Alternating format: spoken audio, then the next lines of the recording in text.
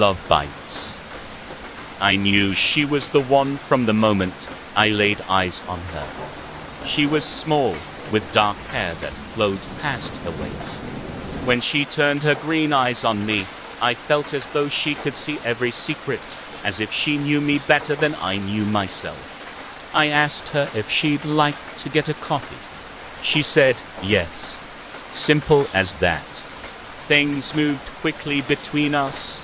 A part of me wanted to just let go and bask in the glory of our love, but another part held back. I really loved her, you see. And with every kiss, every surprise gift, every murmured, "I love you," I was getting closer to the precipice. I am not what I appear to be. I would have to tell her eventually, I knew, but then she'd turn away from me. Flee, if she was smart, which she was. I couldn't give myself to her fully without losing her. Little did I know that she held her own secrets. It was a Saturday night. We cuddled on the couch, watching her favorite horror flick.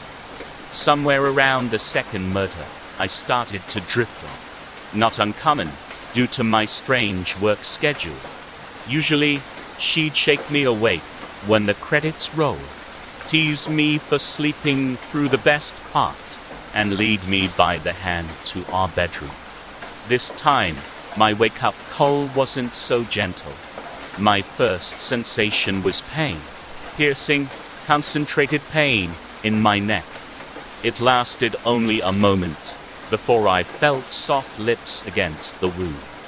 My eyes fluttered open as blood gushed, and I looked down, confused. My girlfriend sat cold beside me, hungrily consuming my blood. Terror filled me, and I pushed her off. Cheyenne, no, but it was too late. Blood trickled down her chin as she began to gag, her alabaster skin turning gray, the veins beneath blackened. I held her face in my hands, tears streaming down my face as she looked at me in horror. "Why didn't you tell me?"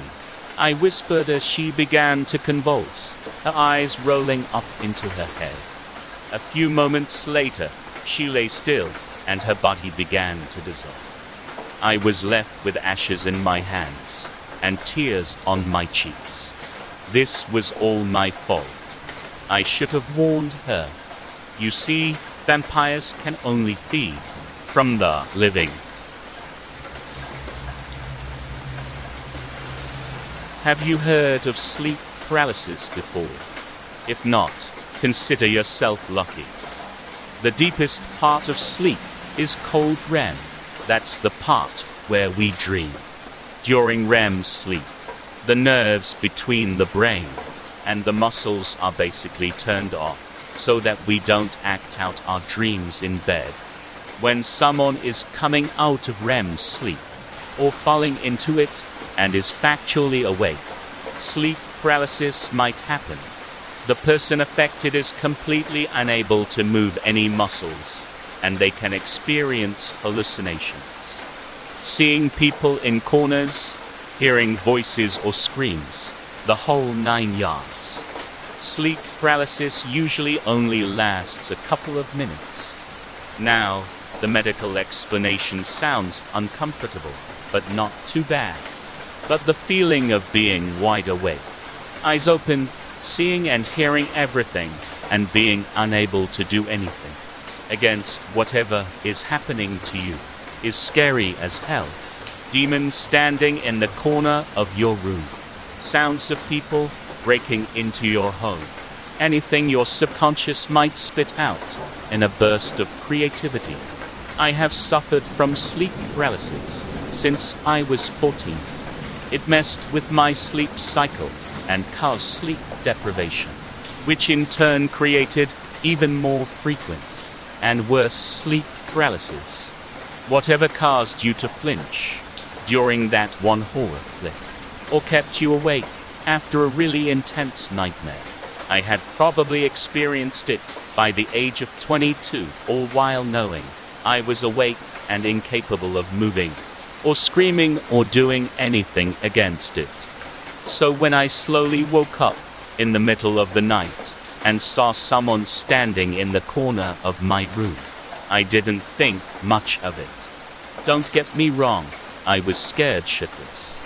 It does not get better, no matter how many years passed. I took deep breaths, as my therapist told me, and tried to remember that it would be over soon. For a while, nothing happened. I felt as if it had been 10, maybe 20 minutes already, but my episodes never lasted longer than 3. Eventually, the figure began to move. It was clad in black, its eyes catching the light of the street lamps outside through my window. It had a hood on, and I couldn't make out its face. It came towards me, and I prepared myself to be strong. Just get through this, just one more time. I told myself this every night. My bed dipped as the figure knelt over me. Its hands closed around my throat and cut off my air supply. No matter how many times I told myself that it was just a hallucination, the biological flight or fight response kicked in anyway. My heart rate picked up, my palms got sweaty, I was feeling a little dizzy. Its hands tightened. I know you're awake, it whispered. Its breath smelled like alcohol and rotten teeth. By now, I was sure I was about to pass out. And then I realized that I could move. My mama never feeds me no more. She used to do it, but now she's so focused on moving forward, she's just about forgotten anything else. The medicine to cure, she keeps saying. When we get to Dover Station, they'll have it. I hope so. That's where all the doctors is gone. I don't know anything about no medicine, but when the food ran out at the last town, we had to move. Mama seemed scared, and I ain't seen her like that since the day the world went out. A part of me was scared too, on account of Mama, but a bigger part just wanted a warning. A trifling comfort. It's just been so long. Mama, when are we gonna find food again? My voice sounded like a growl to me, my rumbling stomach playing tricks. Oh, Angel, I know. We're almost a ways to Dover now. They'll see you fixed up, you'll see. My mama loves me. Fat times or slim, she'd never let me starve. She even tried to feed us some when we left dust down, but I reckon them old value mark cans had gone far. I couldn't stomach it without feeling sick, but Mama ate some to stay strong for the both of us. I just wish we'd stop. Just for a while. Mama's got food, I know it. But she's keeping it to herself just in case she gets hurt, and I gotta go it alone. I love my mama. I hope she's right about Dover, doctors and all. If there's doctors and other folks about, there's food. We had to put the brakes on before a clearing come. Mama whispered, "Stay back, Angel. There's a man up there. We need to be quiet, as a church mouse, you hear?" Mama said all men wandering the road alone was dangerous. This one was no different. He came on all bluster and violence, pointing a Winchester rifle, like the kind Daddy had before the cities was damned and the graves was empty. "Move out of the way, or you both die," he hollered. His hand shook, more fear than hate. He had food.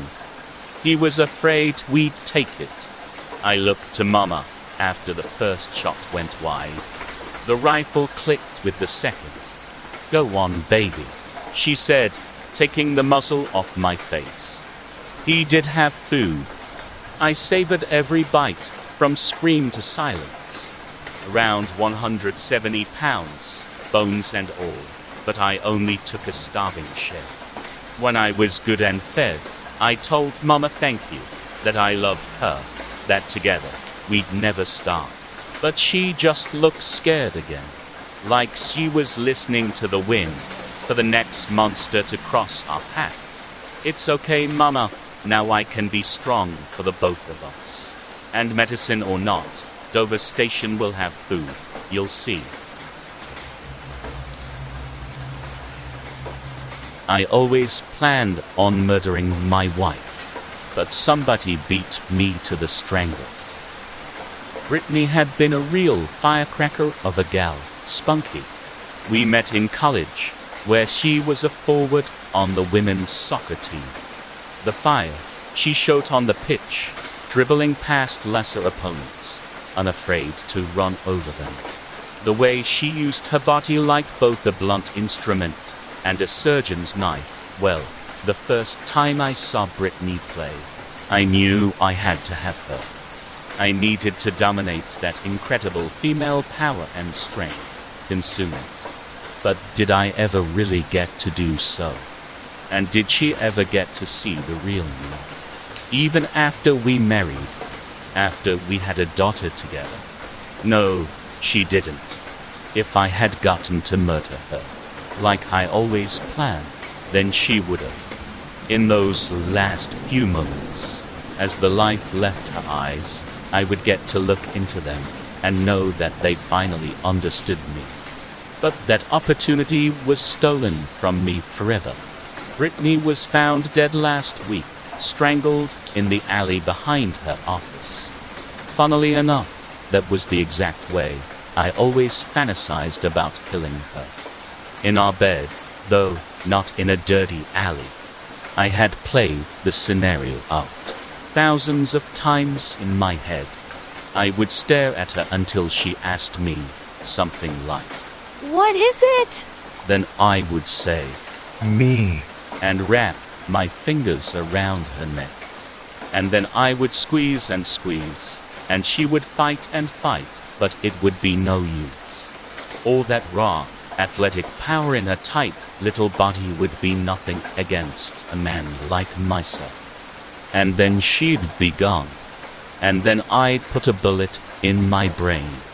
But that fantasy never got to become reality, because some selfish asshole, a stranger, killed her. Murder your own wife, dickhead. In my life, whenever times were tough, all that kept me going was knowing that at least I had that big finale to look forward to. And that man stole it from me. I was going to kill myself tonight, after the funeral. There was no point in going on without my big finale to look forward to anymore. As we were driving home, I caught a glimpse of my daughter in the rearview mirror. It was the first time I ever noticed how much she was starting to look like my wife. I thought. She was only a freshman, but she was already starting in varsity soccer as well. She had that same firecracker spirit as her mother on the pitch. I thought again.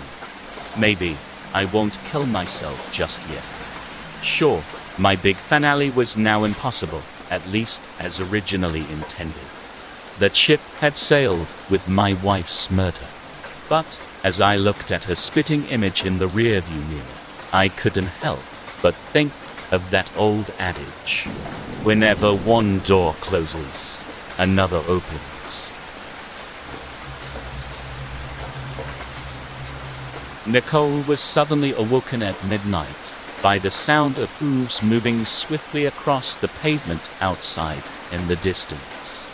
A sound familiar to her and the rest of the village. She heard the horsemen coming closer before the galloping could be heard from just outside her window. Halloween had arrived, and the headless horseman signaled its arrival. She knew better than to look outside. All she did was listen, and hoped that the horsemen would pass by her house. The screams of the unlucky few that found themselves in its way were horrifying to young Nichols' ears. Her parents had convinced her that she was safe as long as she never got caught outside at night during the season of the hunt. Halloween goes by a different name to the residents of Hollow Village. To them, it is the season of the hunt. For every year in October, the Headless Horseman began his hunt. The search for the perfect head to sit atop its shoulders. When morning came and Nicole stepped outside her house, she saw bodies piled outside, all missing their heads. All of the heads were found dumped by the lake. The thought that the horseman had yet to find the perfect head filled Nicole with dread. She feared for her village's safety, prayed that the horseman would finally find what it is looking for, with hope that it will mean the end of the hunt. Night came again, too quickly for Nicole's liking, as she dreaded hearing those hooves galloping across the country today. When the clock struck 12, and as Nicole lay terrified in her bed, she heard the fear-inducing sound of the horseman outside, and her worst nightmare became a reality. The horseman stopped right outside her house, and she heard it dismount. She felt compelled to peek outside her window. She calmed herself as best as she could and peeked outside. She saw a black horse with red glowing eyes, but the rider was nowhere to be seen. She jumped at the sound of the front door being smashed in. She heard both her parents rush out from their room, and she heard them both shouting, before their voices turned to screams of pain, and then silence. Nicole was frozen with fear. She stood motionless as the sound of heavy footsteps got closer to her room, and then stopped directly in front of her bedroom door. A violent force caused the door to fly off its hinges, and Nicole closed her eyes. By Halloween's end, there were multiple accounts of people in the village claiming they saw the horseman with a head sitting atop its shoulders. The head of a young girl. Vampires will never hurt you. Mama, the feeble voice said from the other side of the door. I couldn't bring myself to answer. Mama, please. It's so cold out here. I'm sorry, baby. I sobbed through clenched teeth. You know Mama can't let you in. I know how he must be feeling. My poor son. Out there, cold, all alone. I couldn't let him in though. I couldn't take that chance. One of us had to survive. This goddamn curse had taken so much already. I couldn't let our family's last hope die out with it. I'm so hungry, he said again. There was a feeble knock on the door, but the deadbolt more than held against it. I had made sure he couldn't get in before night fell. I had prepared for every possible eventuality.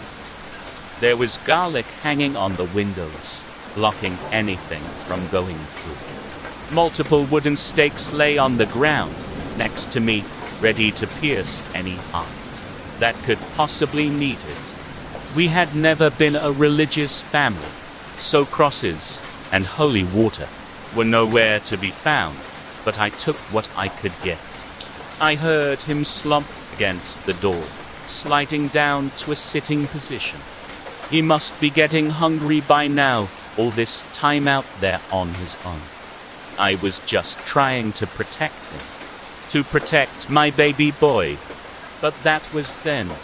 Now is just survival. I'm sorry, Mama, he said, his voice hollow, almost choking. I should have listened to you. I should have done what you asked. It's okay, baby. I choked back tears, moving my hand over to one of the stakes and clutching it close to my chest. It's not your fault. I should never have put that burden on you. You were too young, too innocent. I can still help, Mama, he replied, a steadiness in his voice now, a resolve. Just let me in, Mama.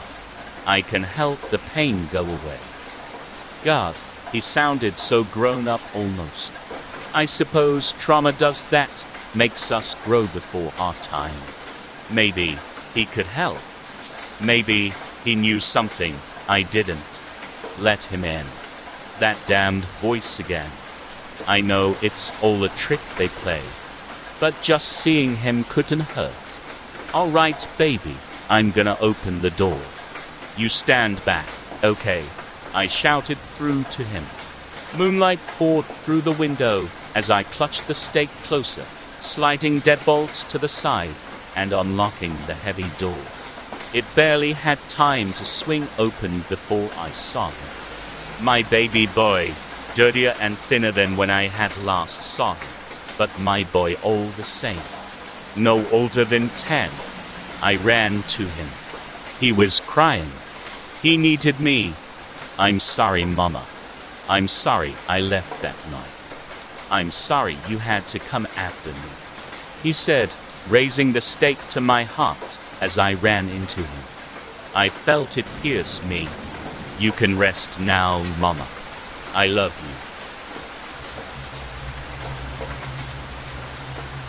you. Really? This again? I think to myself as I lay flat on my back, staring up at my bedroom ceiling. I am unfortunately familiar with the terrifying phenomena known as sleep paralysis, the one that which you are practically dreaming while still awake. It has happened a few times before, but it is never a pleasant experience. All right, I'll just close my eyes. I'll close my eyes and eventually this will pass. I close my eyes and I take a deep breath to try to relax myself. My heartbeat is becoming less and less rapid with each breath. I am then aware of the back of my eyelids turning a familiar red-orange color. I open them and see that the hallway light has been turned on. I hear footsteps and my older brother's low voice coming up from the hallway. Hey Katie, I heard a weird noise and wanted to see if you were oh. His voice is cut short as he comes up to the doorway of my bedroom. I can wiggle my fingers and realize that this isn't any normal episode of sleep paralysis. I start to get up. Don't move. My brother is looking at the space above my head, wide-eyed with fear. I freeze up. Brandon couldn't remember the last time he'd seen a dog, not since all this zombie stuff started, anyway. As far as he knew, the undead didn't eat animals. They were strict vegetarians, fresh, living humans only, but in all the chaos of the outbreak, most animals had made themselves scarce. Sure, there was still a squirrel or two running around the city, and plenty of birds. But it had been months since Brandon had seen a dog. This one had light gray fur with black speckles, the color of cookies and cream. 6 inches of frayed leash hung from its collar. Hey there, he whispered, crouching and holding out his hand. Who's a good boy? The dog cocked its head. Brandon slipped off his rucksack, fishing out some jerky that he had scrounged from an abandoned gas station down the street. He tore off a piece and tossed it to the dog, who gave it a quick sniff and gobbled it down. Who's a good boy? The dog turned and trotted a few yards away, stopping to regard Brandon with ice blue eyes. Hey, where you going? He cooed, creeping slowly so as not to spook the animal. The dog scurried further up the sidewalk. It paused for a backwards glance before disappearing into an alley. Brandon followed. He'd never been much of an animal lover, but these last few months had been so lonely. It would be good to have a friend. At the far end of the alley, the dog sat, tail swishing on the pavement. Brandon approached slowly, tearing off another piece of jerky. He had gotten within 10 feet of the dog, whispering soothing words and assurances when it started barking. No, No, no, don't do that, Brandon hissed, waving his hands.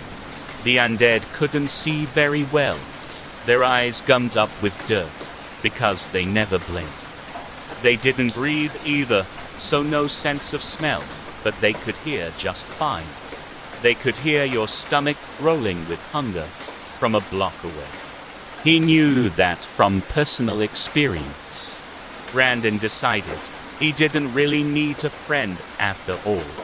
Turning to run, he found himself face to face with a zombie. She wrapped her rotting arms around him, sinking her dirty, broken teeth into his neck before he could react.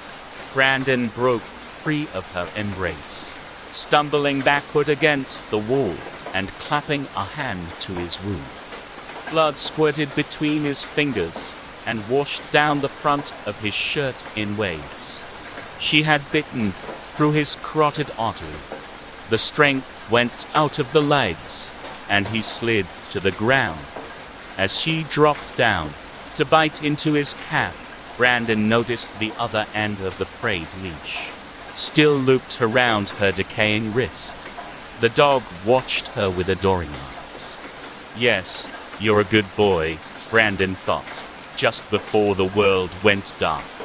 Still loyal to your human, even though she wasn't really human anymore.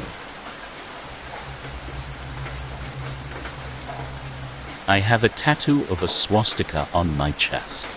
A big one, like Ed Norton's in American History X. I was so proud the day the ink set, not proud like white pride, but proud to be a part of something bigger than myself. I was 16 when I got it, but my dad called it a birthmark, the heraldry of pure Aryan blood of family. When I was 4 or so, my mom was killed in a home invasion. She was beaten and left as a crumpled, half-naked, bloody mess on the living room floor. My dad took Polaroids of her body when he found her. You know who did this? Remember Dylan? It wasn't a man. It was an animal, a vermin. This is their nature.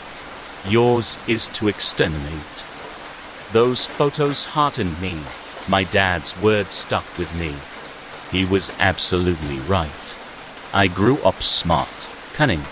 My hate simmered rather than boiling over in a flurry of sea tears and hasty violence. My mother's photos taught me that a slow bleed kills just as effectively as a severed artery. Melanie can't see my tattoos. She doesn't know. I can see one of hers, Nefertiti behind her left ear. I met her at a community action meeting hosted by Deshaun Brooks, a black mayoral candidate. We talked. I charmed. She laughed. We had coffee after and she told me she was mixed. My dad would have called her white mother a race traitor. 3 months and 4 meetings later, and we're in my car, driving. Babe, where are we going? Babe, I'll remember that when the blood begins to flow, I thought to myself. Just stay here. I'll be right back. A few minutes later, and I walk back to my car. My fists are bruised and my shirt is bloody. She sees it immediately. I see fear. Babe, what? I sigh, a knot in my stomach untightening. I made this city safer.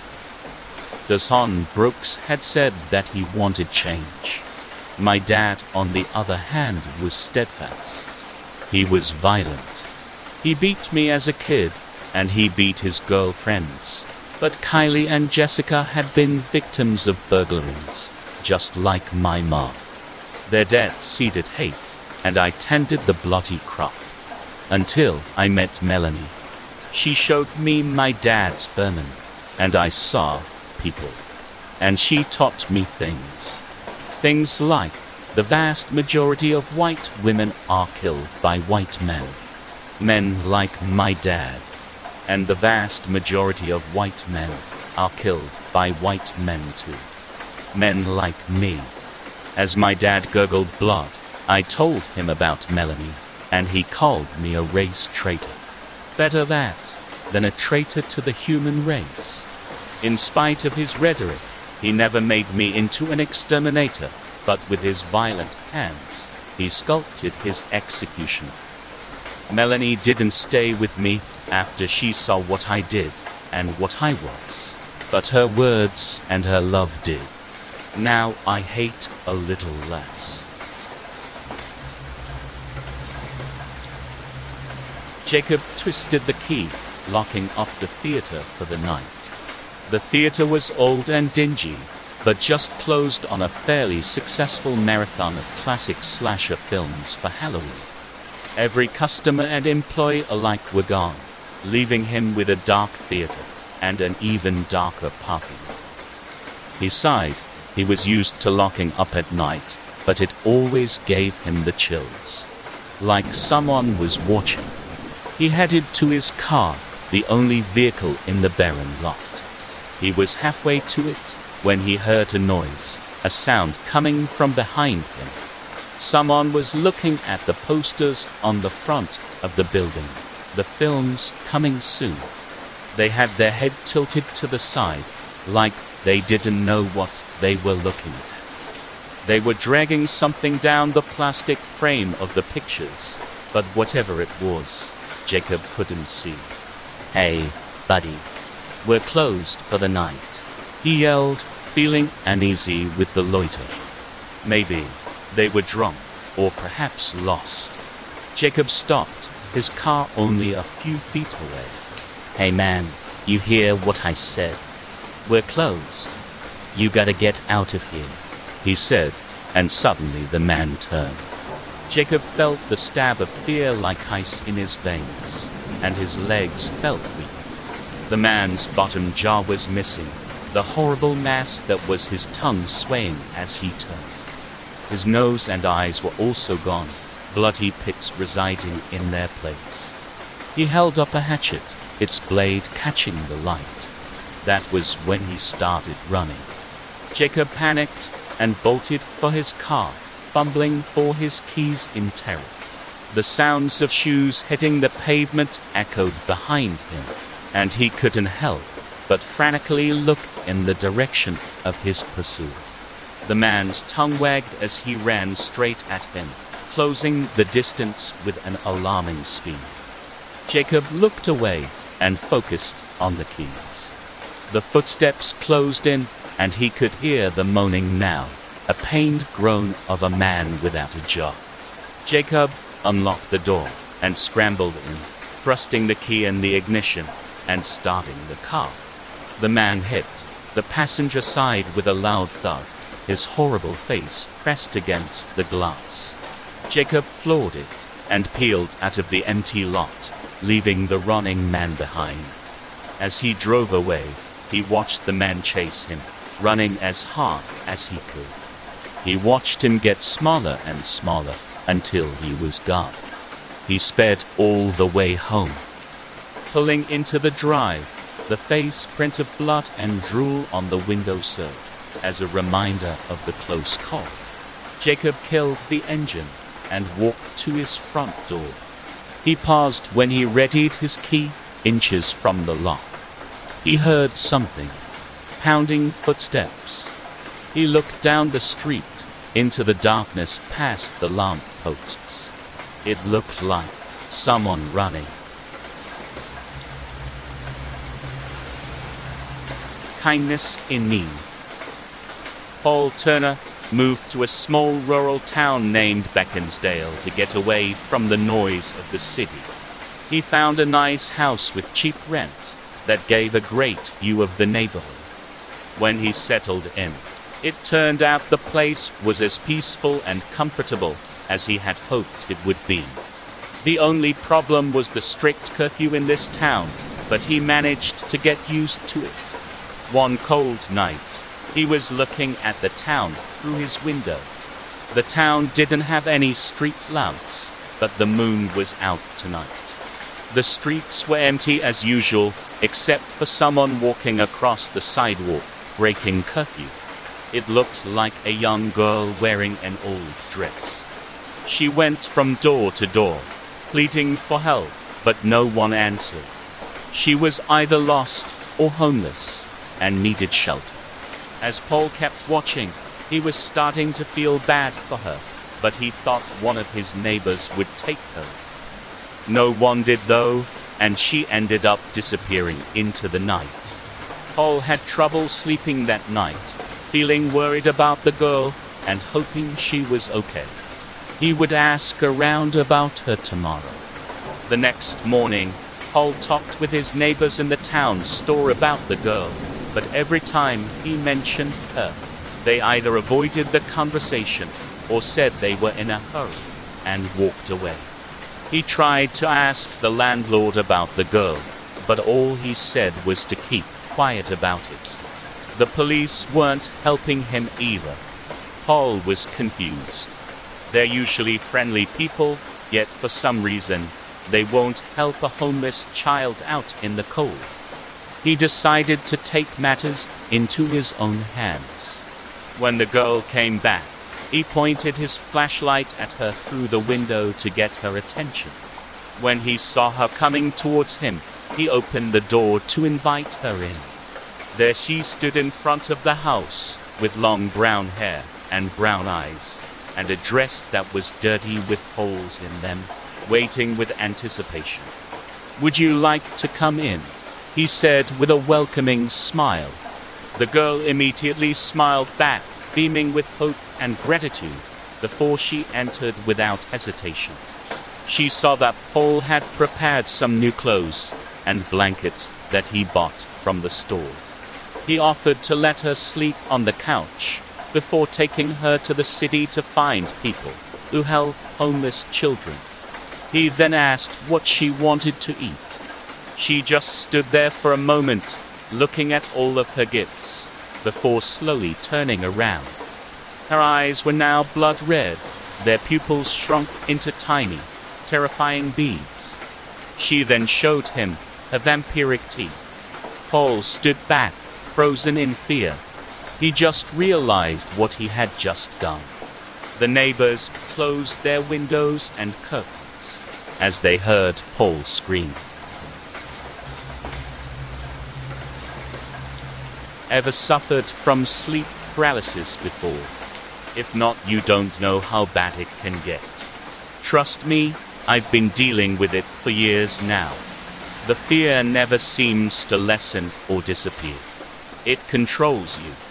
The helplessness, the hallucinations, and the fear that follows takes control as your eyes dart across the room.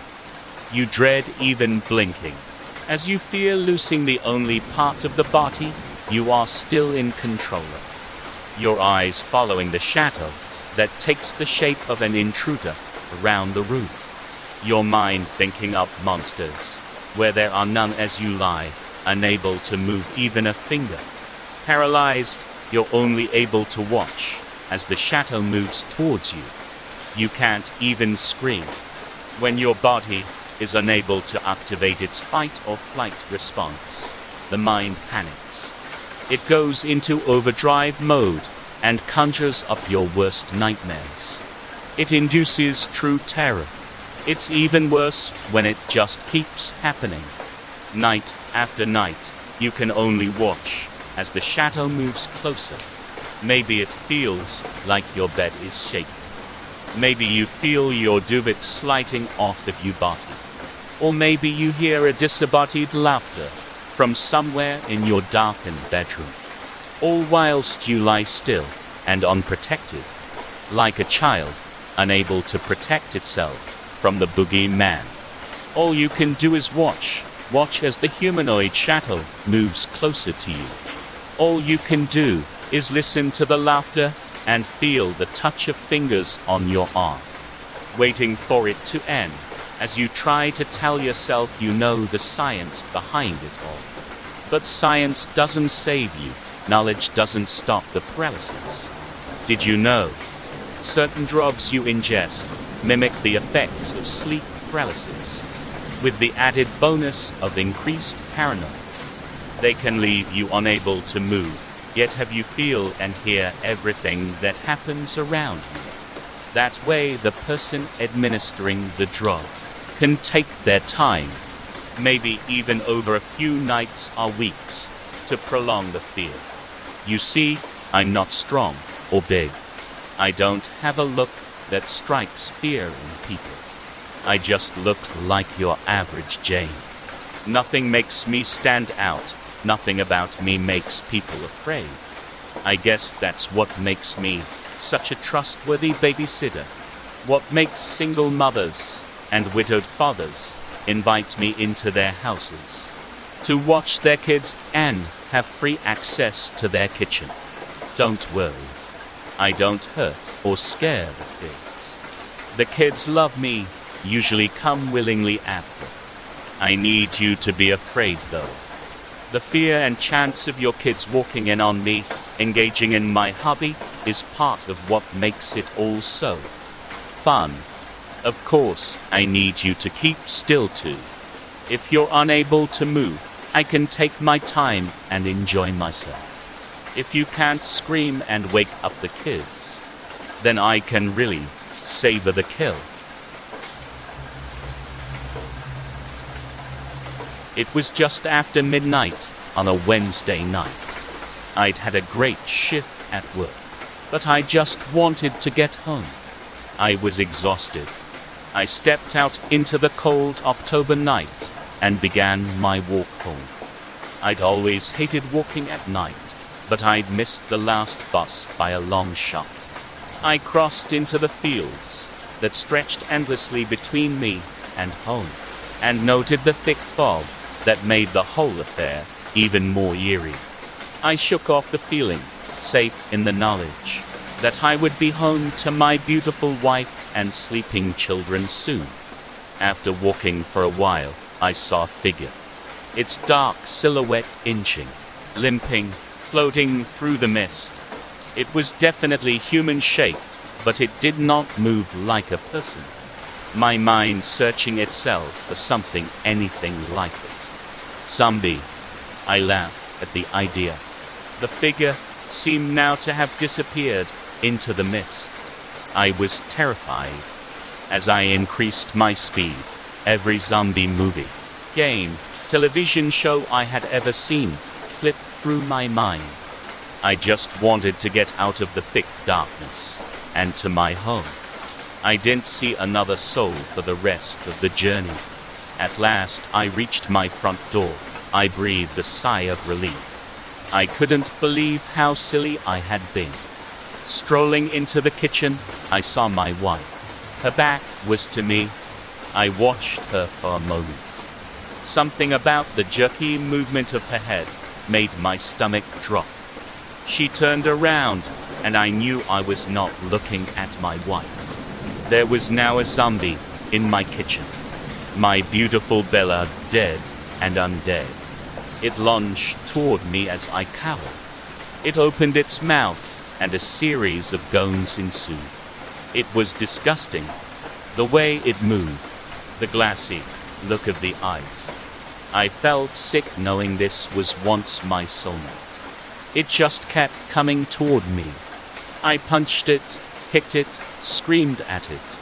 It just kept coming. Then I realized why. It was trying to reach the children.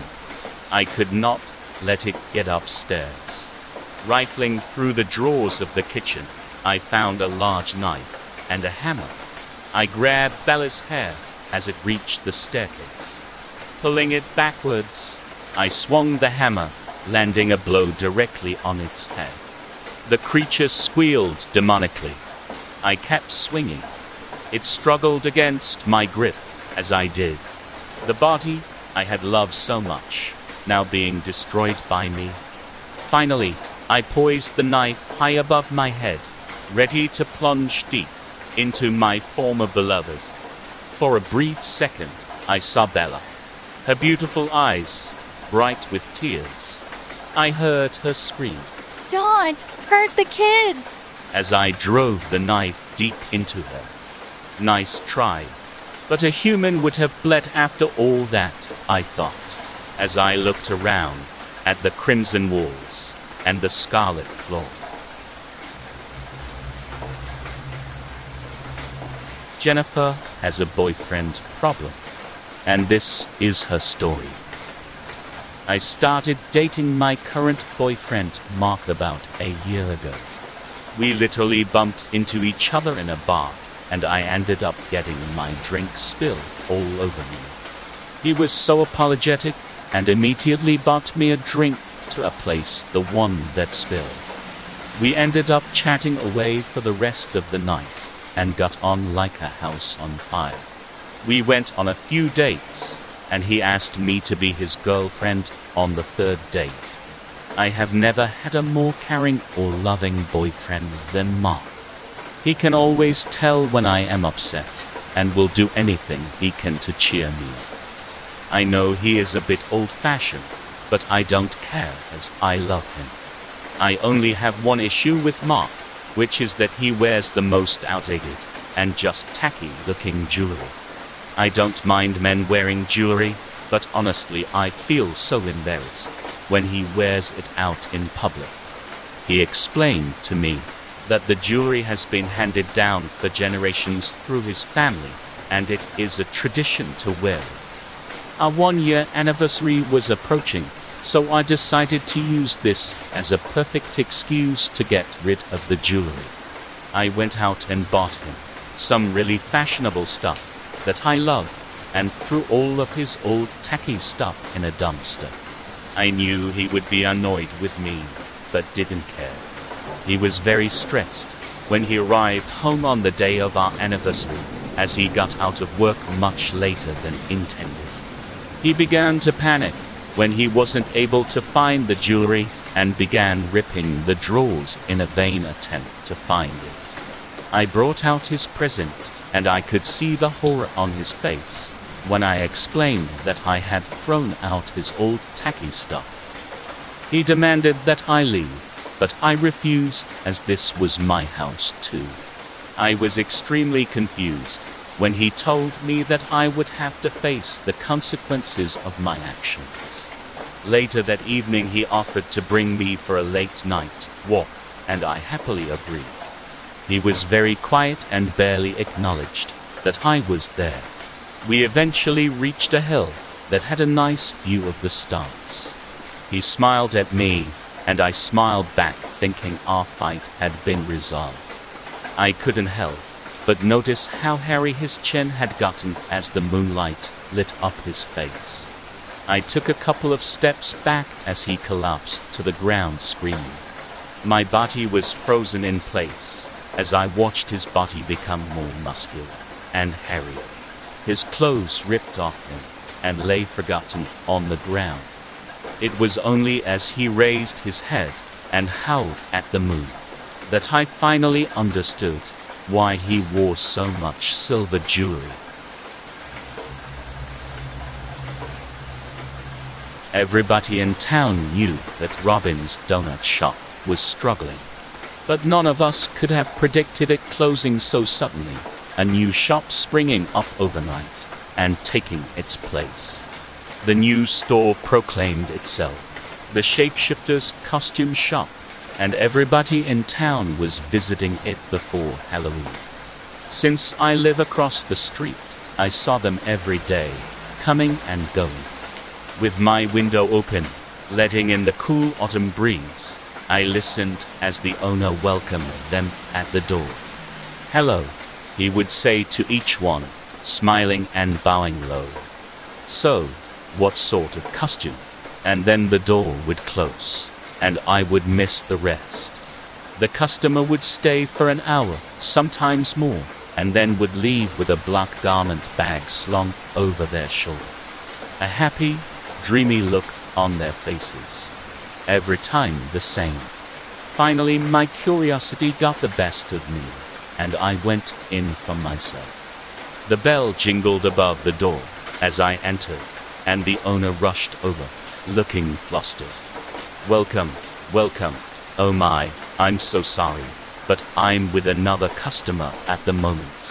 Perhaps you would like to browse for a few minutes."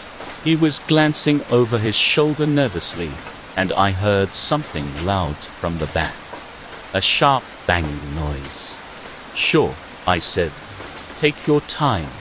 He looked relieved and thanked me profusely, quickly rushing to the back again, where the noises stopped immediately. I browsed the selection for a few minutes, looking at costumes of vampires, ghosts, mummies, and other ghoulish outfits. None of them were very interesting. Part of me was beginning to wonder why this store was so popular. A brief, stifled scream struck my ears from the back. It was cut short, and I wasn't entirely sure if I'd heard what I thought I'd heard. Maybe it was just the sound of a squealing door hinge that needed a bit of grease. My curiosity grew as the seconds turned into minutes. I decided I would go back and see what was taking the owner so long. Pausing at the door to the back room, I looked inside. The owner of the store was running a blade down the spine of a tall, obese man. I recognized it was Jim, the local butcher. His eyes were staring off into space and drool was running down his chin. He pulled Jim's flesh off of his body like a jiggly tan leather jumpsuit and began to step into it. "Hey," he cleared his throat. "Little help, please." Another man stepped out from the shadows, identical to him. He walked up behind him and stitched up his back with thread. The illusion was grotesquely realistic. He had completely become Jim the Butcher, and there was another doppelganger to take his place and run the store. No wonder the place had such good reviews, and its perfect Yelp rating should have been a dead giveaway. So, anyone got any good homemade costume suggestions? I regret turning an Instagram/TikTok influencer into a vampire. I regret turning an Instagram influencer into a vampire, and I guess she dazzled me with her pictures and videos. It's the way she earned a living, through every aspect of social media, and I just had to get her into my clan. I saw her walking alone, but taking pictures of herself one night time, and she was afraid of me at first, but I reassured her that I was not going to hurt her. You see, I ask people's permission whether or not they want to be vampires, and I don't just take them. She told me that she had to think about it, and after a couple of days, she was so excited to become a vampire. I didn't turn her straight away, and I gave her a couple of months to get her humanly affairs in order, and she was all over social media like Instagram and TikTok, promising her followers that she has a surprise for them. I was so happy for her, and I couldn't wait to have her into my clan. She was amazing, and I envisioned her to be a great vampire who would one day become very respected and feared by every vampire in the world. Turning someone into a vampire is no small business, and it is a big responsibility. It's similar to bringing a baby into the world. When I turned her, there was a bit of a struggle, but she calmed into it, and then she drank my blood. Before you know it, she was floating through the air, and she grasped her vampiric powers very easily. She kept asking us to take pictures of her when she was flying through the air or when she used her mind powers on humans. I took the pictures awkwardly, and when she looked at them, she shouted at me for not taking the right pictures. I did take the picture, but vampires don't have reflections, I told her, and everything became awkward. I realized that she hadn't thought through everything. She started having a panic attack, and she blurted, "What about my Instagram, TikTok, and followers? I make my living through pictures and videos." And tears of blood started rolling down her eyes. She has become so depressed, and she started suffering withdrawal symptoms from lack of social media. She isn't drinking blood, and she keeps trying to go into the sunlight. What a great disappointment. It's the morning after. My 7th night of sleep paralysis has ended. I chalked it up to the new medicine that I was prescribed, which did a good job at sedating me ever since I hurt my back at work. The pain relief and relaxation were godsend, but these episodes of sleep paralysis that started happening the night I took my first pill are very disconcerting to say the least. It was always the same. I would wake up around 1 a.m.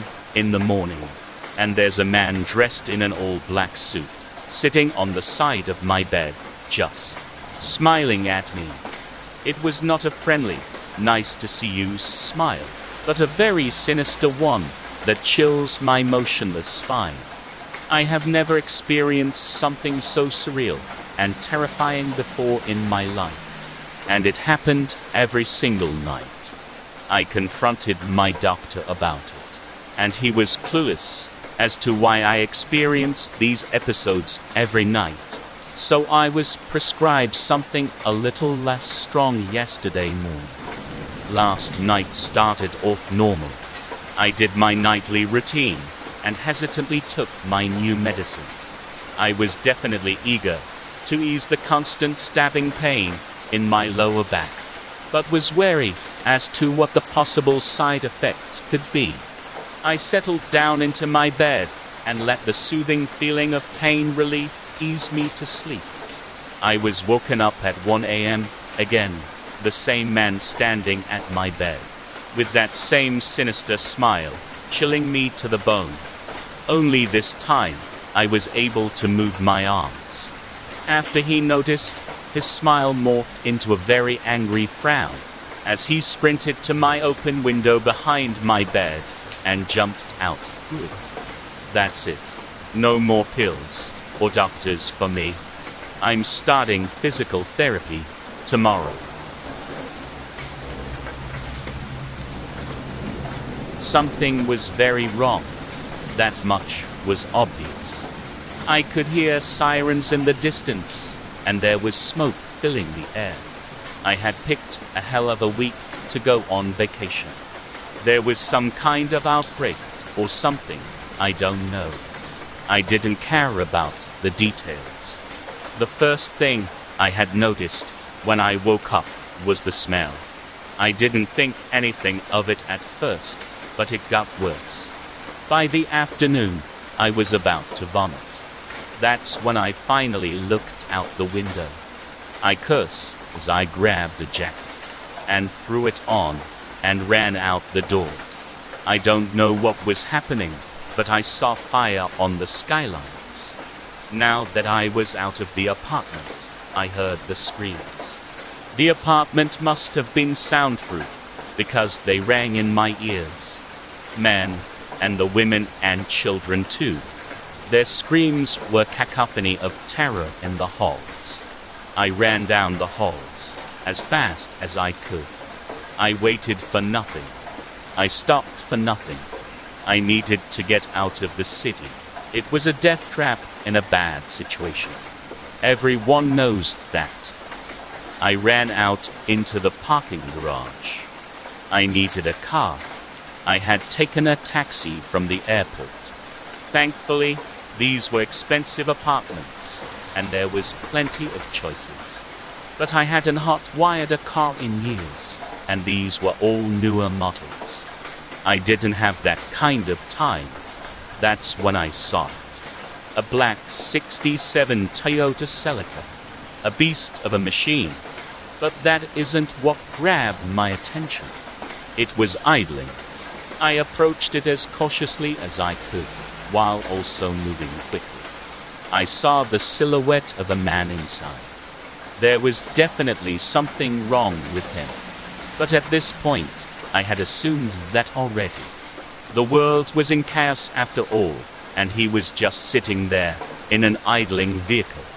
But I needed his car, and if he wouldn't cooperate, I would just take it. I got close to the door. I could see now that something was very wrong. His head was moving entirely too fast, almost like a seizure. I saw blood splashing against the window. as his head moved violently at what should have been impossible speeds. I didn't care. I needed this car. Survival mode. I took in a deep breath and grabbed the door handle and pulled it open quickly. He lunged at me impossibly fast, but I expected that. I grabbed him by his hair and placed it where the door would shut. I slammed the door over and over as his inhuman growls grew weaker and weaker, as my arms started to give out and his head dissolved into a pulpy mass of flesh. I pulled the corpse out and tossed it to the side as I got in the driver's seat. I slammed my foot down against the clutch and threw the shifter into first. I was drifting out of Dodge. I would do anything to stay alive. Anything. Dying scares me. I think it scares all of us. The great unknown, the last great mystery. Some people believe it's just a stepping off point, an end to suffering that takes you someplace better. I just see it as an end. The idea of losing myself, fading away. It scares me. I'd do anything to avoid it. Anything to stay alive. Anything. When the doctor told me I had 6 months left, I could not accept that. I pursued every avenue, every treatment, but the clock kept ticking down. Every day I got a little weaker. Every day I died a little more as the cancer took more from me. I watched my wife, my beloved Chanel, give me up. Oh yes, she stayed by my side, but I saw it in her eyes. The resignation, grief. I despised it. I would do anything to stay alive. Anything. The world is full of mystery if you know where to look. It started with desperation. A search for a new cure. Some diamond in the rough that would save me. I suppose I found it. Some called them gods. Others called them old fae or dryads. Ancient things in the woods. Magical things that offered gifts in exchange for items of true value. The forums I read sounded like a joke at first.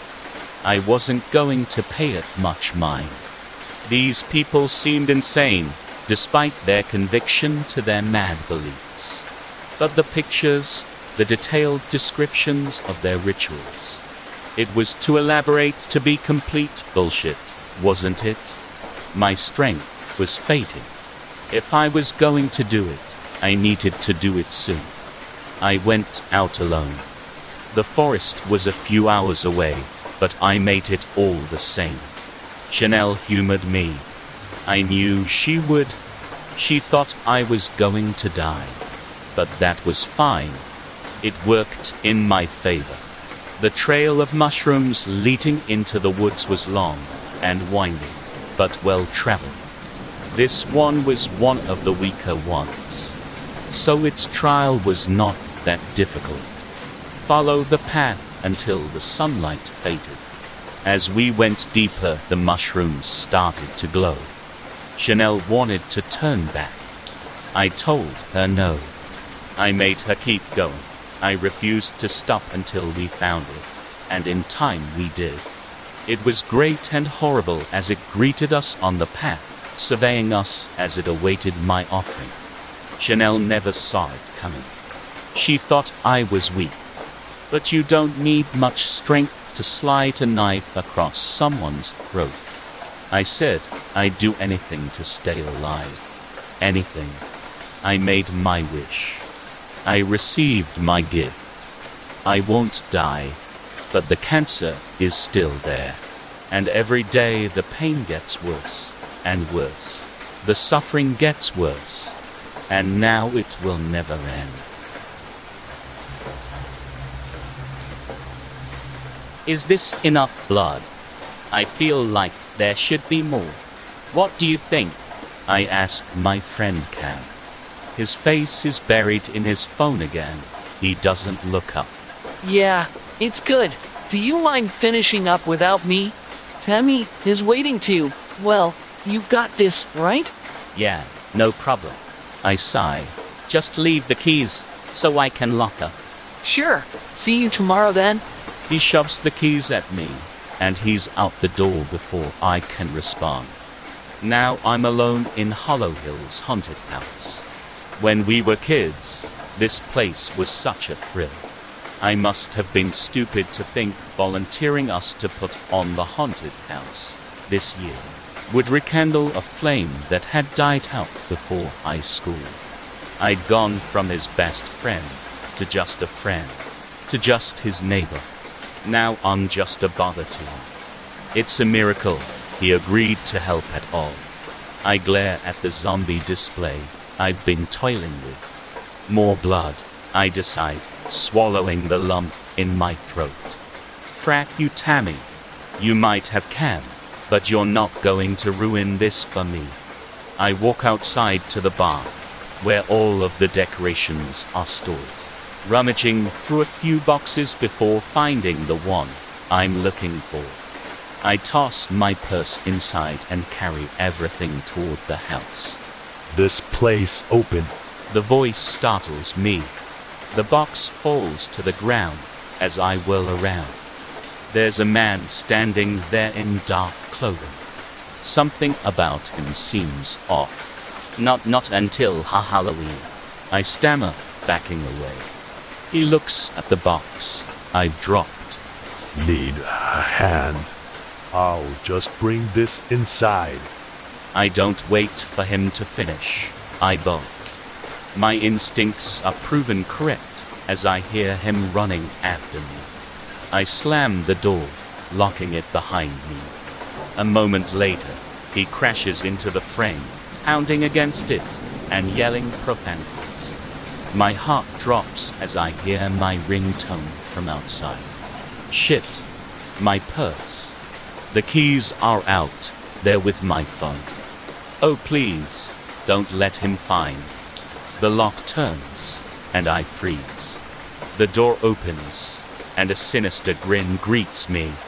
You can't hide. I stumble away, shocked to feel strong arms closing around me. I glance back and scream. The mannequin I've dressed as an evil clown is holding me, shielding me, and protecting me. The clown swings a rubber knife that somehow slices through the man's sleeve. His eyes grow wide as he raises the arm that now has turned to plastic. My protector slashes down again and again, making flesh into plastic. In my peripherals, I see the other decorations moving toward him with arms outstretched and weapons raised. Wow, this looks great. Ham says, taking in the gruesome scene. How did you even come up with this? Sometimes, these things just arrange themselves.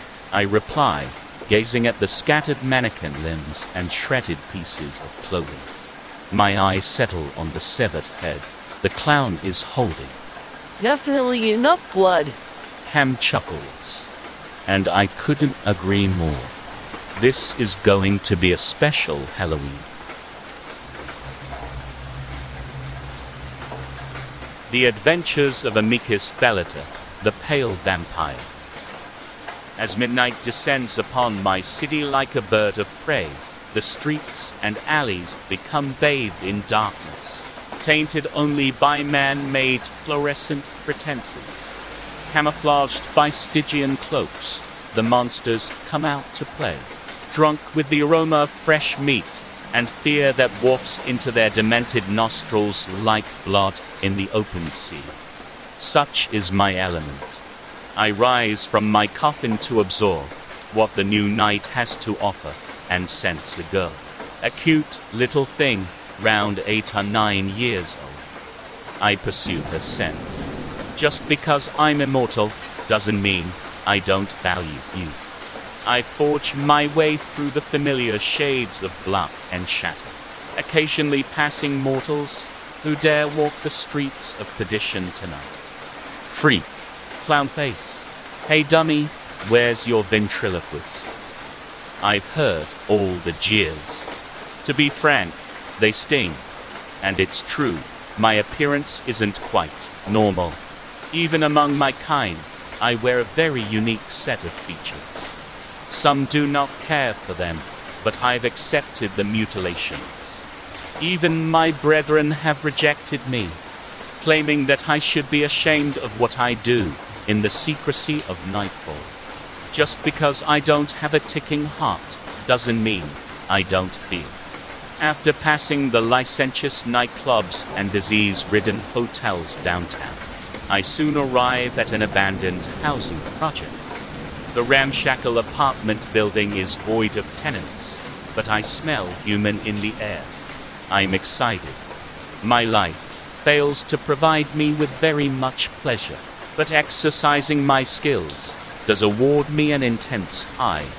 I rear my pale skull back and gulp in the night air, wishing for a moment that I could know the taste of oxygen once more. Breathing for me now is nothing more than a bodily function that I occasionally force upon myself when it behooves me to blend in. My undead senses focus in past the dilapidated brick walls, locating the young girl. On this night, whether she knows it or not, she is prey for a monster. I lick my decayed lips and run my clawed fingers through the wispy remnants of my hair, anticipating the succulent orgasm of death that I'll soon provide to a mortal. She screams pathetically. Indeed, she does know that she is being preyed upon. With hushed footsteps, I hurry myself to the bushes where the little girl lays, bloody and bruised. I stealthily protract my arms, gripping the neck of the young mortal stooping in front of me. A depraved weasel of a man, a child murderer, as he chokes and gags. Spitting feeble vileness, I simply watch with silent pleasure, waiting for him to expire. He's young, maybe 20, but plenty old enough to know better. My tear ducts, having long since dried away, I dispense nothing but impotent sympathy as I hold the little girl's limp, broken body. My cold hands tremble angrily, knowing I have the power to bring her back. But she would only suffer more. Just because I don't have a soul doesn't mean I'm the monster. I awake to a noise downstairs, my forehead slick with an icy sweat, the remnants of a nightmare fading from my mind. The room is dark, the end of the bed, only visible courtesy of the warm glow creeping from the crack under the door. I exhale, slowly. It was just a dream, whatever it was. I try to raise my hand to wipe my face, but I can't move. My arms are bound. My lungs feel restricted and heavy. Sleep paralysis. I calm myself, refusing to panic. This was normal. Well, not normal. This hasn't happened in years, but I knew the routine. Or at least, I thought I did. Happy thoughts. Maybe. The claws on the bedpost glint as the creature pulls itself from underneath the bed once more. It grins in longing, and I can almost imagine its quiet, screechy whisper. Miss me? Sharpened teeth dripping with the transcendent blue of soul from whatever hell it climbed from. Ignore it. It's not real. I think of my Caroline, her warm figure, and her comforting smile. I think of our first date, some cheesy movie before a quiet picnic underneath the starry sky. Later, looking into her eyes as she proclaims her love, clad in white dress before our joined families. The demon licks its lips and rests its webbed feet on my legs as it begins to slither itself towards my face. I can't feel it. It doesn't exist, but I can still feel my breathing tighten. I want to panic. I want to scream. I think of more recent things. How earlier in the evening, her rosy lips brushed mine before she left for her parents' house, whispering that she had cooked my favorite dinner. What was it again? Something greasy, probably, from how it was packed before it was lying in the oven. Shit, it's probably still there. I haven't even been in the kitchen tonight. Forgot all about it. The creature's tongue begins to lick my face, somehow looking scaly and slimy at the same time. I can't feel it. It's not real. It grins wickedly, almost daring to bite down. It's not real, I remind myself. Just sleep paralysis. But the room is getting warmer, brighter. I can even smell the smoke. But I still can't move. All my life, I am perfect. Perfect grades. I get an I in every subject. Perfect looks. All the boys swoon and fall to my feet as I sashay past. Perfect attendance. Perfect CCA record. Perfect competition scores. I am the concertmaster in the school orchestra. I volunteer in the homeless shelter every day. I am the light of everyone's life, the apple of everyone's eye. So when I heard that the Lee family is moving into the house next to mine, and they have a daughter around my age, I'm ecstatic. I can't wait to meet my new neighbors and introduce their daughter to my large group of friends. I'm sure she will fit right in. Her name, as I found out, is Evelyn. She loves to draw, and indeed, I found her sketching furiously in her sketchbook, her brows furrowed in concentration. The next day, in school during lunch, Evelyn is still drawing, like it is more an obsession than a passion. Quite a crowd has formed over her, hooing and haying over her creation. They part like the Red Sea when I approach, and I take a look in her sketchbook. It appears she likes drawing anime in particular. The characters seem to pop out of her sketchbook, flashing dazzling smiles like movie stars. Each detail is painstakingly drawn, right up to the sparkle and twinkle in their eyes and the spring in their footsteps. Her talent makes my heart drop. Smiling at her, I invite her to a sleepover tonight, just the two of us.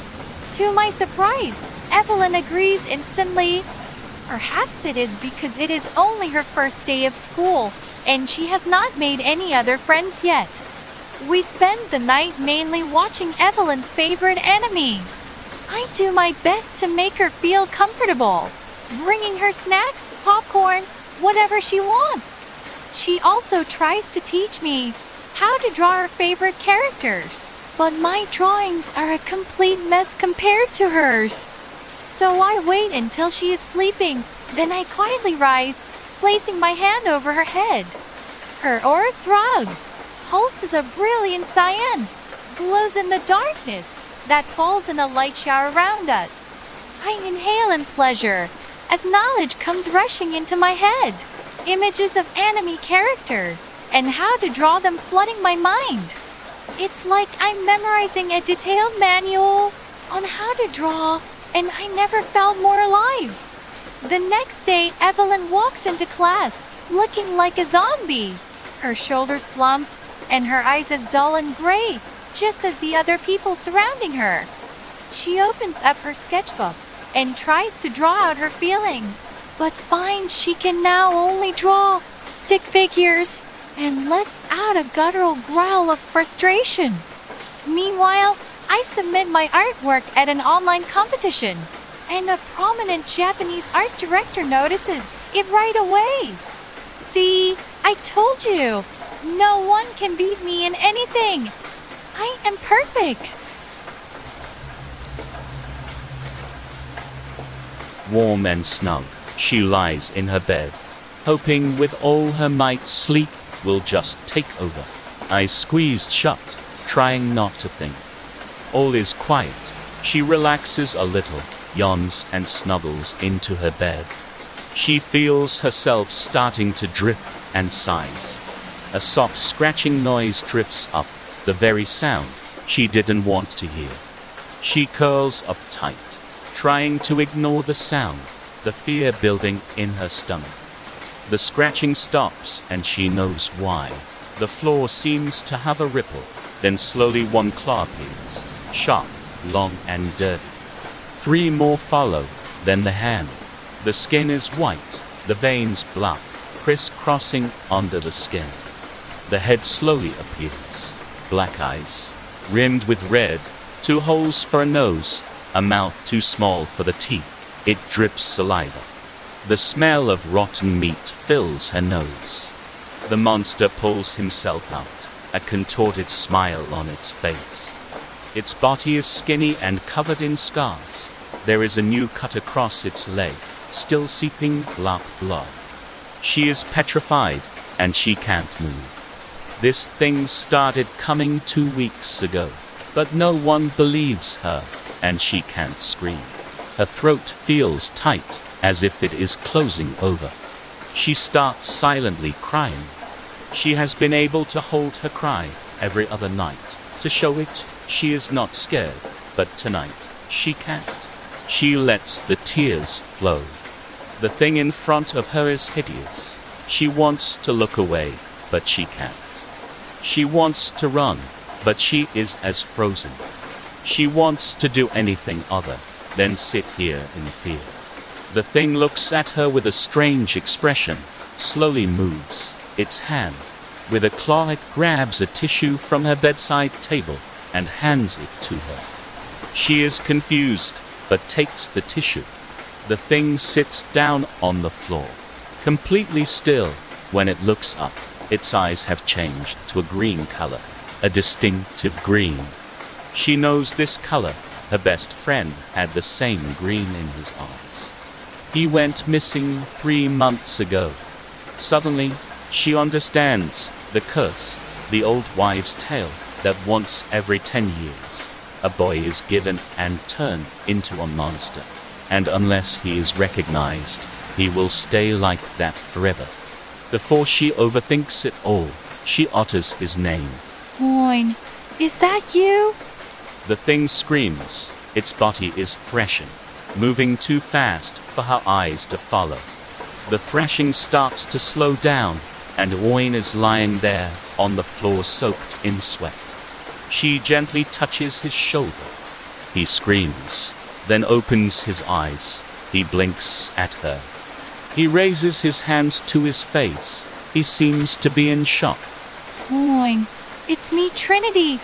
Can you hear me? Owen nods his head. Trinity helps him onto the bed. He curls up. She wraps her arms around him. She closes her eyes. She doesn't notice the sharp claws coming back, nor remember there is no curse, just a thought, planted in an innocent mind.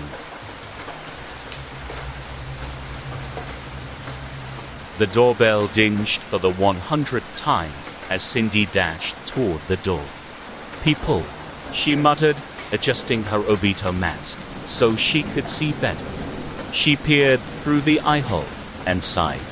Cindy could see someone wearing a hockey mask and a trench coat standing there, hands deep in pockets. Immediately, she knew who it was. She opened the door. "There you are, Ezra." She pulled his arm. "The best costume is gonna start soon. You know what that means. Every other Halloween at the Kimmel household, there's a costume contest the high schoolers Kimmel twins host for their friends. Their parents would be out of town by then. It was a small town, and this year's no different." Cindy towed Ezra across the living room and sat him down upon the couch. "Maybe you'll win this year," she said with a smile. For as long as Cindy had known Ezra, she saw him as the weird kid who tried so hard to impress people. He was a smart young guy too, yet so unappreciated. She also sniffed something funny. Part of the costume Cindy heard Ezra say from behind the mask. Cindy then excused herself. A few minutes later, the living room was crowded with friends, and music, specifically Lost Boy, was already playing in the background. Anyone who wants to participate has to line up, Cindy's brother Leon said. After that, we'll take a vote on who has the best costume. What's the prize for this year? Ali Kane asked. All-you-can-eat buffet, Cindy said. Even better, universal, in Florida. After some mixed reaction, Leon explained. They'll pay for whomever wanted to go. Some more mixed reactions came, to the point Cindy had to say something. Remember, she said, have fun, everyone. The reactions were a little better, and soon participants lined up from the kitchen to the living room. The first was Ron Warlow. His skin was powdery white, and his eyes glinted red. So Ron, are you a zombie? Cindy asked with a blank face. Hell, no. Ron was offended. I am Edward, flipping color. Cheers and laughter filled the room. Next in line was Ash Baylor, dressed as a skunk. Her big, bushy tail knocked over a vase. Then came Timmy Osborne, who was a poor-looking Teletubby. He was using his smartphone taped to his stomach and wearing a crown of lengthy wires, hands wearing oven mitts. And Johnny Hill had to tell them he wasn't just wearing a nice suit, he was Obama. Several people later, Ezra was next. The room quieted. Aren't you hot? Someone asked. Remove the mask. Cindy approached him. You've worn that since you got here, she asked. Aren't you uncomfortable, Ezra? Don't bother Cindy. Leon raised a beard. He's too shy. Cindy ignored him and faced Ezra again. Come on, take it off. It's just us. Not long after, Ezra removed his hockey mask. Cindy shrieked, staggering backwards. Two bloody empty eye sockets greeted her, with scars on his cheeks, and fresh blood dripping on the floor. He uttered, Am I the winner? I recently discovered that my blood has rare antibodies. I recently decided to donate blood, as some of my friends had been doing it for years, and I felt a bit guilty about being so lazy. It honestly felt like a no-brainer, as I know that it could save someone's life. I got to the blood drive, and they asked me a bunch of questions to make sure I was okay to donate. It took a while, but finally they extracted my blood. I felt a bit dizzy afterwards, so they made me stay for a while to make sure I was okay. A couple of days later, I got a call from the local hospital asking if I was willing to come in to talk. When I arrived at the hospital, they ushered me into a room with a couple of doctors. The doctors explained to me that I have a very rare blood type. There is antibodies in it that could help save children's lives. I agreed to give blood more regularly and had to sign a number of forms.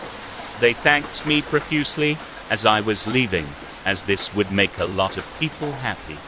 I showed up to my first appointment and was surprised as it was at a fairly remote building. I was led inside to a waiting room and told to take a seat. A couple of minutes later, a young doctor came in and led me to an office. He was pointing out something in the corner of the room when I felt a needle being poked into my arm. I instantly felt dizzy and collapsed to the ground. The next thing I remember is waking up in a room surrounded by doctors and nurses.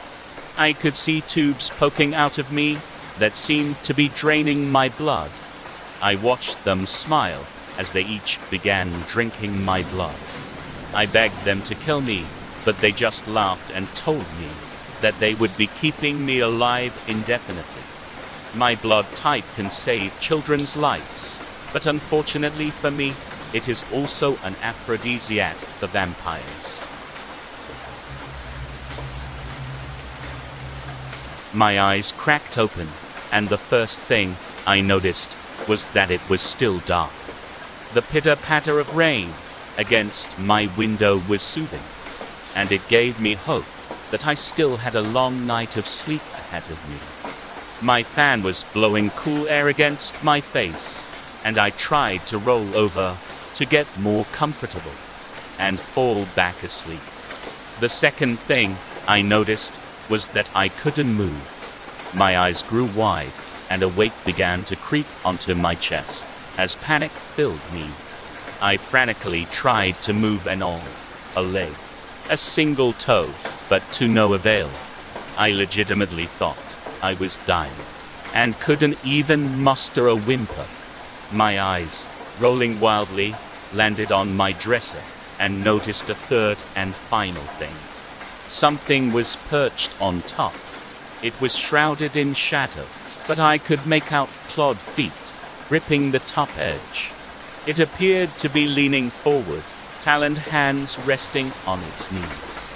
Long, pointy ears erupted from the sides of its head, and as I watched, it appeared to open its mouth and let out a hiss. I jolted awake, covered in sweat and gasping for air. My head snapped to the side, and my eyes took in the empty dresser. The pitter-patter of rain tapped softly against my window, and the room was still dark, but it no longer soothed me. I rolled to my side and flicked on my bedside lamp, trying to slow my racing heart. It was just a dream, I told myself. With the light on, I take in my room again, but see no sign of another living thing. Slowly, I turn and put my feet on the floor, dropping to a crouch, then to my knees. I lower my head, my heart pounding again, and check under the bed. It's empty. I let out a breath I didn't know I was holding and stand up. Feeling nervous, slightly foolish, and now totally awake, I turn and look at my empty dresser again. Only this time, I notice the claw marks scratched onto the edge. The zombie apocalypse started less than a week ago, and our city has already been overrun.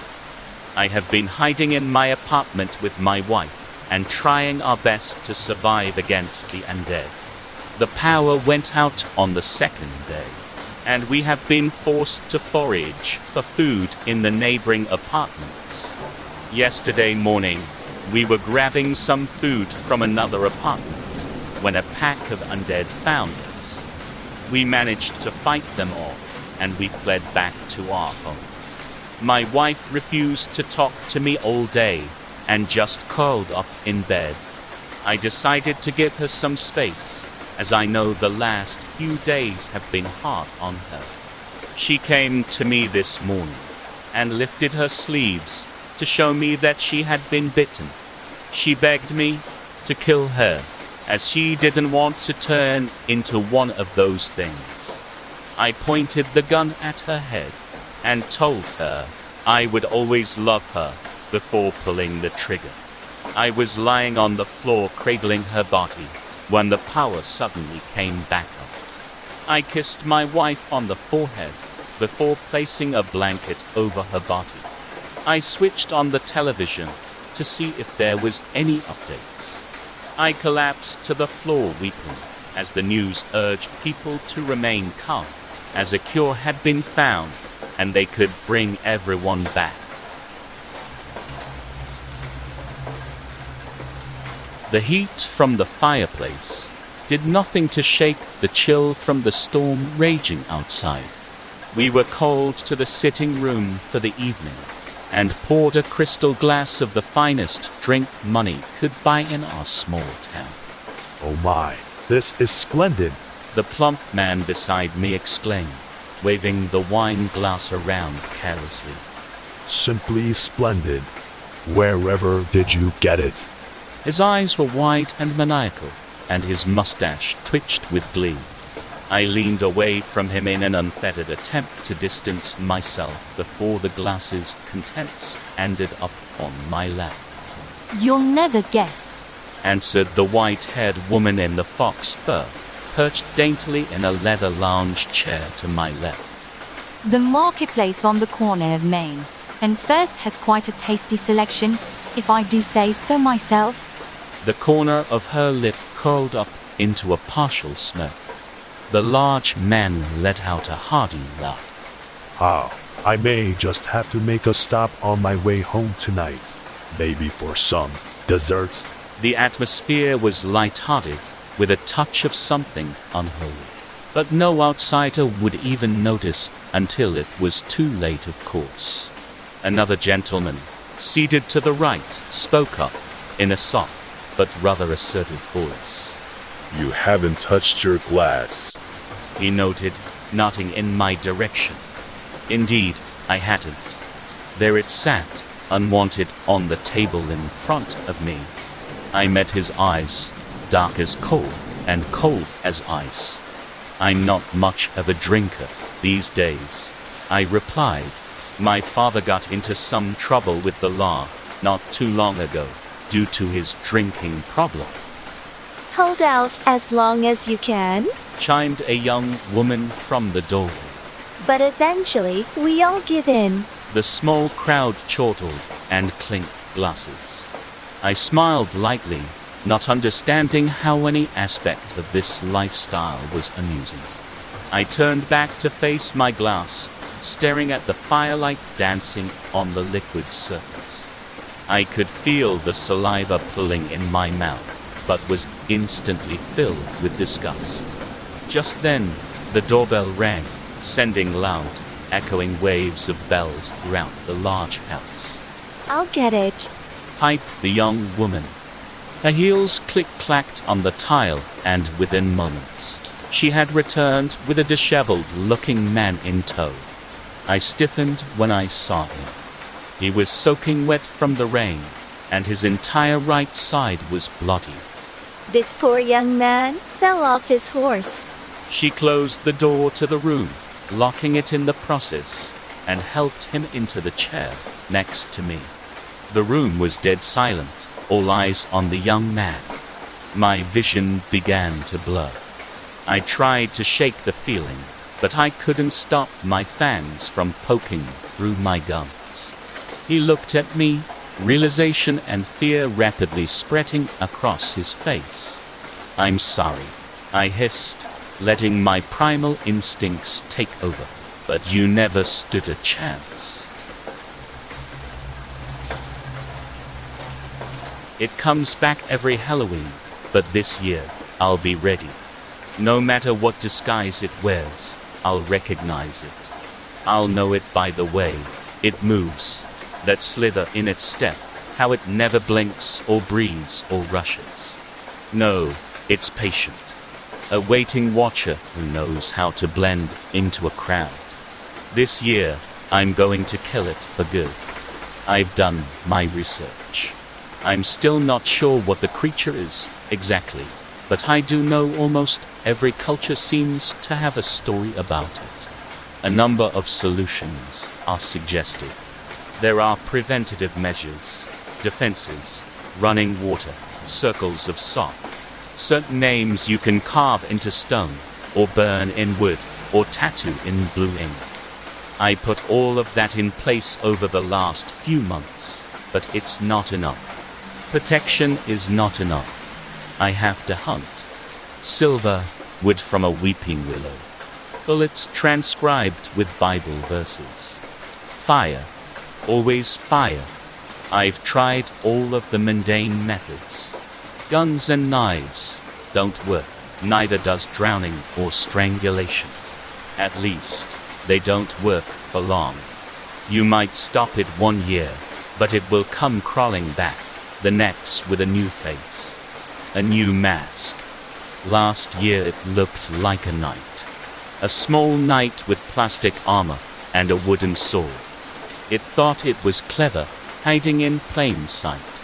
But I saw right through it. Last year was the first time I tried fire, but I know where I made my mistake. I didn't let it burn long enough or hot enough. There was still something recognizable left over, a child-shaped lump of charcoal. This year, I'll fire it down to the ash, and then scatter the fragments in holy places. Lovely places, perhaps the ocean, some dust tossed into the water, and some mixed with the sand. And when the sun rises, it will wash everything clean, a bright tide ebbing and flowing across the sky. I'm not sure what it will look like when it comes back this Halloween.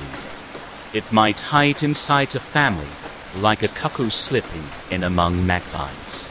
The parents won't understand that it's replaced their child, or the child won't understand that it's only wearing the form of their parent. That's its greatest strength. It makes you love it. And no matter how many times I kill it from year to year, it always finds a way to return. But not this year. This year, I'll be ready. This year, there will be nothing left. I was visited by a vampire every night, between the ages of 8 and 12. I don't know what you think you know about vampires, but I bet it's mostly bullshit. My vampire was small, strangely ageless, and wore simple things like t-shirts and slacks. Their gender was unclear to me, but it somehow seemed to veer towards female, so I'll refer to her as she. She made no sound at all, except for when she spoke, which was seldom. She'd pass straight through my wall as if it weren't there. She glided gracefully, like a kite that escaped. Before started to feed, she'd swirl above me 4 or 5 times, like a dog before it sits. I'd be paralyzed all the while, from the neck down. I couldn't even breathe, though through some foul magic, she'd keep me alive all night. She'd drink blood from my finger or sometimes my wrist, but never the neck. It felt a little like a nettle sting. Then she'd sit on the end of my bed for the longest time, like a gargoyle in the dark. Then she'd feed again. Then she'd leave until the next night. Most girls would scream the house down, but not me. I'd learned from a very young age that my mama never came running when I cried. My mama never came running at all. She hated me, always had, blamed me for driving my daddy away. I did tell mama about my vampire, just once. And do you know what she said? Good. Then she turned back to the television and swigged some more whiskey mixed with the codeine. Soon, I became less afraid of my vampire. I guess it became sort of normal. She only took a little blood each night, which made me even paler and weaker than I'd been previously, and I was always sickly from malnutrition. But no one noticed any change in me. No one really noticed me at all. She must have taken a shine to me for about 6 months in.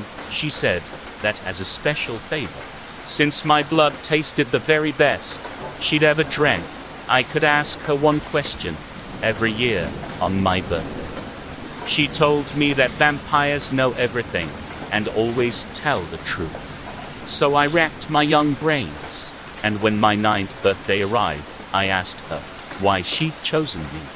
Because you're the sort of person who is totally alone, she answered.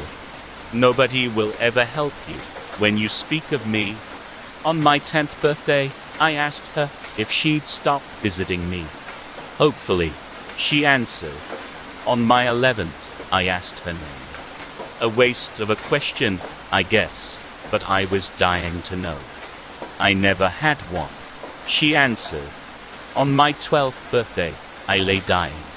I'd swapped my Tic Tacs for my mama's Picardin. My words were slurred, when my vampire arrived. Is there an afterlife? I asked. For your mama, maybe, but not for us. And she showed me, in a mirror, my first set of fangs. I'd never seen my own smile before. More than sleep paralysis. I had a long day at work, a 12-hour shift, so when I got home, I crashed on my bed. I must have been in a deep sleep, because I had the wildest dream. I dreamt that something was chasing me, but when I looked back at it, all I could see was like a dark silhouette of a man, with no visible features, running as fast as I could, in a dark, endless hallway. I suddenly felt burning cold hands on my shoulders. Then I woke up. I was back in my bedroom, and I was freezing cold. I looked down to see that my blankets and pillows were gone. I then noticed I couldn't move at all. The only thing I was able to move were my eyes. My eyes darted around the room, and I saw something at the entrance to my bedroom door. It was a tall and slender man, with a wide, toothy smile that stretched from ear to ear. His eyes were forced wide, and they were almost glowing a pale yellow. He was making a chattering noise, like insects crawling over each other, and he was slowly making his way towards me. I wanted to scream, to tell him to stop, or try to run away, but he got closer and closer. Each of his steps sounded like his joints were snapping and breaking, all while his mouth made that disgusting chattering noise. Crack, crack, crack. I didn't know what to do. All I could do was just cry as he finally loomed over me. He was towering over me and my bed, and just his torso moved to me. His smile was right next to my face, and I felt a hot breath hit me. I'm not religious, but I prayed for something or someone to just bloody save me. Then I saw his arm move and stretch towards me. Despair completely overtook me as I could only watch as it started at my ankle and brushed its long hand over along my body. It moved up my leg to my face, and it started chattering again. I looked into its face, but I couldn't see any more but eyes and teeth as it smiled at me. Crack, crack, crack. He brushed his sharp claw-like fingers over my face and put one finger over my mouth. The chattering noise stopped, and all I could hear was a deep and guttural "Gah" as it proceeded to sink underneath my bed. Honestly, at that point, I was so scared, I think I passed out. Morning came, and I woke up. I could move, so I jumped onto the floor and looked underneath my bed. Nothing. Was it just a dream? I walked to the bathroom and splashed cold water onto my face. It must have been a dream. Maybe work has got me stressed out. That's when I looked into the mirror and gasped. My reflection was smiling, ear to ear. It's controversial, of course, more so than veal or foie gras. It'll never be kosher or halal. The vegans are right. These are sentient beings. We're eating animals. When you get a good cut of meat, prepared the right way, in my opinion, there's nothing more delicious. The taste really does depend on how fresh they are and what they've been eating.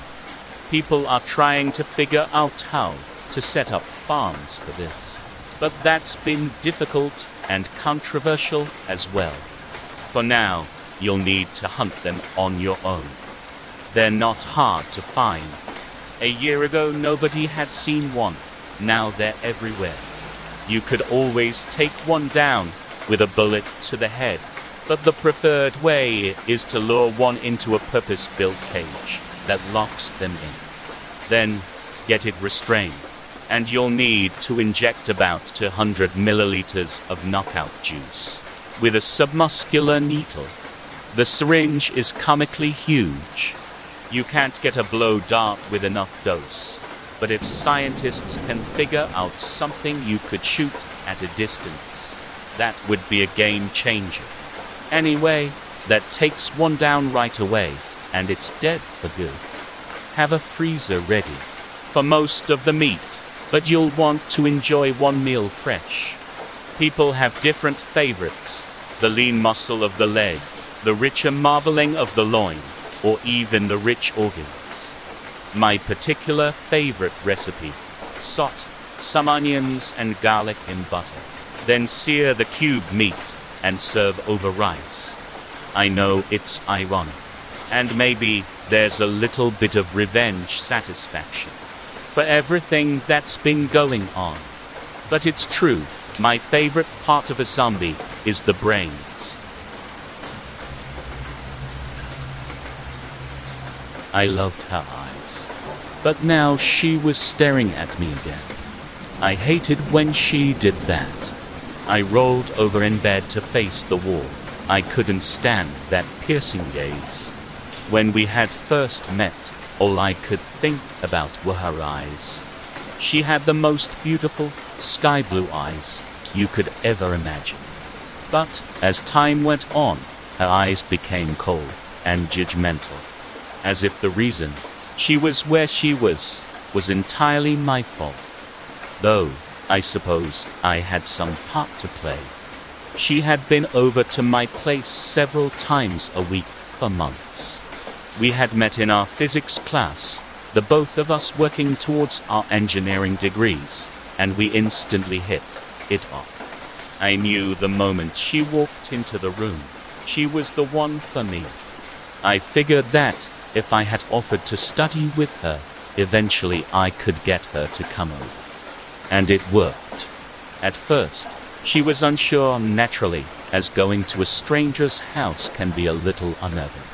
But she soon realized I was no threat to her, and eventually she was spending nights at mine. It wasn't until a few weeks ago that I remembered why I had wanted her so badly. We were enjoying a bottle of wine together when I noticed her eyes had changed color. They had gone from a sky blue to an almost electric blue. When I asked her about it, she told me they occasionally changed color depending on the weather. Brilliant, right? Not so much. See, fast forward a few weeks, and her eyes had become a stormy gray. Not nearly as exciting as the bright blue I had fallen in love with. I rolled back over. Her eyes were still staring at me. "What is your problem?" I demanded. Nothing but silence. I groaned and got up, stumbling to the other side of the room. I couldn't do this anymore. I reached for the jar and turned it around so they faced away from me. Maybe I should have kept a different souvenir. Nana Nettles was a mean old woman that lived at the end of the street and loved to scare kids on Halloween. Mom always warned us never to go to her house when we trick or treat, and for a good solid 12 years, I did that. I would sometimes hear about kids that did go, and usually they would claim they weren't even scared. She's really nice. In fact, I would say she gives out the best candy, they would say. I figured now that I was a teenager, it would be a lot safer. After all, she is probably in her mid-90s, and I'm 5'5". What could she do to me? So when my mom told me that I had to take my little brother trick or treating, I decided to make Nana Nettles our first stop. The house was big. It's always seemed like there was no way that she could live alone. But it was so empty. Trash in the yard, everything overgrown and gray. If she wanted to pass the place off as being haunted, it wouldn't be hard to convince anyone. I thought we weren't supposed to go here. My little brother Joey said as he tried to pull away. That's just a story. My friend Briley says that she has the best candy on the block. So come on, scaredy cat, I told him as I got up to the front door and knocked loudly. There was no answer. I peeked inside the room and tried to get a good look. I couldn't see anyone. Then the door creaked open just a smidge. Come in, dearies. I have enough candy for both of you, a voice said. Hello, I said as I pushed the door open. There was no one there. The house looked like it hadn't been lived in for quite some time. But then as the door opened wider, I could smell the stench of death. And I saw Nana Nettles in the recliner. Or at least, what was left of her. Skin rotting away, muscle turned to sludge, her bones black and moldy. A hollow shell of the woman that once lived here. I screamed and ran all the way home, not even bothering to look back. And like an idiot, I didn't check to be sure Joey was following me.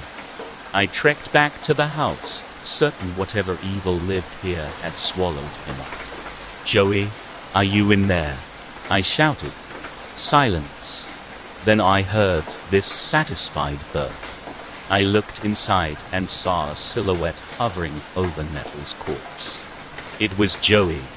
He had torn back the scalp from the corpse's skull and was dipping his fingers into her goopy brain, licking them off as he choked down on what was left of Nana Nettles. When he saw me, his eyes sparkled with playful glee. You were right. This really is the best candy, he slurped. Then he smiled hungrily. I think I need more. LAPD, open up. I'd fallen asleep on the couch again. I didn't appreciate the sudden interruption, and I doubly didn't appreciate the first 4 letters it began with. Even though I didn't remember doing anything wrong, hope still filled me with dread. Bang, bang, bang. I staggered to the door and unlocked it. There he was. 1 cup, tall, thin, pale, and blonde. Can I help you, officer? We're looking for a suspect in your neighborhood, he said. May I come in? I blinked. This suspect isn't in here, I said. I didn't imply they were. I'd just like to ask you some questions, he said. You can ask from here. He sighed and pulled out a notepad and pen. He asked what I'd been doing for the last 2 hours. I told him I drifted off while watching some horror movie and was fast asleep until he pounded on my door. You're sure you didn't hear anything at all? He asked. Positive. He fidgeted, staring past me into my apartment. I'd really like to ask you some questions inside, he said. Sir, unless you have a warrant, I said, you can't come in. I know my rights. I've done nothing wrong, and I'm just not comfortable inviting people I don't know into my home, even if they are a cop. What if I have probable cause? Because I can see that you have marijuana on your coffee table, he asked. I looked over my shoulder. There was, in fact, a pipe on my coffee table. Then I would remind you that it's 2021 and weed is legal in California, I said. Frustrated, he reached into his back pocket and pulled out a faded photograph. Last question. Have you seen this woman? I squinted. She did seem awfully familiar. Her eyes were so dark, it was almost like she had no sclera at all, and her messy hair seemed to envelop her narrow shoulders. Though it was merely a photograph, it was like she was looking at me, sizing me up from her little paper prison. I reached for the photo to take a closer look, and that's when he grabbed my arm. His fingers were cold and strong, and I noticed for the first time that each one ended in a sharp nail. They dug into my skin, pricking 5 points of blood. I yanked back with everything I had, stumbling into my apartment. He stumbled, too, but when he hit the threshold, it was like some invisible force knocked him back. He hissed, showing off glinting fangs. Of course, cops, vampires, both need some kind of invitation. He composed himself. That'll be all. Have a good evening. He walked quickly away from my apartment. I noticed he did not seem to have a patrol car. He was, however, making his way down my block. I rushed to find my phone. My neighbor, Linda. She's got a doormat that says, "Come on in." They say sleep paralysis is the most terrifying thing. Being unable to move a muscle as a demon slithers over to your bed and pushes its claws into you. Being unable to scream as it sits on your chest, forcing the breath from your lungs. You are sure you are going to die. All of a sudden, it's all over. It was just a dream. They say sleep paralysis is the most terrifying thing. They are wrong. Last night, I saw the demon at my door and braced myself for the inevitable. Last night, I didn't wake up. Last night, I wasn't dreaming. So here we sit. The droning engine drowns out the noises, but I can feel your eyes on me, like dead mirrors. Every glazed reflection is a step closer to an inevitable end. The knife feels uneasy in my hand, like a rejected organ aching to escape, and I have to make every conscious effort to keep it steady. You're not my first, I murmur, and that is the truth. She isn't my first, not by a long shot. I guess maybe the 10th, if you count the cashier, but that wasn't really intentional or anything. She was just there, you know, and I panicked. Panicked a screwdriver right into her eye. But you will be my last. The roads are clear, not a car in sight. When does that ever happen in this day and age? It's like some greater power, some unreachable intellect, decided to just go, frack it, let's give them this. Let's magic poof all the vehicles away. Let this drive be endless. Let it be perfect, bittersweet and harrowing, a promise of finality and peace, waiting at the last drop of gas. She tries to break free of her restraints, but it's no use. I spent many hours making sure they'd hold.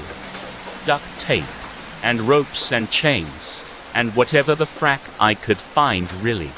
I have to see this through to the end. We have to see this through to the end.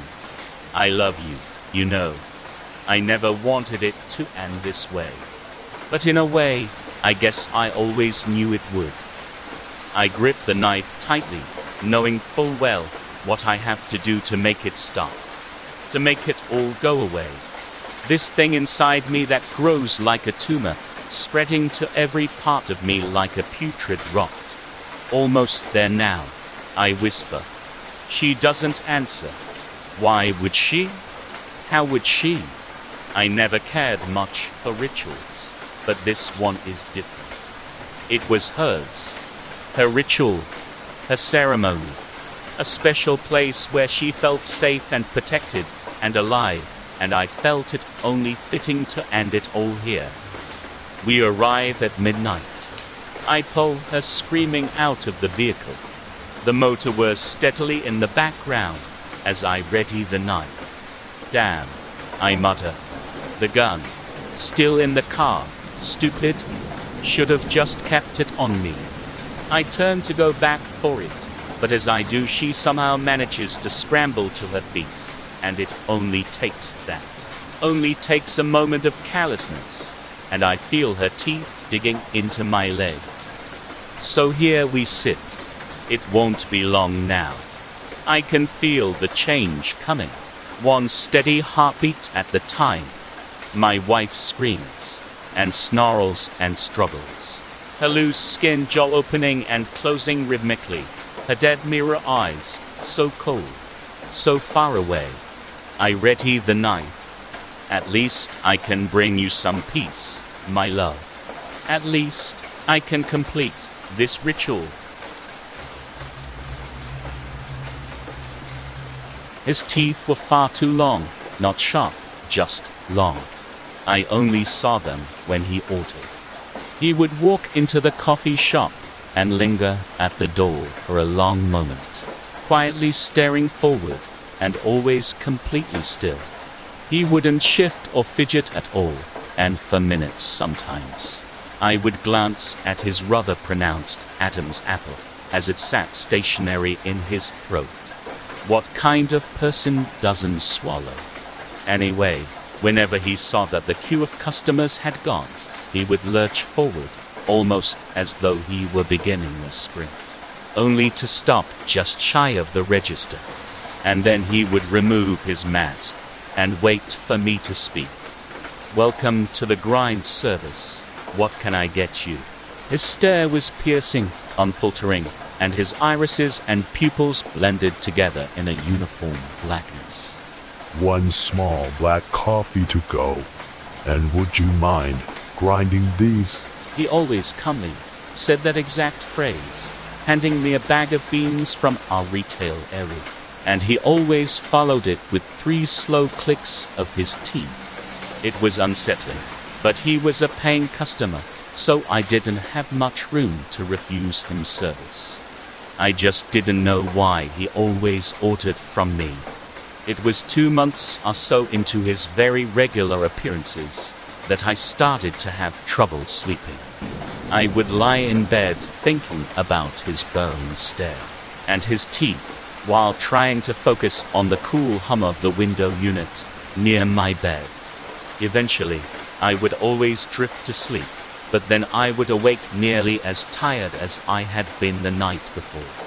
I was griping to a coworker about it over my very necessary 3rd espresso of the morning, when she suggested, "Maybe you're tossing and turning in your sleep too much. Could be a bunk mattress. Or wild guess here, man. The caffeine? Frat. Maybe she was right. Maybe the guy with the teeth was getting to me, or maybe my obsession was a symptom of over-caffeination. I set up a webcam in my room that night to test my cowper's theory. If I tossed and turned, I'd try to cut down on the caffeine.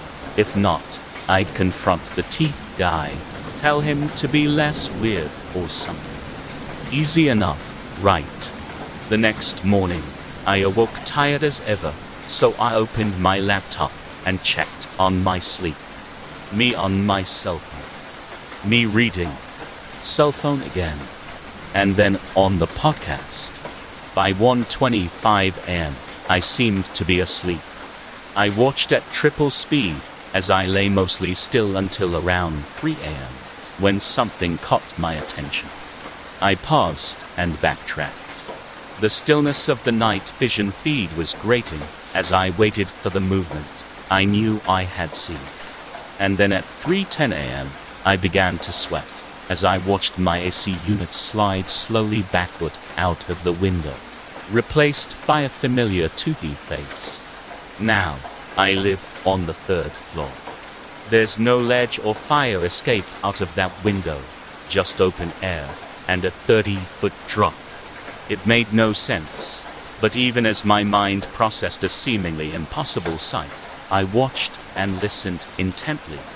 The man from the coffee shop leaned his head inward and calmly said, One small black coffee to go. And would you mind grinding these? I then watched his narrow hand extend a small bag through the open window. Click, click, click. I heard his teeth, and then I reached over and grabbed the bag from him. I sat in stunned astonishment as I watched myself stand up from my bed and wander off. Moments later, I heard a distant, high-pitched sound. What the hell was it? His face hovered in the darkness of my window frame for the next minute or so until finally I came back with the bag. As the me of that video handed it to him, I finally realized what the sound had been: my coffee grinder. I paused the video and ran to the kitchen. The grinder was empty, clean, but as I searched for clues of what I had ground, something small caught my eye at the corner of the floor and the base of the cabinet. A few shards of what I first thought was white pottery and a tooth. Not a long one like his, but a regular molar with roots and a dark silver filling. I tried to convince myself that I had found something ordinary, perhaps a tooth that had simply fallen out. I tried to overlook the porous fragments that accompanied it. I wanted the contents of that bag to have been bizarre, but not sinister. I wanted that, but then I returned to my room and watched the rest of the video. Those last few minutes disturbed me in a way that will intrude upon my sleep, no matter what may happen tonight. After I handed him his bag of ground bones, I just sort of stood there in front of the man in the window as he silently regarded me. Then after a long pause, he asked me my height and weight, and I answered him. He looked me up and down and smiled broadly, and with a final click of his teeth, he replied, 7 bags ought to do. When I saw the ad online, it drew me in. Spooky deliveries. It read, "Scare your friends this Halloween. Order now. Supplies limited." I clicked on it. There was one friend of mine who had always played pranks on me. Greg had been messing with me since high school, and I never seemed to be able to get him back. This was my opportunity. Typing in his personal information and his address, I filled out the form. Most of it was straightforward, but then it got weird. Biggest fear, the form asked. Then it wanted to know more intimate information. It asked where his kids went to school and where his wife worked, what sort of car he drove, and how often he checked his tire pressure. I figured it was all part of the gag, so I put in some answers, not paying very close attention to the questions or the details. I guess the biggest one they wanted to know was what he was afraid of. Greg was afraid of clowns, I told them, thinking they'd send a guy to his door dressed in a clown suit. That's what I imagined, based on the $50 price tag, but figured it would likely be something even more mundane than that, like a poster or a cardboard cutout of Pennywise. Never would I have suspected what they sent. A kill squad of clowns. Greg called me the following day from his office, his voice high-pitched and hysterical. "What did you do?" "They said you sent them." "What?" I asked, with a bite of apple in my mouth. Then I remembered the form I had filled out. Oh man, I got you good. Finally I got you, but it's just a gag. What is it? A guy in a creepy clown outfit. Then I heard the sounds of a chainsaw in the background, revving and hacking, sawing away at something. Screams ensued. "They killed everyone," he said quietly. "The whole office. Everyone. They're all dead." "What did you—" His words were cut off as the phone line went dead. I thought he was messing with me. God help me, I thought he was kidding around. Damn, that must have been a good scare for him to try to prank me like that right afterwards, I said to myself. Maybe I'll give my wife a good fright as a joke. I filled out the online form once again, this time inserting my own home address, and including my wife's biggest fear: spiders. Of course, Now I know that Greg wasn't messing with me. I'm guessing he really did get attacked by an insane clown posse armed with chainsaws. Especially considering the state of my house. We woke up this morning surrounded by spiders. They've covered the bedroom in thick blankets of webbing, cocooning my wife so she can't move. They are everywhere. Thousands of them, millions. I should have known this was a bad idea. My worst fear is spiders too. Vlad spent 2017 traveling throughout the American Northeast, searching for a home in which to stake his claim and build his American dream. He found a perfect candidate in the blue-collar town of Transylvania, New Hampshire. There, he envisioned a parasitic campaign to suck every last drop of blood from the town. Vlad manifested a scheme with a local physician, Dr. Shalagi, in which Dr. Shalagi would overprescribe oxycodone to patients suffering from pain brought on by manual labor. Whenever the doctor grew concerned with a patient's growing addiction to opiates, she would ostensibly cut off the patient from oxycodone and then, for a kickback payment, refer the patient to Vlad for further prescription fulfillment. And once Vlad and his minion parasitic dealers introduced heroin to these initial desperate patients, the fate of Transylvania, New Hampshire, was sealed. Together, Vlad and Dr. Shalagi turned Transylvania, New Hampshire, from a bustling blue-collar city into their own ghastly opium den, a hitter filled with soulless eyes, terminated jobs, desperation, broken families, abandoned children, and lost hope. As a result, the property value of Transylvania, New Hampshire plummeted, which attracted the attention of real estate company Nosferatu Properties. The CEO of Nosferatu Properties met with Vlad and Dr. Ziligi.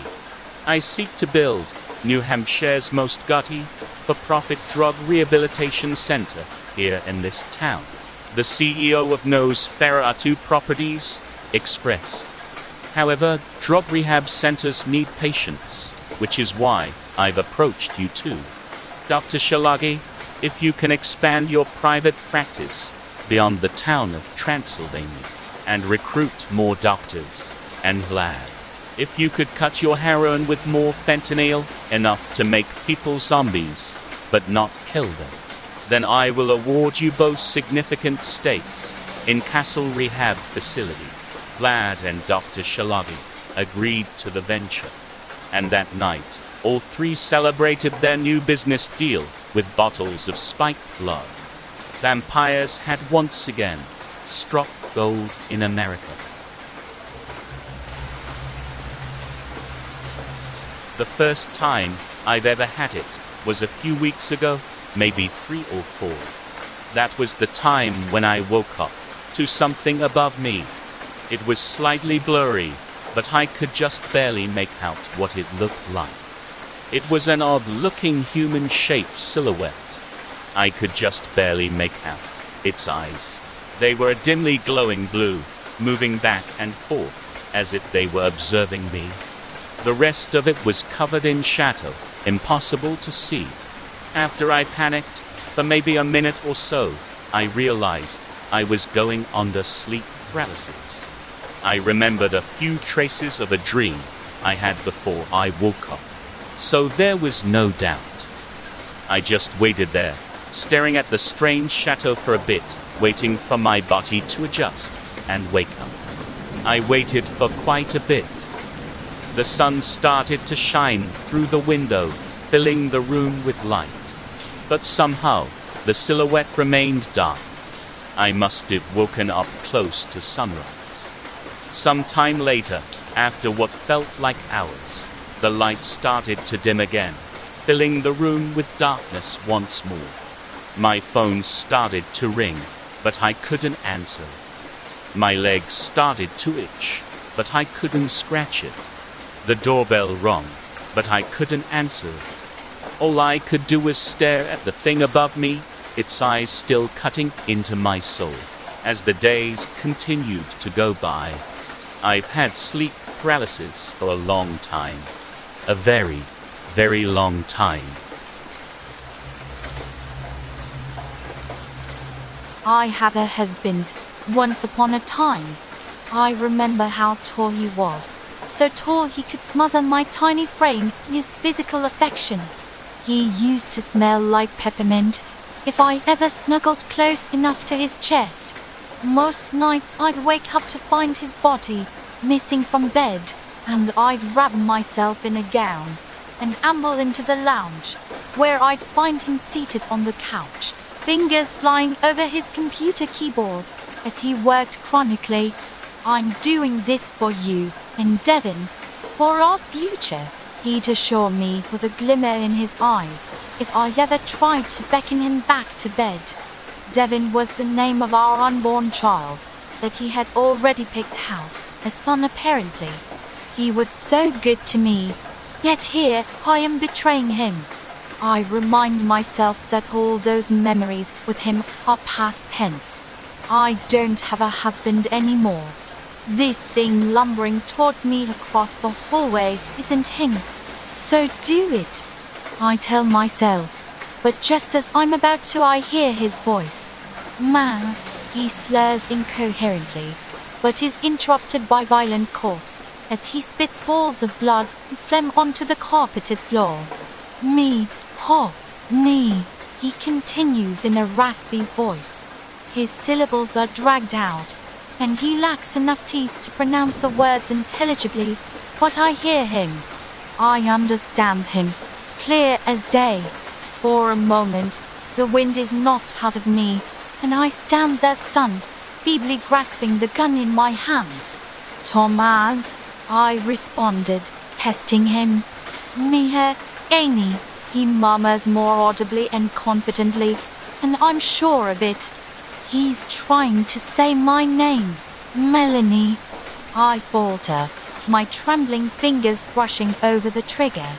I hesitate for mere seconds, but it's enough. He closes the gap between us with surprising speed, and before I can do anything, hurls his heavy body into mine, slamming me to the ground. His half-eaten face is inches from mine, maggots squirming in his open wounds. He snarls, bearing what's left of his teeth at me.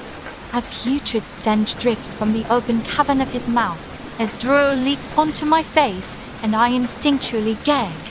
Then his gnashing teeth come crashing down into my arm, sinking in. I don't resist. Instead, I succumb, listening to him rip, tear, and feed. The sound of his satisfied grunts fading as my vision turns to black from the blood loss. When I wake up, he's still waiting for me, his big eyes staring at me, an inkling of warmth still in them. They are the eyes of Thomas, my husband. We've lost so much, but even as we were stripped of our identity, memories, and humanity, we still remember and care for each other. Even as we lumber and shamble around this cruel, forsaken world, we do it together. Our love never died. It just remains, undead. Mandy was a bright student, top of her class. Other kids bullied her and made her life miserable. But she always had me to talk to. I saw what nobody else saw, a kind and caring person. She was different, a fact that made her a target for the whole school. To me, she was just Mandy, but to everyone else, she was Maggot Mandy, due to the strange pets that squirmed around inside the infected wounds, covering her arms and legs. Being an outcast myself, I know how it feels to be so isolated from everyone else, so I decided to talk to her one day. And that was the day I met my best friend. Once I eventually gained her trust, she introduced me to her little pets. Douglas was the shy one. He would sometimes pop out from the pus-filled wound on her forearm, but he didn't much like strangers. Greg was the outgoing one. He would tunnel out from her flesh and crawl into her hand. He was my favorite. Such a friendly little guy. And then there was Sherm the worm, who had taken up residence in her leg. Greg didn't like Sherm that much. Mandy reckoned it was jealousy. There were many other little critters living both in and on her body. They were her family. Mandy's mother was a prostitute, and her father was killed by a rival drug dealer. So her home life wasn't good. But as she always said, her pets were her reason for living. But as we got older, I grew more concerned about her. Her once pretty face was covered in infected wounds, and even more maggots were living there rent-free. She had become blind in one of her eyes, due to all her pets eating it away, and she had grown skinny from the tapeworms she had purposefully ate. She didn't mind though. To her, she was merely nourishing her little ones. Teachers also became concerned, so they called social services, who promptly removed Mandy from her toxic home. She was never the same after that, as doctors cleaned her entire body and rid her of the maggots and worms living inside her flesh. Mandy became depressed after losing her babies. She grew quiet and ignored all my attempts at talking to her. Until one day, she didn't turn up for school. I went over to her foster family's house, and they told me she had run away and the police were looking for her. 5 days later, her body was found in a field, absolutely crawling with maggots. She had sliced her body to pieces and covered herself in honey. Mandy died as she lived, nourishing her babies. Mr. Johnson has the best Halloween decorations in town. Every year his place is consistently the scariest. I can't wait to see what he does this time around. I remember the first year, when he had just moved in. The skeleton army he assembled was incredible. And the way they danced and sang songs, playing their rib bones like xylophones, it was an absolute riot. Nobody could figure out how he put it together, but word got out that he was a retired special effects expert who had worked on big-name Hollywood horror movies. Not that it was ever confirmed, but that seemed like the most rational explanation. I think that was around the same time all those kids started disappearing. Come to think of it, and the same year all the graves at the cemetery were found excavated. Claw marks around the fresh-turned earth, as if people had dug their way out from beneath the soil. Mr. Johnson sure was happy after that Halloween. He was practically glowing, with a purple light, which followed him around like an orb. The skeleton army stuck around too, and did yard work and house cleaning for him. They even shoveled his driveway that winter. Anyways, the next year everybody was anxious to see what Mr. Johnson would come up with. Sure enough, he surprised us all again. His house was covered in giant spider webs on October 31st, although nobody had seen him putting them up. Not only that, but massive spiders were crawling around on them. Huge black things with hairy legs and red diamonds on their bellies. You had to be pretty brave to approach the house that year. I certainly wasn't. A lot of kids weren't in school. The next day, I noticed, and I never saw them again after that. Pretty weird, I guess. But people do move away, my parents said. Nothing to be concerned about. The spiders were a little concerning though. They multiplied and started nesting all over town. We're still dealing with them as best we can. But nobody blamed good old Mr. Johnson. We wouldn't have dreamed of it. This Halloween is getting closer by the day, and everybody is whispering nervously about Mr. Johnson. What will he do this year? The whole town is excited, but also anxious awaiting the 31st. Luckily, Mr. Johnson surprised us all again. He passed out pumpkins all over town, telling us they were very special gourds and that we should keep them indoors and close to our beds at night. They'd be part of his Halloween surprise, a very special surprise that we will all surely love. The baby pumpkin is so cute. I always wanted one, and it sits next to my bed as I type this right now. Oh, wait, maybe not. Where did it go? I can hear skittering noises from beneath the bed. Something crawling up my leg, up my back and neck, and biting the flesh at the base of my skull. Yes, it is true, I always wanted one, but not as a head. Silver is a vampire. We, the kids in North Haven, are sure of it. The pale girl that had moved from Blackside City with her parents is really suspicious. First off, she talks to no one, and she rarely smiles. However, Josh told us that he knew why she never smiles. She has super sharp teeth, he saw it. That's the reason she keeps her mouth shut, otherwise everyone could see it. Second, the moment she showed up in town, cattle would be found dead or bleating out. The farmers claim it was a wolf or a bear, but we all know better. Silver did it. Of course you can't see her red eyes, but she has contact lenses that hide her real eyes. We saw it when we peeked at her in the bathroom. We saw her take out those lenses. But that's not even the biggest piece of evidence. No, we spend entire nights outside her house to study her. Sometimes, Silver leaves the house in the middle of the night, and when she comes back, she's covered in blood.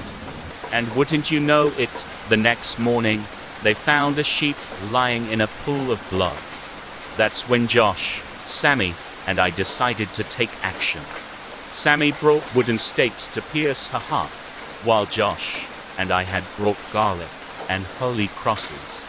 When both her parents went away for date night, we snuck into her house. Johnny was nervous, but Sammy and I were brave and took the lead. We quickly found our vampire sleeping in her bed. The room was completely dark, the perfect lair for a vampire. We sneaked our way towards her bed until Johnny gulped. Too loud as Silver woke up and stared at us.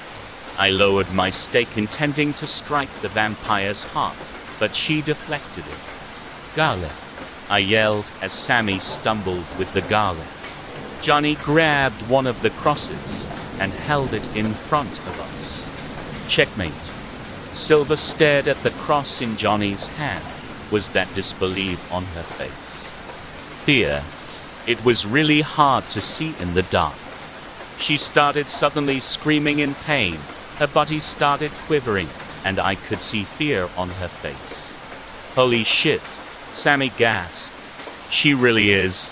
Die, you vampire, I yelled. My stake swung down and was about to hit her in the heart.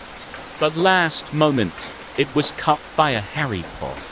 I stared at the Silver in confusion, which only grew even more when Silver began to growl at us. What the? I tried to say, but before I could finish the sentence, she jumped towards my throat. As she passed the moonlight that shone through the window, I no longer saw a girl. Instead, I saw a wolf. I think my ex attacked me during an episode of sleep paralysis. I awoke only to find I couldn't move. My body wouldn't react to my mental commands. All that I could move were my eyes.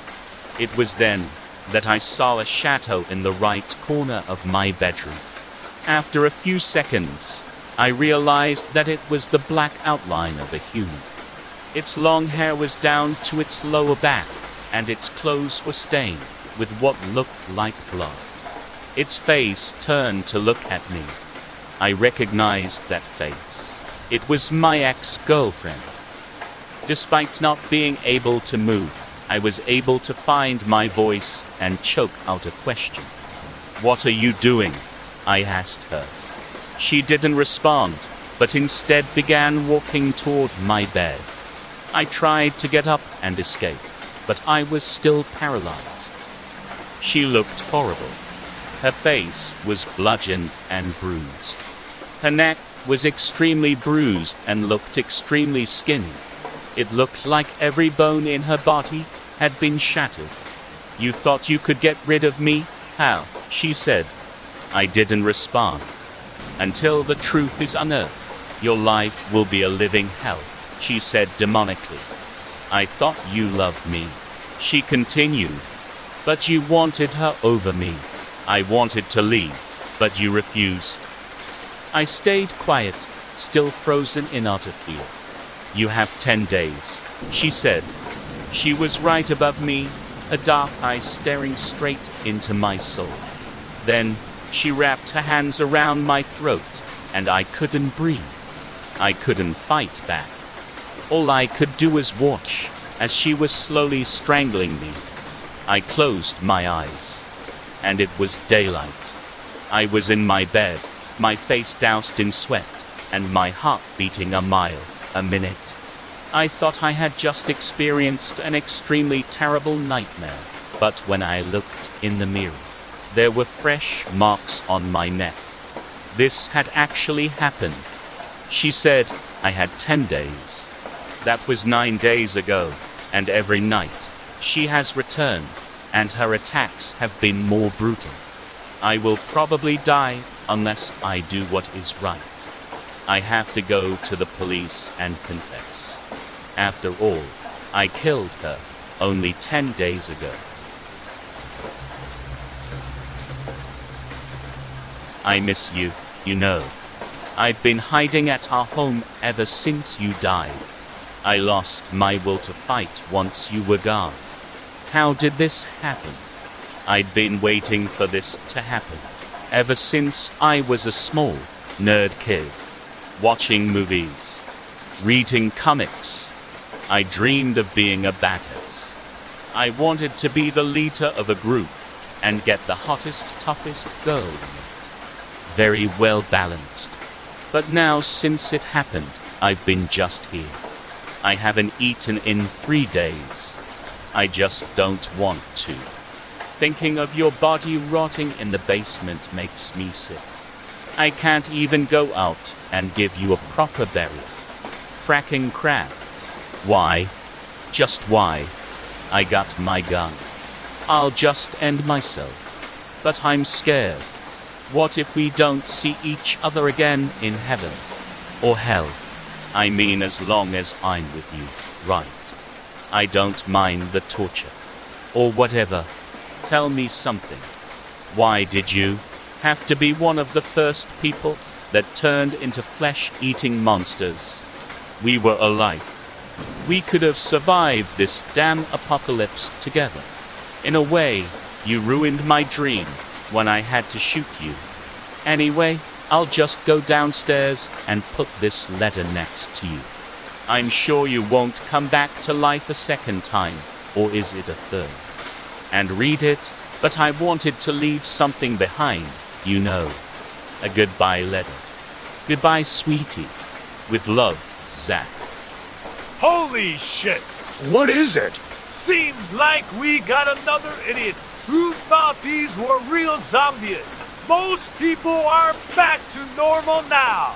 Yeah, at least he hanged himself, or he would be facing a lot of shit like those other weirdos. Cracking nerve. Don't matter anymore. They're dead. Okay then, next house people, move on. A heart attack, they'd said. A bad one. I'd legally died for 3 minutes and 44 seconds. I was 42 years old. I didn't realize what was happening. I just thought I was dreaming. I was in a bookstore. It was an old bookstore, but it was surprisingly bright. I wandered around in a lonely daze for a while, unsure of how long. In this place, time isn't a thing. It doesn't exist. It cannot be counted, seen, or felt in any way.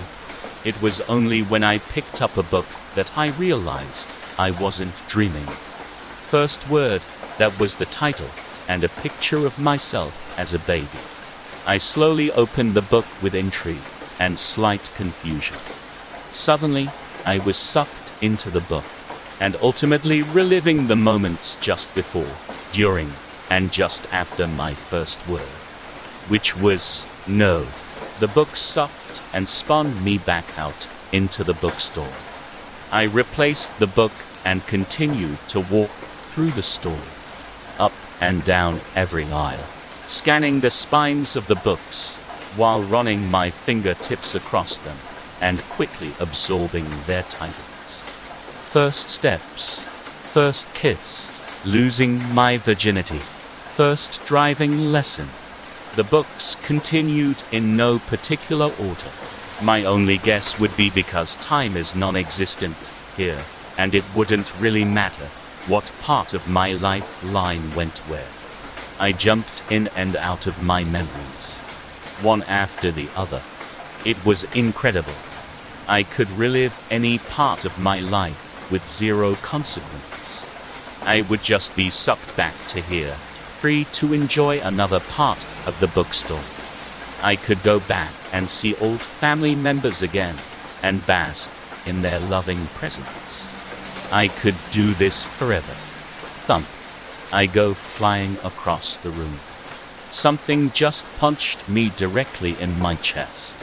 I felt no pain though, and I get back up. Thump. I'm knocked backwards once more.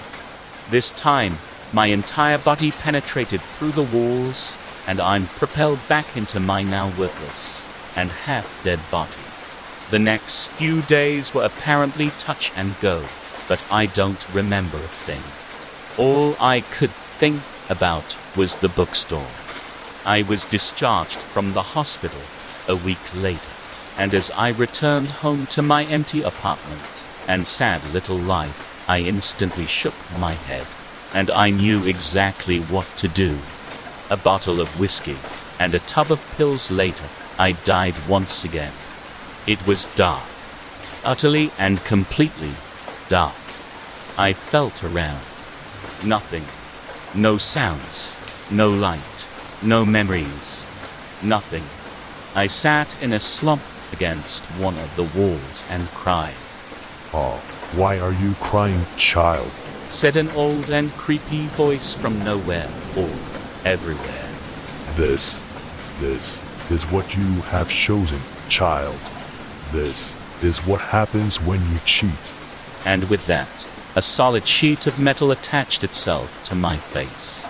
It fit perfectly. All I could do was sit and listen to the mysterious and horrendous voice, laugh into eternity.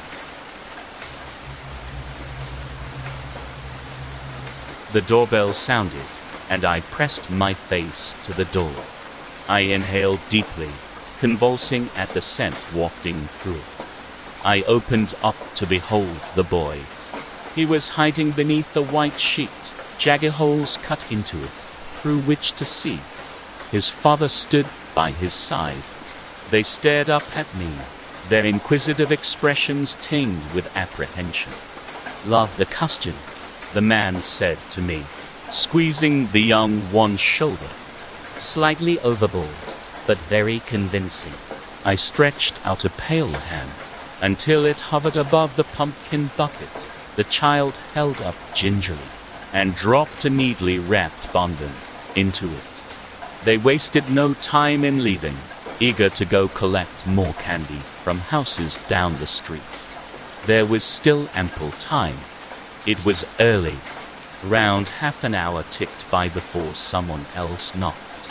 I swung the door open in a flash, gazing upon the girl that had turned up on my porch. A pair of fangs protruded from under her lip. She was alone. Her features were contorted in a mix of wonder and perplexity. She cleared her throat softly and beamed at me with anticipation, her cheeks rosy. I extended another slimy hand and let yet another embellished piece of confectionery fall into the faltering paper bag she presented me with. "Thank you," she chirped before skipping off into the sunset, her black cloak waving in the air behind her. It was a shame her bones showed so clearly, I thought to myself as I closed the door gently. My stomach's gurgled. I hadn't had a meal in so long. I stopped pacing when the bell rang again. Darkness had descended outside by then. I opened the door once more, laying my eyes on a newborn. This time, I smiled. His eyes went wide immediately. His goodie bag hit the ground, its contents scattered. I had nothing to give this one. Quite the opposite. I threw all four hands forward, each anchoring its dozen appendages firmly into the boy's head, and yanked him in before he could react.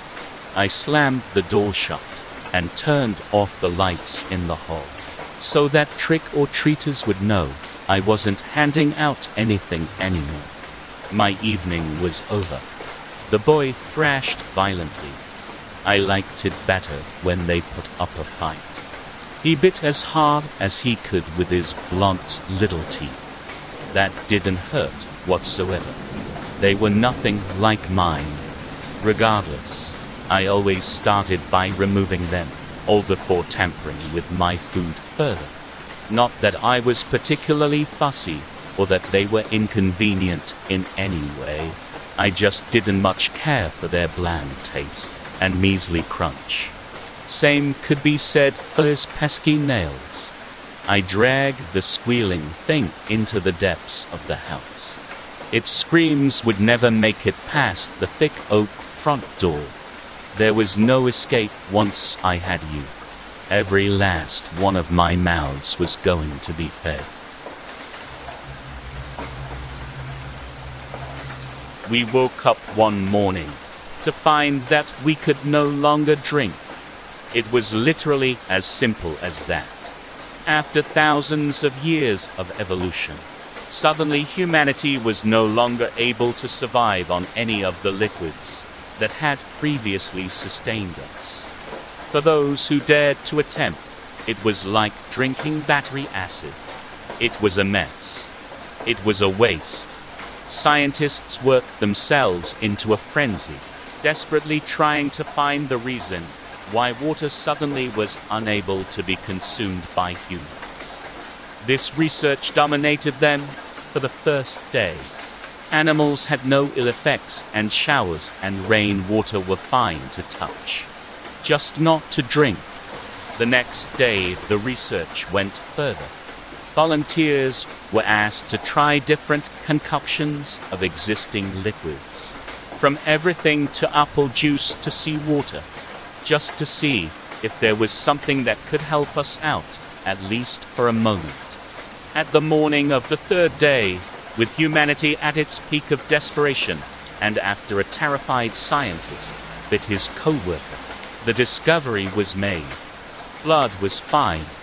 Human blood would keep you alive, with no negative side effects whatsoever, but it had to be human though, as you couldn't cheat with that animal blood nonsense. The hospitals were overwhelmed as blood bags were immediately emptied, mostly by the hospital staff who insisted that they needed it most. Blood banks were broken into. Those were the people I think were perhaps the most decent of us. I'm ashamed to say, at that point of desperation, after nearly 3 full days without a single drop of water, a lot of people reacted with violence. There is no telling How many people died that first day, as they were drained solely for that human desire to remain alive. What they didn't expect was that human blood tasted amazing.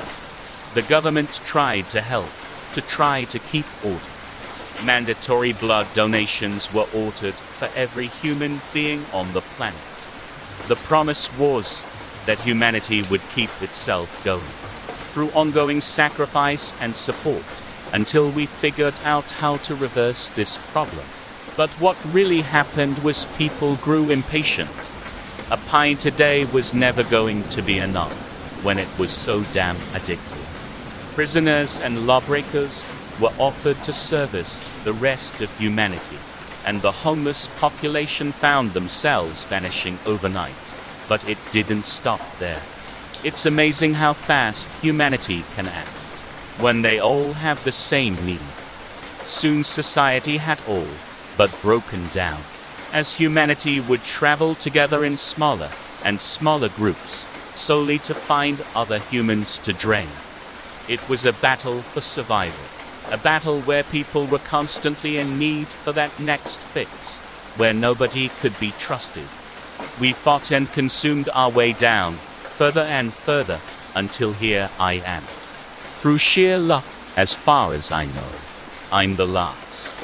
Funny how things can change in just 3 months. The air has been stolen from your lungs. You don't know how, you don't know why. Your chest is being crushed by an incomprehensible weight, leaving you gasping for life. You know you are awake. You are conscious. You can't move. The same incomprehensible weight preventing you from breathing has shackled you to your bed. You're stuck, but you can see everything. You can hear everything. You can feel everything. You wish you couldn't. You are inundated by innumerable malevolent whispers in an ancient, terrible, and indecipherable tongue you do not wish to decipher. Human-like shadows flit briefly across your line of vision. They are shaped like men, but you sense something off about them. You feel long, leathery fingers stroke your legs. They feel human, but, like the shapes, you know they are not. You want to squeeze your eyes shut, to cover your ears, to turn off your nerves. You want to stop feeling the prickling cold and the desperate panic and breathlessness. You want it to stop. Wake up, wake up, wake up, you repeat mentally. You do not stop repeating it. You focus your limited energy on wake up, as you unsuccessfully try to ignore the whispers, the touches, the shapes, and the breathlessness. You abruptly wake in your bed, tangled in sheets, heart racing, beads of sweat running down your heated face. You rub your eyes and feel your heart rate coming. It's over. Finally relaxed, you get ready for work, eat a bowl of off-brand cereal, pet your cat on the way out, the usual. As you exit your apartment, you think you feel a long, leathery finger tap your shoulder and an unknown word whispered in your ear. But, then again, it's probably nothing. Nobody realized what was happening outside of the concert hall for several minutes. The orchestra was interrupted to make the announcement about a civic emergency. But the announcement was interrupted by piercing screams coming from the foyer. From the balcony, one could see running figures leaping into the aisles in the orchestra. Concert goers began to scream and scatter. Almost immediately, the crowd was rushing to the stage. One of the cellists circled around the outside of the room. Awkwardly, perhaps reflexively, she clutched her cello and bowed as she circled back to the stairwell leading to the balcony. The zombies poured into the orchestra floor. They were screaming missiles of rage that tackled people and tore at their throats. They grabbed people and pulled them over the seats, dragging every living human part they could reach towards their gnashing teeth. The cello player ran into the balcony. Some of the attendants that worked in the concert hall carried down equipment carts from the booth and threw them down the stairwell to make obstacles. They found tools and began prying up the seats and throwing them down the stairs. Soon, everybody in the orchestra floor was being devoured by crowds of zombies. The people on the balcony were screaming at each other, arguing and crying. The zombies perceived those living in the balcony. They were milling around below, reaching upwards, climbing on each other. The cellist sat down in the middle of the balcony. She started playing the opening arpeggios of Bach's prelude to Suite 1. The zombies had found the stairwell, and the attendants were throwing chairs down at them. The G note fell away in the shift. Many people in the balcony were trying to help tear up the seats. People were yelling at each other about taking to the roof. She played the diminished and minor chords. The zombies were pushing up the stairwell, even as everyone jammed more seats downwards. Some of the people were screaming and fighting about the best way to break the seats free from the floor quickly. Then everyone ran out of things to yell about at the same time. She reached the fermata, and the whole room was quiet. Then they continued to pull up seats. The undead were pushing the mass of seats in the stairwell upwards, even as the people threw more down. Even while the people naturally fell into a bucket brigade, it became more and more apparent that the seats would not stop the writhing mass of zombies pushing them up.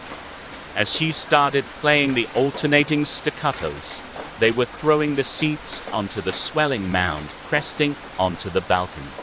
While she played the rising chromatic scale, one of the zombies wriggled out from under the chair mound and pulled someone on the balcony to the floor. She played the finale, G arpeggios. The zombies began to pour onto the balcony. She began to cry as she played the closing chord. The resonance is really quite beautiful once you learn to play. My Uncle Ambrose said, gently stroking a thin curve of glass.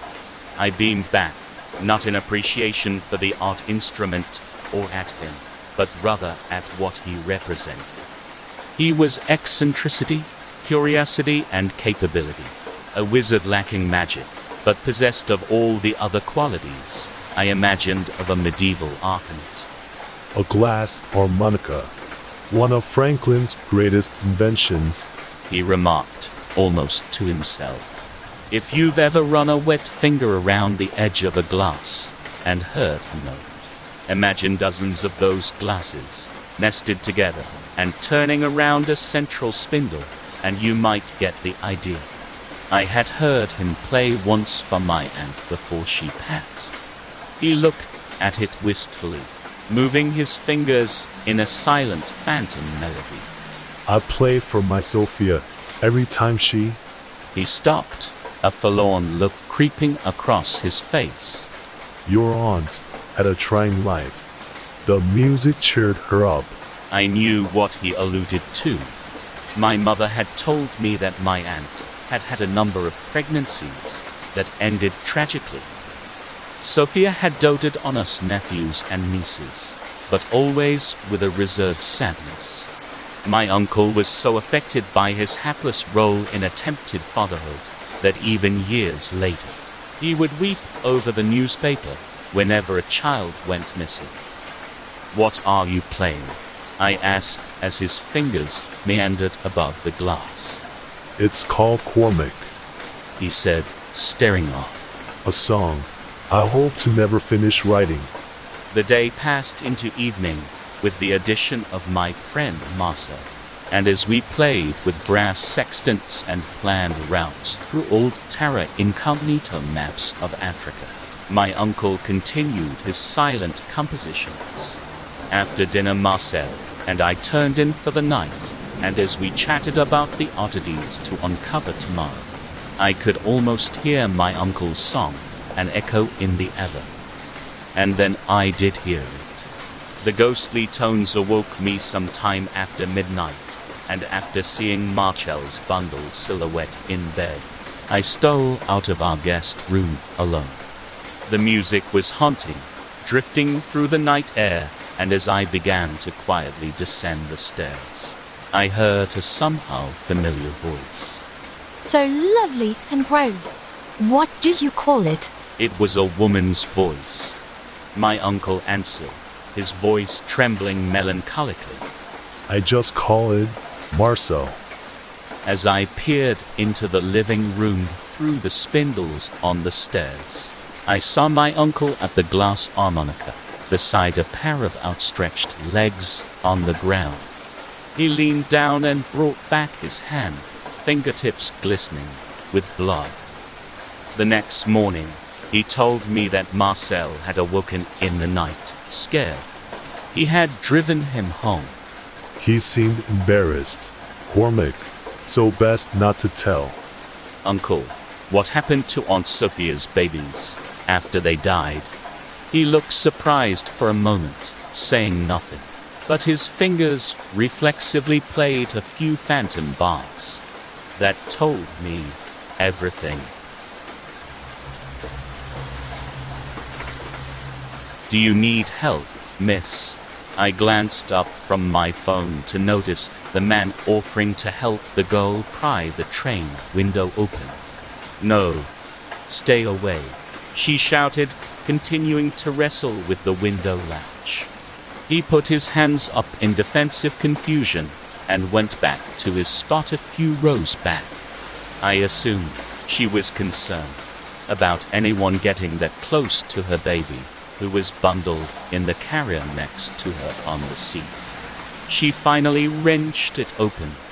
Then she turned, picked up the baby, and flung her out the window. I screamed at the same time as other onlookers.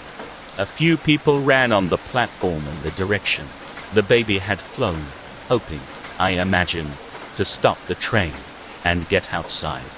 I thought to push the emergency button at the same time that another person pushed an identical one on the other side of the train. Everyone was shouting, but the girl did not acknowledge anyone around her. She sat in her seat and cried uncontrollably. There were 7 of us called to serve as witnesses in her trial. I had not been on another train since that day, but it was my only way to San Antonio. I sat in silence the entire ride. I'd avoided the news about it, not wanting to be brought back to that horrible moment. But I'd heard a number of things, and still couldn't understand why she did it. Especially because I'd spent the last year wanting a baby so badly. We'd spent so much money on fertility treatments, while she had the nerve to be ungrateful. Why would she even have a baby if she was going to do this? The prosecution showed that she was a wreck of bad decisions. Her parents had had to hold her under lock and key when they'd caught her trying to flee the state. With the baby now born, they had been sending her to Sanderson that day to stay with relatives going forward. A public denouncement of what they saw as a sin. Whoever the father had been, she had never told a soul and refused to name him on the oath, instead glaring at the lawyer while wiping away angry tears. She refused to answer most questions. Salt gave insults. The jury members each held her in a spurning gaze. I secretly wondered if even her public defender was on her side. It seemed odd that he let her testify. I tuned out whatever the defense said, too upset and too in my head about the fact that I'd have to speak. I went up and plainly said what had happened, giving similar answers as the other witnesses. The jury deliberated for 6 minutes. When they led her away in handcuffs, she screamed, "I didn't want her. I was raped. I didn't want to have her." Her voice finally faded away. People call us vampires, but we're so much more than just some horror movie monster. We're people too. Man, just, a little different. I mean, we need jobs just like everyone else. Most people think we live on the streets or in tunnels or some shit, and the only money we have is what we steal from victims. Man, I don't even steal from my victims. Bad enough, I'm taking their lives, wide insult to injury. We live in apartments and houses, same as you. So we gotta work. But do you know how hard it is to find a night job that pays enough for rent? So, yeah, some of us sell drugs on the side. Never anything hard like meth or heroin. We're not looking to kill clients. Not with drugs anyway. Relax, that was a joke. But really, if it makes you feel any better, I personally try not to kill my customers. Bad for business, But weed and pot don't kill you, right? Stuff's harmless enough. But it's still illegal. Most places, and you'd have to be a friggin' moron to buy drugs in broad daylight. So think about it, this is the perfect gig for vampires. And yeah, okay, sure, if a deal goes south or a vamp's feeling particularly ravenous, they might get their teeth out. But whoever said buying drugs was safe? Hey, calm down. Yes, many of us are insatiable. And no, we can't eat human food. Except maybe long pig. Get it? No? Screw you. But just like you, we gotta eat. Gotta work and gotta eat. See? Not so different. But we've got self-control. Ever seen a fat vampire? Didn't think so. Granted, we do get hungry a lot, and sometimes we'll have to help a famished friend hunt for a late-night snack. It's like how you might get your drunk friend some McDonald's or something. Yeah, it's exactly like that. And hey, eyes on me. You never guess it, but some of us are artists. I'm talking honest to Satan monets. And shit, you might even know a few. So don't be so quick to judge, okay? But yeah, some of us less talented schmucks turn to dealing. But nevertheless, all of us, every vampire under the moon, we never discriminate against our own. We stick together, always ready to help each other out. If there's one major difference between humans and vampires, it's that you won't find the same camaraderie among humans that you will with us. And for Lucifer's sake, would you relax? I already told you, I don't kill my customers. Not me. Anyway, you gonna keep staring at my friend over there, or are you gonna buy some friggin' pot? Red Enigma. I wouldn't be able to tell you what I was doing before I woke up. Only that I don't remember having a red light in my room. Maybe it was its glow that woke me up. It took me a while to realize that I was on my bed and that I woke up from a nap recently. I felt extremely cold, so as one would do, I tried to pull up my blanket. There was one problem, though. I couldn't move. No matter how hard I tried, I couldn't even move a finger. It was then when a figure with long hair began to slowly rise and almost magically appear at the foot of my bed. What I at first thought to be my mother playing some type of joke turned out to be some creature I would only envision in nightmares. It had 4 arms, and it was bathed in shadows, letting me only see its silhouette. I was only able to see half of it, my vision being restricted by a different blanket covering my right eye. In an instant, it vanishes, and I feel like I'm being crushed by an immense weight. Breathing became a chore, and I somehow instinctively knew that whatever I saw was crawling over me. The crushing feeling kept progressively feeling more intense. It came to the point where I felt like I was about to die. That's when I saw something slowly entering my vision.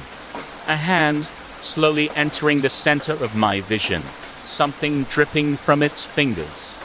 Never before had I seen a liquid have such a dark shade of red in my entire life. I wanted to run, to scream, and leave the room as soon as possible, but I couldn't do anything. I had to stay still and watch as the hand of the thing I saw touched my face. I couldn't see the monster. All I could see was the hand, letting the liquid coming from it drip near my mouth. I couldn't even recoil while that revolting stuff started to enter my mouth. It was cold, so damn cold. I won't ever forget how cold it felt.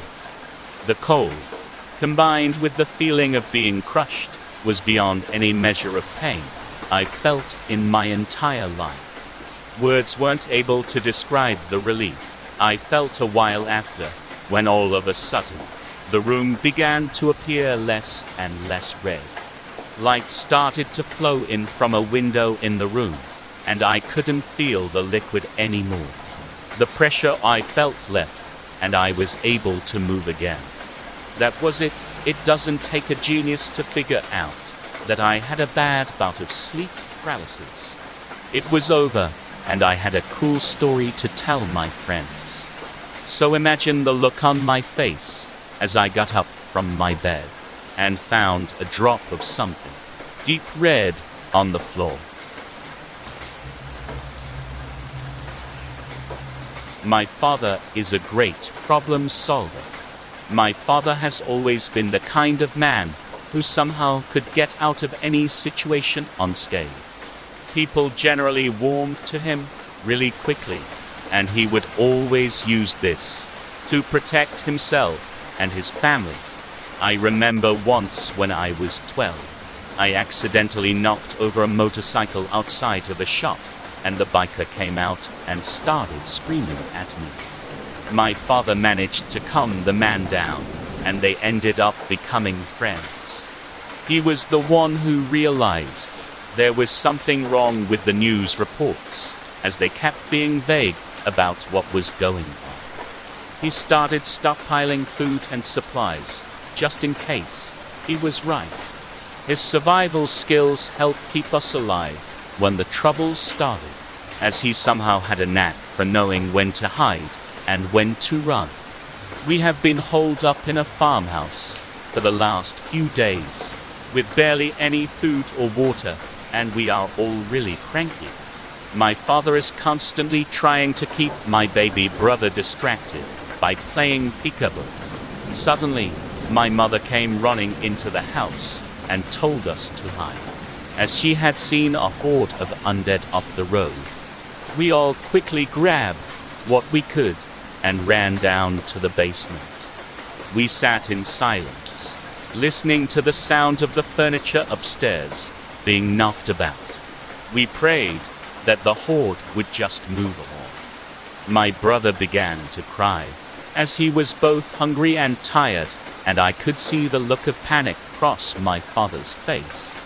I didn't have time to react, as I watched him grab my brother's body and snap his neck. The way they found her that morning isn't the worst part of this story. The body lay face down in the dirt, her arms resting unnaturally on the steps, reaching for the front door. She had almost made it. A trail left in the dirt behind the body indicated that she had dragged herself here from the place where they'd left her. What little of her clothes remained were tattered and torn, barely clinging to her lifeless body, and doing near to nothing to preserve her modesty. The blood and dirt clumped in her hair were still wet. She must have been yet alive not more than an hour ago. "Get up," said the pastor. "It's time to go." Realizing that the girl was dead, he sighed. What a shame. She was one of my favorites. Perhaps he could hear the callousness in his own words, or he noticed the shock and anger in her father's eyes upon hearing them. Either way, he was encouraged to speak further. We must act, he said. You too, speaking to the young men who accompanied him. Wrap her up in a blanket and put her in my car. Her father began to protest. You can't. Now, the pastor interrupted. It is God's will that she be taken to the parsonage. God wishes that I send a message to the other churches to let them know what has happened. On the south side stands a large church, the primary campus of 12 throughout the city. The receptionist, an unapologetic middle-aged woman, was the first to receive their package from the pastor. The plain box was sitting just inside the foyer doors. The package was medium-sized and slightly heavier than it seemed it should be. It left behind a sanguine stain on the tile as she lifted it, the contents rolling around unbalanced inside. The pastor had worked diligently through the night, preparing his packages and his message. With each passing of saw blade through bone, he thought carefully about how he would construct his message. Certainly, he couldn't let anyone know that it was him the men wanted, that he tossed out the woman to take his place. No, that wouldn't do. What if the word got out that this woman had been his captive to do with as he pleased? Unacceptable, of course. He worked as a master carpenter, sawing with precision. He first removed the legs at the knee and then at the hip. He then proceeded to the arms, again in 2 pieces each. The head was simple, compensating for the great difficulty he experienced, separating her torso into 3 equal segments. In the end, he decided the belly should go to the north side campus, and each breast segment to each of the local campus crusades chapters. 12 pieces were shipped out with the following message. Brothers and sisters in Christ, look at what the godless men from the inner city have done to this helpless, innocent child of God. Unite with me against these savages. The will of God is on our side. Signed, Pastor Levi. We discovered the laughing willow deep in the woods on a chilly Halloween night. We had lamented that the holiday was no longer fun. Now that we were in the stage where trick-or-treating was too childish, but partying was for older kids. Not the type to let anyone take a festivity from us. We decided to wear our costumes and go to the forest to tell campfire stories. I used the dark red velvet fabric grandmother had given me and made myself a gothic vampire cloak. I packed ingredients for s'mores. Anna dressed as a werewolf and Zori as a mad scientist, and we set off into the woods together.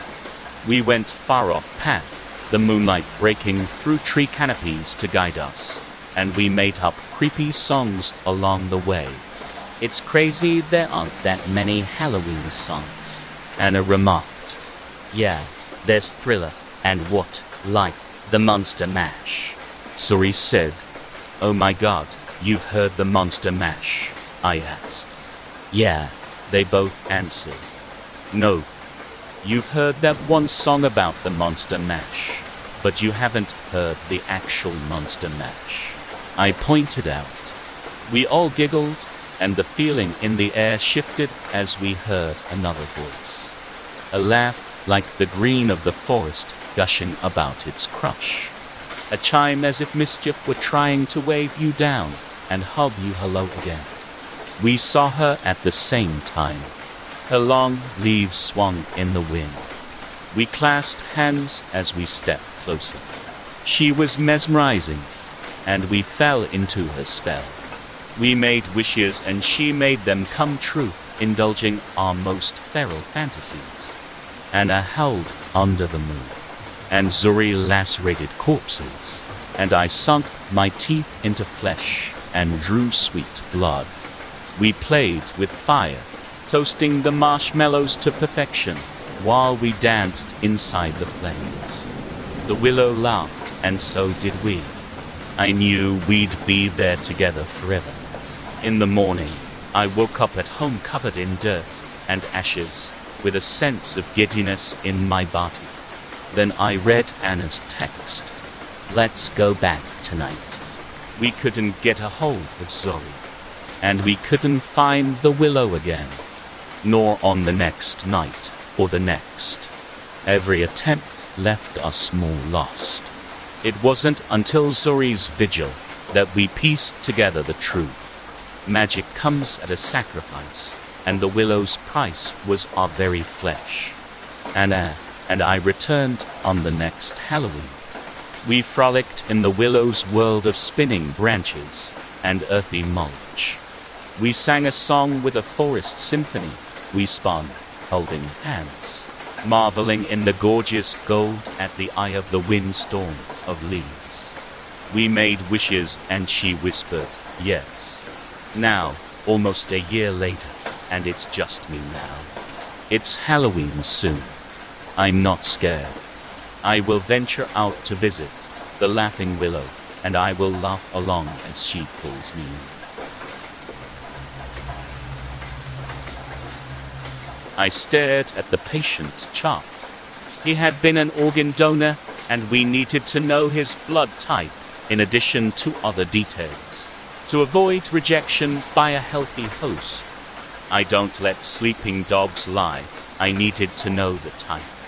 To summarize, some blood types have different antibodies and antigens, which means if you give someone the wrong type, the immune system will attack itself, which is generally a bad thing. This guy's blood, though, it kept changing its expressed antibodies and antigens. I mixed it with other samples we had in the lab, but whether the blood was I, B, or O, no immune response was produced. This man had a blood type that adapted to the blood around it. I had a great track record in blood bank from then on as a med tech. Anytime we had a trauma, I always had the correct type of blood ready to go. Nobody used the bottom drawer in the cooler, so I kept a small supply of the blood, which I called Type C, down there. Sometimes I diluted with extra blood, or even expired blood, but it always retained its same immune properties, no matter how diluted the original sample got. Every patient we had recovered with no complications, even faster than an ordinary person would. I was a hero, and I didn't have to prove why. Of course, good things don't last forever, and in the end, we all get caught.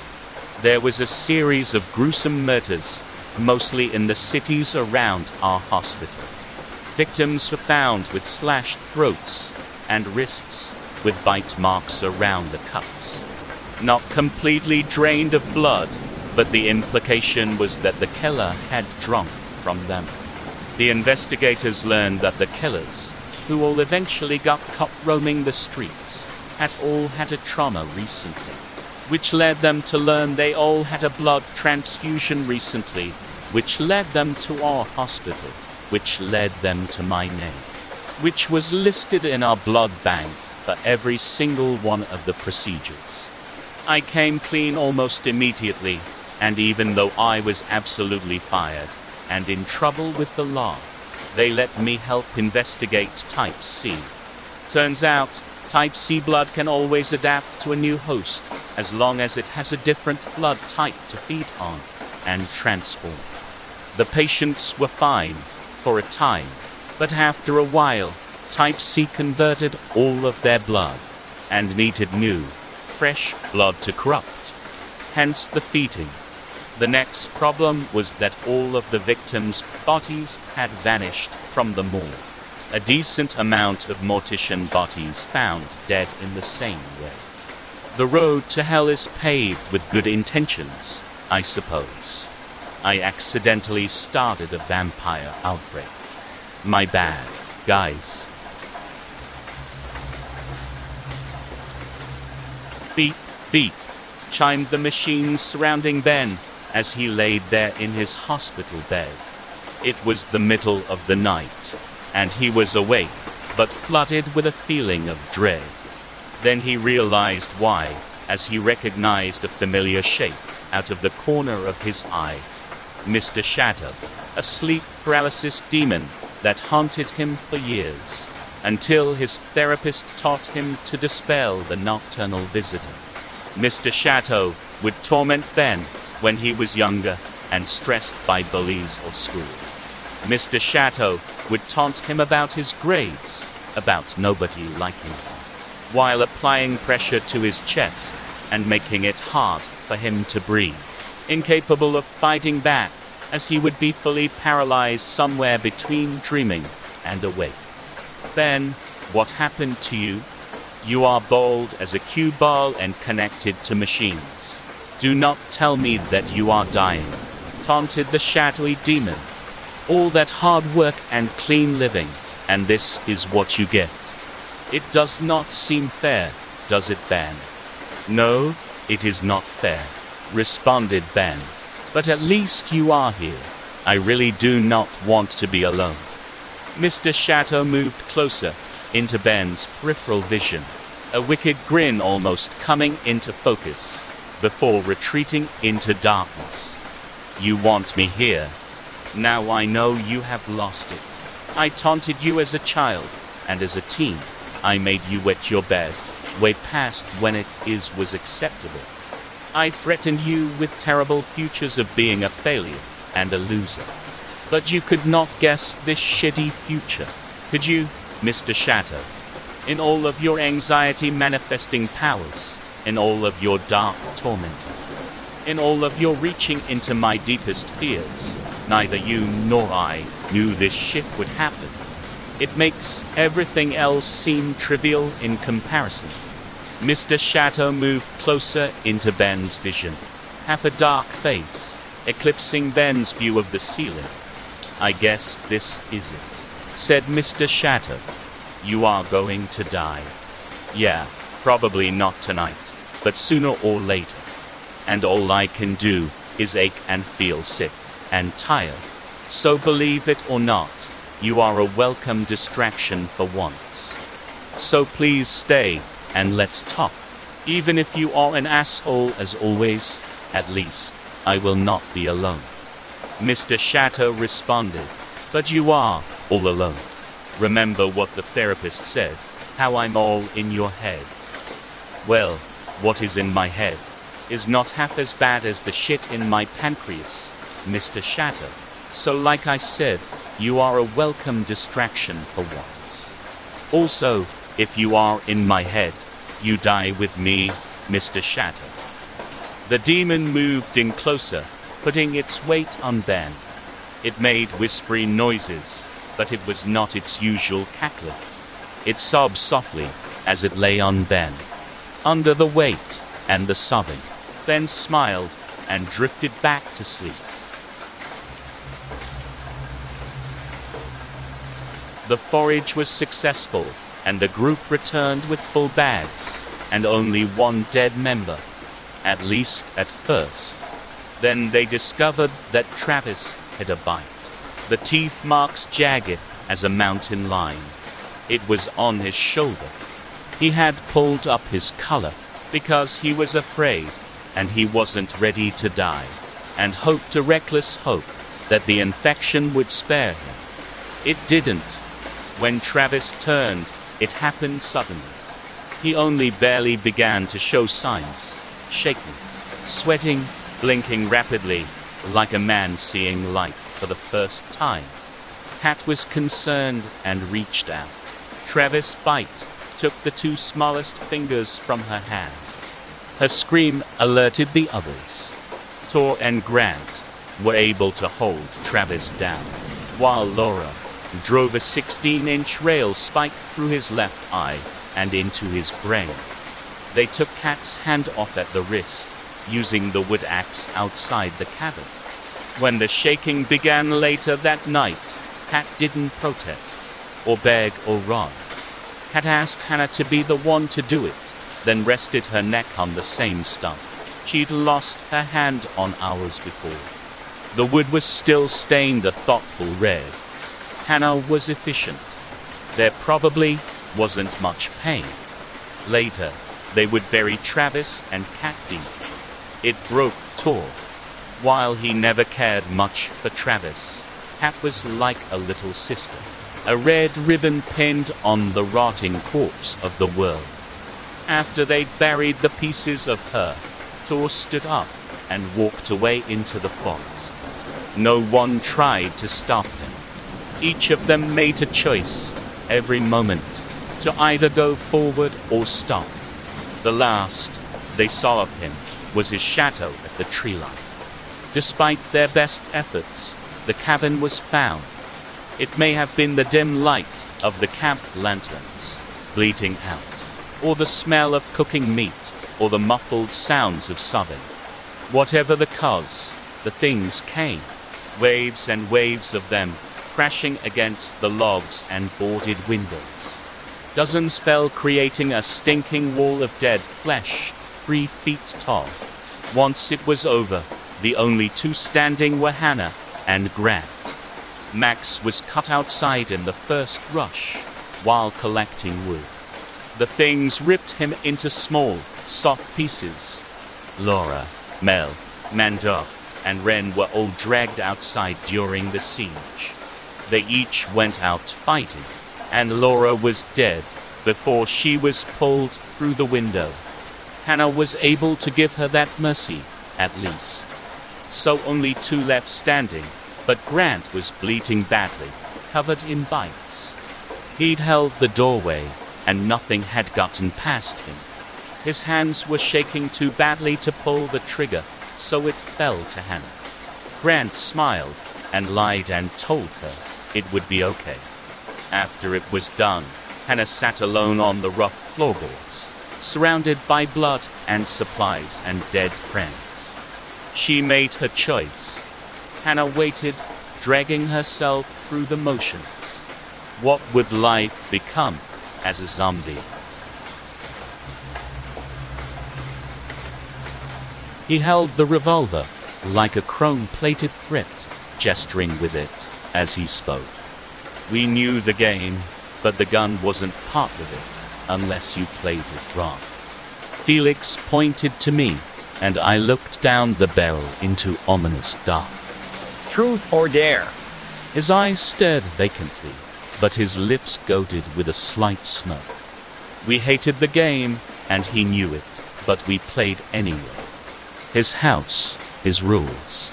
We lived in his father's town. He knew that we knew what that meant. Truth, I said. You always chose truth when Felix was asking. We knew what his dare would be, a test of luck as he called it. But I knew it was just his sadistic way of toying with us.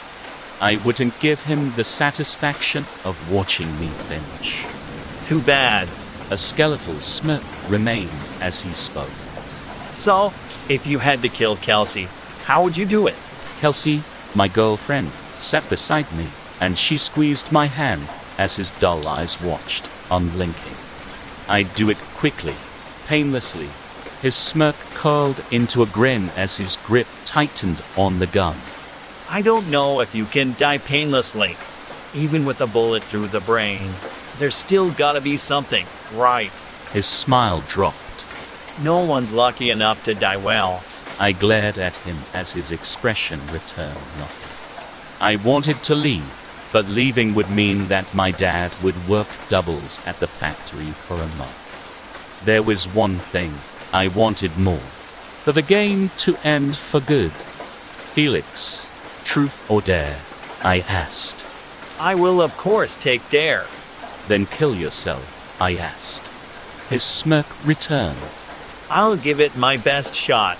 He released the revolver's cylinder, spun it, and flicked it shut before bringing the muzzle to his temple. A test of luck, Russian roulette. Felix made a big show of his luck, and in this game, I had seen him spin and pull the trigger dozens, maybe hundreds of times. No one's that lucky. He pulled the trigger. Click. Same as always. No flinch. The luck of a cheat. He turned to Kelsey. Truth or dare? Kelsey squeezed my hand tightly. Too tightly. I turned to face her and saw the hatred simmering in her eyes. She was clearly up to something. If I choose dare, we don't play this fracking game again. And no consequences for our families. Deal? For the first time in a while, I saw a glimmer thaw his eyes. Deal. Fine. I will choose dare. Then, test your luck. Felix spun the cylinder and handed the gun to Kelsey. She grabbed it gingerly, her hand shaking as she put it to her head. But then she smiled. Frack you, Felix. I know it's not low. My ears rang, and I watched dumbfounded through blood-soaked eyelashes as her body slumped to the ground. Game over. Felix mouthed as he pulled the revolver from Kelsey's limp fingers. He released the cylinder and emptied it onto the ground. One empty shell fell alongside, the other 4 alive rounds. So, Felix was a lucky bastard after all. Jack-o'-lanterns, pillowcases, backpacks, plastic bags. As long as it fits treats inside, it's fair game to use for collecting candy on Halloween. Even so, my best friend Artie always took the cake for having the absolute weirdest choice in Halloween sweet holders. A bronze, metal diving helmet. Each and every October 31st since I'd known him, he'd lugged that clunky bowl around with him to all of the houses on our lane. I was always curious about his reason for this impractical choice, but my mama taught me not to pry, so I never pressed my neighbor on it. Like any year before, the two of us set off trick or treating together. Me dressed as a fairy princess, and him dressed as a Lego brick. You know, Artie, your costume doesn't really match your candy bucket. I suggest, watching him scrape the heavy helmet along the pavement beside us. Artie just shrugs, tossing a handful of new candy into the darkened opening of the helmet. Matching is overrated. As we depart our 6th house of the night, I catch sight of the last person I want to see here. Jet Branson and his gang of thugs, scouring the street for candy as well. Unfortunately, the neighborhood bully and his posse corner us as we're leaving. You two losers look terrible this year, obviously. He snickers coldly, waving his overflowing pail of candy at us. Still dragging that huge diving helmet around like a total dork, Artie. Leave him alone. I defensively shout, to no avail. Know what? I've been thinking that helmet bucket of yours will make the perfect addition to my nautical costume. It's here that I notice Jet is wearing a deep sea diver costume this year, albeit a cheap one made out of cloth and Velcro rather than metal and glass. Jet lurches forward and grabs the helmet from Artie, wrestling it from his grip and knocking Artie to the floor. Tossing aside the cheap fabric hat from his own costume, the bully immediately begins fastening Artie's helmet onto his head while his friends cheer. It's okay, Millie, Artie whispers reassuringly as I help him up. I don't care about candy anyway, I bark in confusion. Then why do you collect it in that diving helmet each year? Who's the candy for? It's for my pet, Artie explains. See, my granddad was a real deep-sea explorer. One time he brought back a sea monster with him. I ponder if my friend is being serious, or if that fall to the ground affected his brain. What do you mean brought back a sea monster with him? Brought it back in what? Oh. Several feet away, Jet utters a muffled, tortured scream from inside the helmet. Then the glass viewplate splatters with his blood as the aquatic creature, still nestled within, devours his head. What's inside of the box wants out. It has been itching and scratching at its prison. Granny and Pap told me when I got here that some of their leghorn chickens were found mangled, dismantled, and mutilated by some carnivorous creature. I knew when Pap called it was serious, but I didn't know it would be so dreadful. Pap woke up around 5:15 a.m. with the sun. He's an early riser, caring for the chickens and cows every day for 33 years. He showered, then dressed in his usual attire, had 2 cups of black coffee, ate 3 fresh dippy eggs with 2 slices of rye toast, setting out to the barn to retrieve his chicken feed. Pap said before he even opened the chicken coop, the metallic odor of blood was emanating from their den. As soon as he opened the door, he was sick. He bent over and retched out all the coffee, eggs, and bread at the sight before him. The throats of each animal were torn open at their necks, as if something gnawed into them with fangs, or brutalized them with vicious claws. Granny said when she heard Pap scream, she awoke quickly, draped herself in her nearby nightgown, found her boots, and ran out the door. He tried to keep her from seeing the savage murder of her adored chickens, but he was still hunched over, spewing up black coffee before he could stop her. He caught her limp, cold body as she fainted at the repugnant odor of hot, sticky blood and entrails. By the time I arrived, he'd been up several nights waiting in the fields with his Winchester SXB 12 gauge. It didn't come back for 5 nights, but when it did, Pap was asleep on an empty milk crate with his gun in one hand and a bottle of moonshine in the other. The creature had come quietly and moved with an incredibly abnormal speed. As Pap's eyes jerked open, his bottle fell from his hand as the hound had just begun its draining ritual again. He fired 1 shot, missed, and sent 4 chickens flying in distress. The creature could be described as a hound from hell, feeding upon our chickens in the most grotesque and repulsive way. He reloaded his shotgun and fired 1 more. Before the demon dog could slink away, he landed a shot in the creature's hind leg, shattering it with the blow. Pap hastily slammed the crate over the damaged beast as Granny and I ran to his side, helping him secure the metal cage. It's been yelling and screeching for days. Granny and Pap stuffed it in the basement with 2 locks on its cage and 1 on the cellar door. What's inside of the box wants out, but I've been too scared to go down there and see if I am brave enough to dare to silence the cackling vampire coyote's wails for more blood. Sleep paralysis is so scary, I can't even believe it's real. It's like something out of a horror movie. Let's take the place that is supposed to be synonymous with comfort and relaxation, and associated with literally the most terrifying things you can imagine, and then paralyze you for good measure, so you can't get away. And worse, in my case, it's chronic. I have an episode at least once a week. If you've ever experienced it, you know the drill. You wake up in your room, and you can kind of tell you're dreaming, but it's very realistic.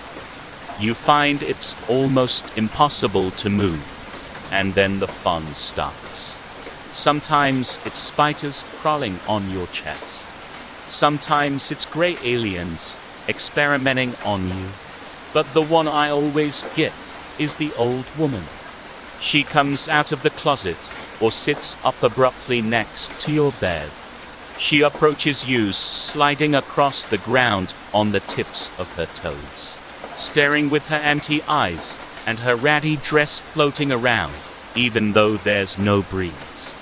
With her ice-cold fingers that feel jointed like spider legs, she grabs onto your feet that you can't pull back under the blanket. You can swear she's dragging you off the bed. Then the next thing you know, you're outside and she actually is dragging you towards the tree line. You wind up in a patch of woods with some weird piles of rocks and sticks tied into cymbals. Then she starts singing or screaming. I still can't figure out which. Then those little things start crawling out of the trees, and they rip and flop towards you because their limbs are all deformed. And then you have to sit there while they put their mouths all over you, because again, you still can't move. Then that other thing that's way too tall and way too thin comes out of the darkness and scares the little ones away. And the old woman falls to her knees and starts bowing. Then the thing starts taking off your clothes and everything goes red. And that's when you finally snap out of it and wake up sweating in bed. So scary.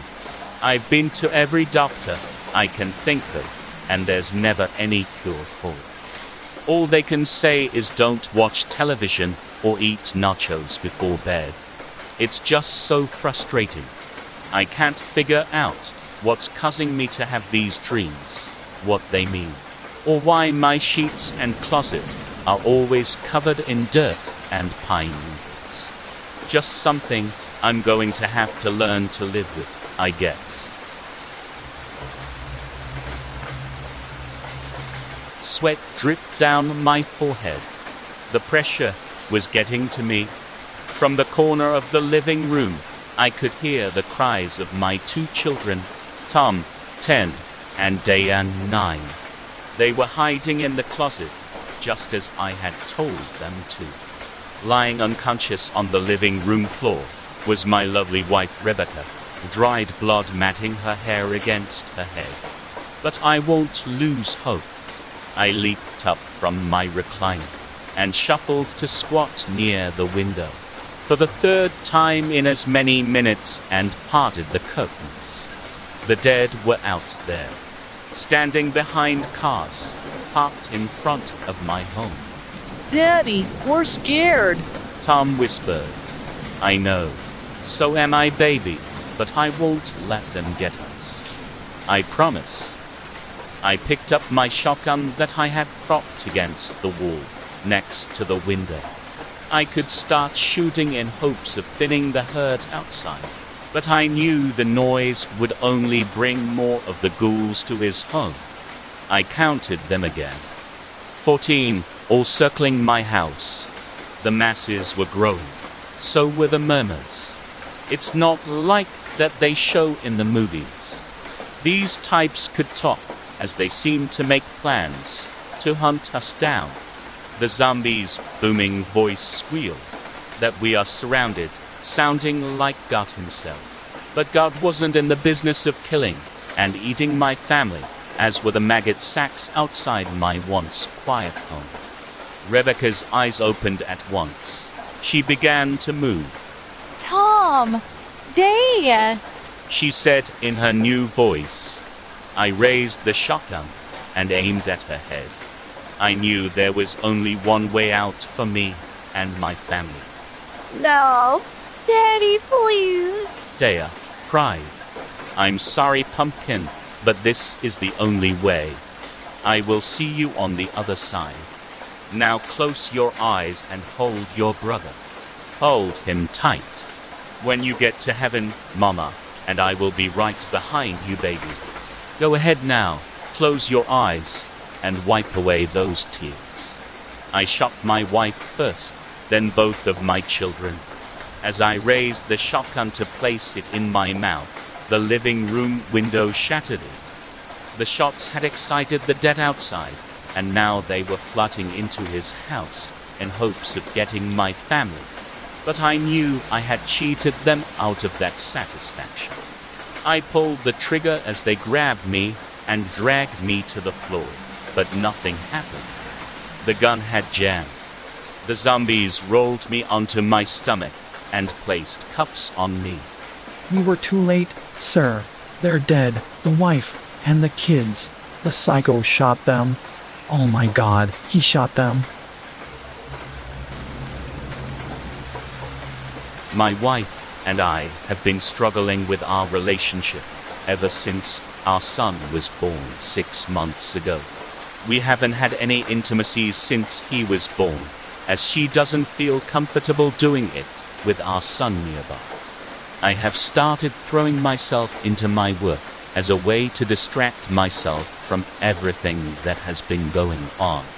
Unfortunately, I have been working from home, so I have not been able to at least leave the house during the day. I keep reminding my wife that I am working, as she keeps coming into my home office to ask me trivial questions. I have snapped at her about this a few times, which always makes me feel guilty afterwards.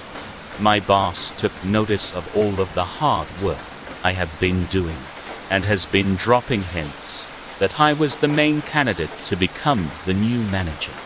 He gave me a project to finish and promised that if I did well with it, then the manager position would be effectively mine.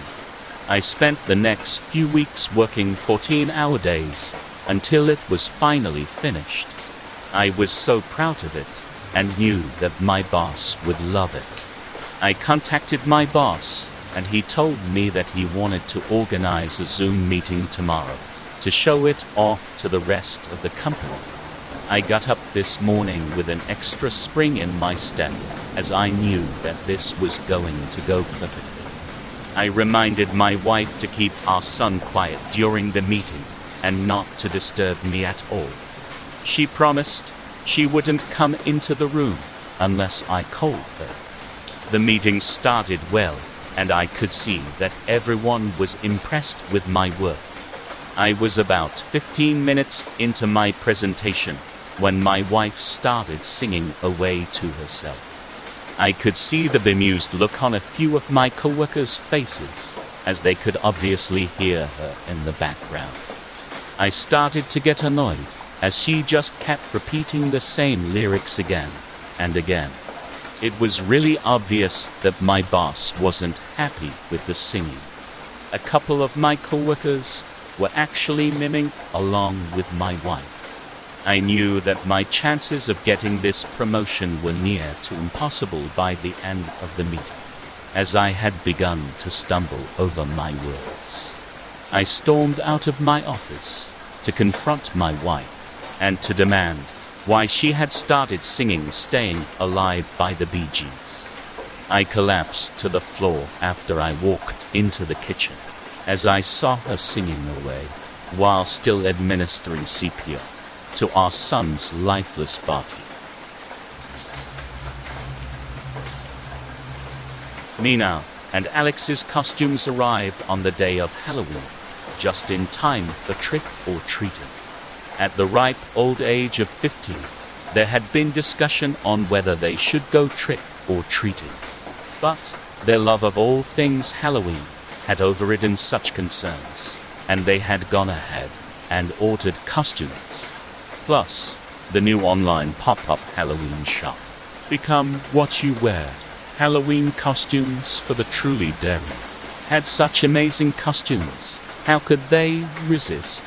Am I going to literally become a corpse bride?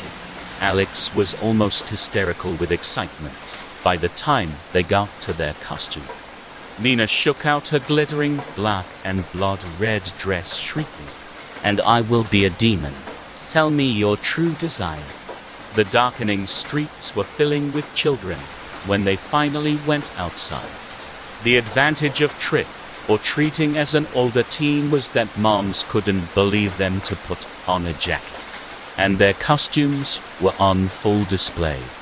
Yet, Unlike their friends, Alex and Mina were not shivering by the time they cut up.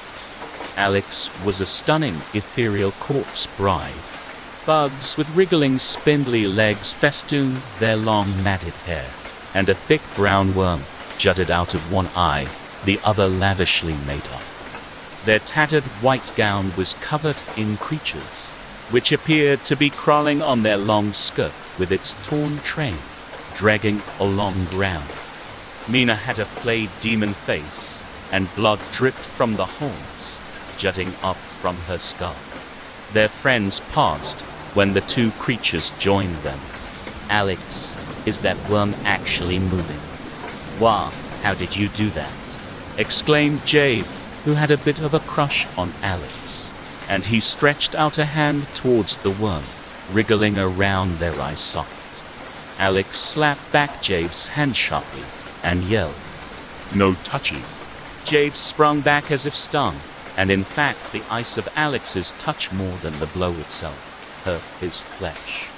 Mina slowly turned and fixed her glowing eyes on Jave. "Jave, tell me, what do you most desire?" The group of teens all burst out laughing. Alex, of course. He wants to do that. But Jave wasn't laughing. He said loudly, I want to kill Mrs. McNeil. Although Jave's ongoing feud with Mrs. McNeil, the science teacher was not a surprise. An uncomfortable silence fell. Jave turned to Paul, the group's vicious psycho. Come on, Paul, let's go. You know where she lives, right? Paul nodded, and the two left the group. A couple of the other boys and one girl followed them. The rest stared at each other and then moved slightly away from Alex and Mina, standing in their terrifying glory before them. Mina growled at them. "Well, idiots. Aren't we going trick or treating?" With no further pause, Alex and Mina started walking towards the nearest house, and their friends fell in line and followed them obediently. Patrick Olbers claimed he was a vampire. Even at 11 years old, you know, it's absolute nonsense. But because you're 11, you encourage this. A paradox spot on by children being the right sort of smart, but the wrong sort of wise. He preferred the nickname Caligo, which he said was Latin for vampire. It earned him a lot of school insults. Obviously, he never hurt anybody. He'd bare his fangs when threatened, but said he got all the blood he needed from the meat he ate. For months, he wore the same Ozzy Osbourne shirt, which was the darkest piece of clothing he had. It was borrowed from his older sister Heather, and was lucky enough for his natural black hair and blue eyes to mesh with the look he was going for. Patrick did well in school, stating that all the best vampires were well educated. He was okay to hang around with. You just had to get used to his eccentricities and constant references to his lifestyle. He told everybody he met he was unashamed and proud of it. After getting his own computer, he ended up writing on the internet and joining forums. The expansive escapism the web provides. He never dropped this, even as he became a teenager. Patrick Olbers was a vampire. Patrick died when he was 17. A heart attack, his mother said. An undiagnosed condition. His father whispered sadly to parents, who asked, I don't to talk about it. His sister would angrily snap for the next few months. We were devastated to have lost a friend so young, at an age where death is not a thing you experience, but is trapped in the film reels of movies and the virtual prison of video games. I went back home last week for the first time in 20 years, family event, at a gas station on the way into town. I was stopped by an older man in an aisle. Officer Martin, known for being a friendly, older and more lenient cop in our small town. He'd retired, but asked if I was Little Pete Smith. He remembered, and when I nodded and smiled, we got to talking for a few minutes. He asked what happened to our little group, and I told him what had become of everybody else, and joked how we'd all managed to escape. Except Patrick, I guess, I added solemnly. Disgusting what happened, he whispered. The heart attack? I asked. What? No. Don't you know? He asked back. Only what our parents said, I replied. Officer Martin told me that Patrick had been found dead in his room, 2 puncture wounds in his throat, neck broken, and a note in Latin next to his body. He told me the department and family never knew what it meant, and with no evidence or DNA, it was closed as a random act of violence in a small town. I asked him if they translated the note. We did, he said. What did it say? I asked. It just said no, you're not. I don't think I'm alone. Someone's watching me. If you read this, help me. It started a few days ago. I woke up in the middle of the night, and I couldn't move. At first, I was confused. Was this sleep paralysis? I've never experienced it before, so why was it happening? As I questioned what was happening, I felt something. Someone crawled directly on top of me and looked at me. The feeling of their breath, letting me know their mouth was open. I tried to scream, but I couldn't. I couldn't see them, but I could tell they were staring directly at me. Then they got up and went into the direction of the door and phased away in front of it. After that, I sat up and looked at the door, breathing heavily from fear. It scared me, but I didn't know what to think of it. Until this morning. I woke up and was laying down since I was still tired. It was bright outside and my eyes were closed. Then I felt something get on top of me again. I opened my eyes and saw something that gasped in surprise when I did. They got up and once again phased through the door, and I sat up shaking from terror. What is that? I didn't know where else to post this, so I did it here. Someone, please let me know what's going on. I'm so scared that someone's obsessed with me and is watching me. Please help. I don't think I'll be able to sleep until I know. We decided to hide in an abandoned housing project, and we'd set up a small camp on one of the upper floors. Claire would go to the roof with a telescope she'd found in one of the apartments and return with reports of the front lines. The army had mounted a rescue offensive and were pushing into the city. How does it look? I asked. She shook her head. Terrible. It's a slaughter. We're not going to make it. Habit sighed. How bad? We're just overwhelmed. There's hundreds of them, thousands, and worse. They really seem to enjoy killing. Some of them are covered in blood and gore, and I think they might actually be laughing. What do we do? Stay here, or do we run? Emma asked. We can't run. We never make it. We're just not fast enough with Steve's hurt leg. I felt embarrassed. It didn't hurt anymore, but he was right. I wasn't fast. Let's go to the front lines. Help out. Tex suddenly added to the conversation. Us? Help out! Yeah, every little bit counts. No, we stay. I think we should go. No, we will stay right here. Habit repeated. Who elected you leader? Habit raised a pointed finger. I've just about had it with you. Get your finger out of my face. Tex demanded, but Cabot ignored him and continued to point. You want to go to the front lines? Fine, then go! Do what the heck you want, but we're staying here. Get your finger out of my face.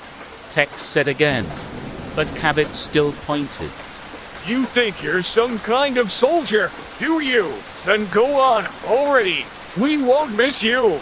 I told you to get your finger out of my face. He swatted at Cabot's hand. There was a sickening, crunchy tearing sound. Cabot's arm separated at the elbow and dropped to the floor. Cabot stood for a moment in shock, staring at the lost limb. All of us stared. An uncomfortable quiet ensued. Hey, Tex offered finally, quiet and apologetic. I'm really sorry, dude. Cabot bent down and picked the arm up by the wrist. God damn it! He hissed angrily. He examined the end for a moment, but knew there was no reattaching it. I can't fracking believe this. He threw the arm into a nearby trash bin. Being a zombie really sucks. He announced to no one in particular. A single green tear rolled down his rotting cheek. There was a tense, uncomfortable agreement. It did suck to be a zombie, and we were not only relatively new at it, we were simply not very good zombies. It wouldn't be long before my leg dropped off like Cabot's arm, and I'd only been dead a week. The gunshots seemed closer now. We knew we had no chance when the living finally came for us. I lived in an abusive household and just couldn't take it anymore. So this is my suicide letter. When I first started living at Miss T.S., everything seemed fairly normal. Miss T.S. was our landlady, and she kept mostly to herself. She made me run errands and perform chores, sometimes, but I didn't mind working a little. The lodging was practically rent-free. There was this other guy, Jerry, that stayed at Miss T.S. too. I guess you could call him my roommate, though I don't know if mate is the right word. When I first met him, he almost seemed afraid of me. But as I got to know him better, I could say one thing for sure: he was a psychopath. He always tried to get me in trouble with Miss T.S. He'd break the crockery, or smash the windows, or turn the house upside down, and somehow the blame would always be pinned on me. It was almost like Miss T.S. didn't know that he lived in the house too. Try as I might, there was no explaining her the situation. I'd receive a sound broomstick beating from her while he laughed away. When Miss T.S. would go to one of her brunches, Jerry would make up for her absence. A small disruption to his daily routine, and my lower back would be bashed in with a mallet, or my fingers jammed into the waffle iron. Once, I was playing the piano while he was sleeping. Big mistake. He got up and shut the piano lid so hard that my fingers were flattened to pancakes. Despite all his flaws, there were times when he was more human. Then I almost started caring about him, and I could tell he cared about me too. Sometimes when I was about to pass out from all the pain, he nursed me back to health. There was this one time that I was down with severe cold, and he made me some soup.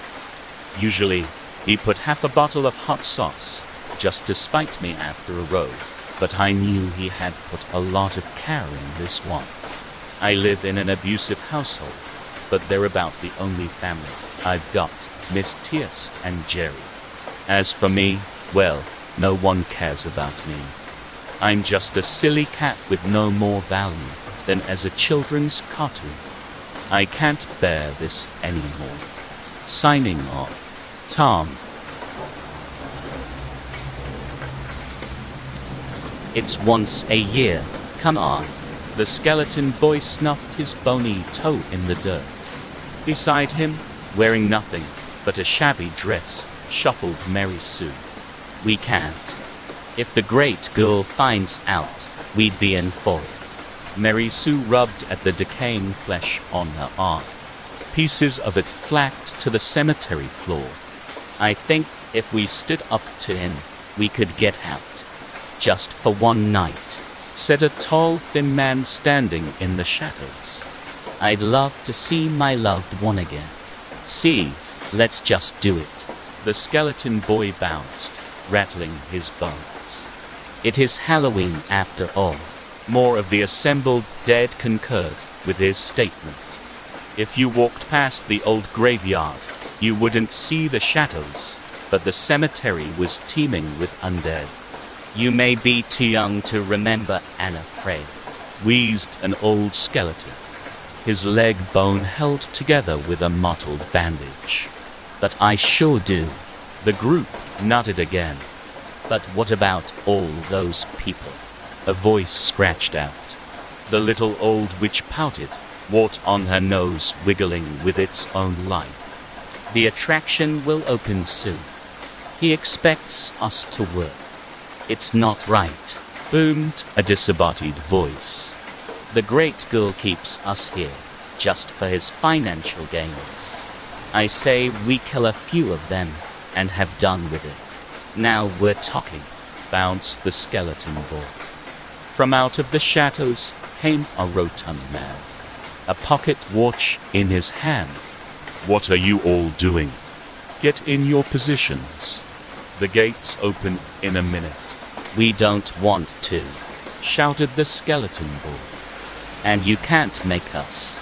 The great girl's cheeks grew red, and he stuffed his pocket watch back in his waist pocket.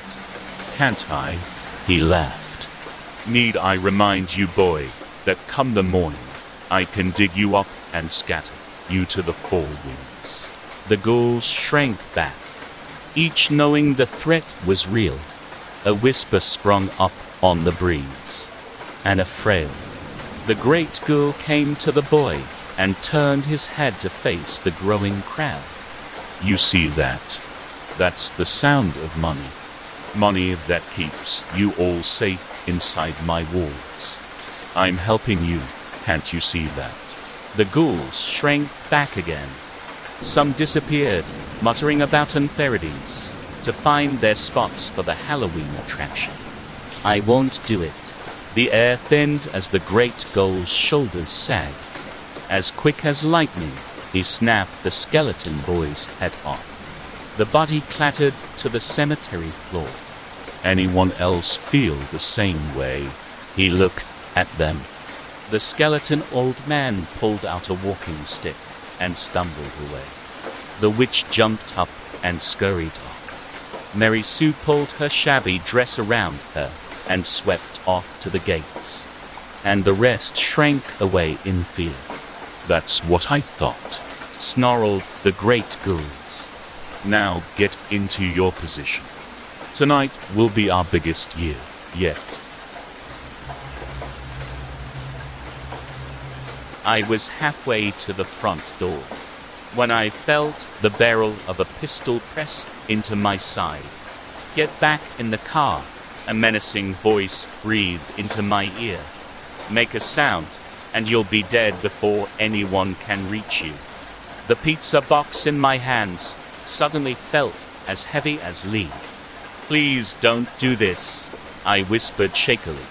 Just take the keys out of my pocket and go. Instead, the man dug the gun so sharply into my ribs that I nearly gasped in pain. I turned and walked to the car as he followed closely and threatened to put a bullet in my brain if I tried to run. By the time I climbed into the driver's seat, my pizzeria uniform had grown damp with cold sweat.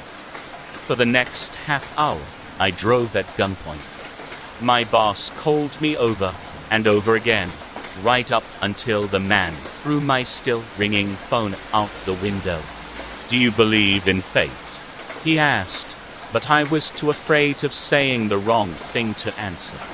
Well, I do now, he continued, undeterred by my silence.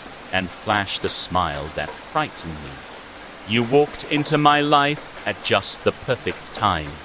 I thought about telling him that this was supposed to be my final night on a lousy job, that it made every shift feel like an eternity, and that I wanted nothing more than to go home and crawl into bed and never so much as look at a slice of pizza again. But I knew I would only make him angry, so I kept my mouth shut and gripped the steering wheel so tightly that my knuckles turned white. Finally, he commanded me to pull up to a secluded cluster of homes, where the man pointed towards a gray house with an empty driveway and grinned wickedly. We're gonna wait for them to come home, then you're gonna take that pizza box and knock on the door. When they open it and tell you they didn't order anything, I'll charge on it. Are you gonna hurt anyone? I asked warily. He narrowed his eyes dangerously, and my heart skipped a beat. Just do what I say, he replied callously, and then you can leave. But I didn't believe him. Time passed. The scent of tomato sauce and garlic hung heavily in the car's tense air. I'm starving, he said, and reached for the pizza box. He'd consumed 2 slices and was working on a third when I saw confusion flicker in his eyes. The gun slid from his grasp, and he began to frantically claw at his throat, gasping desperately for air. Foam bubbled on his lips as he wheezed and convulsed. I watched as his accusatory glare faded away into a pale, lifeless blue, and just before my captor died, I spoke the last words he ever heard. It wasn't meant for you. So I've been dealing with sleep paralysis since I was 14, which is about 15 years now, and I've had thousands of horrifying episodes. There's one particular I'd like to share with you all. So in 2010, I met this girl, a beautiful woman who is now my wife. We hit it off, and by late 2011, we were living together in a small apartment in town. She was aware of this condition in which I deal with, and I'm sure she thought I was crazy, but it never really seemed to bother her. So we were living together for a couple months now, and I hadn't experienced sleep paralysis for a long extent of time. I'd say maybe a month or so. I wake up one morning unable to move. No biggie, this is nothing I'm not used to dealing with. So I lay in bed next to my wife, who woke up the same time as me, and she held my hand and smiled at me. I assumed she had not a clue I was paralyzed at the moment, but I thought to myself, I'll snap out of this soon enough. That's when I realized something was wrong. Way wrong. Something way darker was going on here than I originally thought. Because beyond my wife, I could see through the whole way into the bathroom. And in the bathroom, I could see my wife doing her hair, getting ready for the day. So which one was really my wife?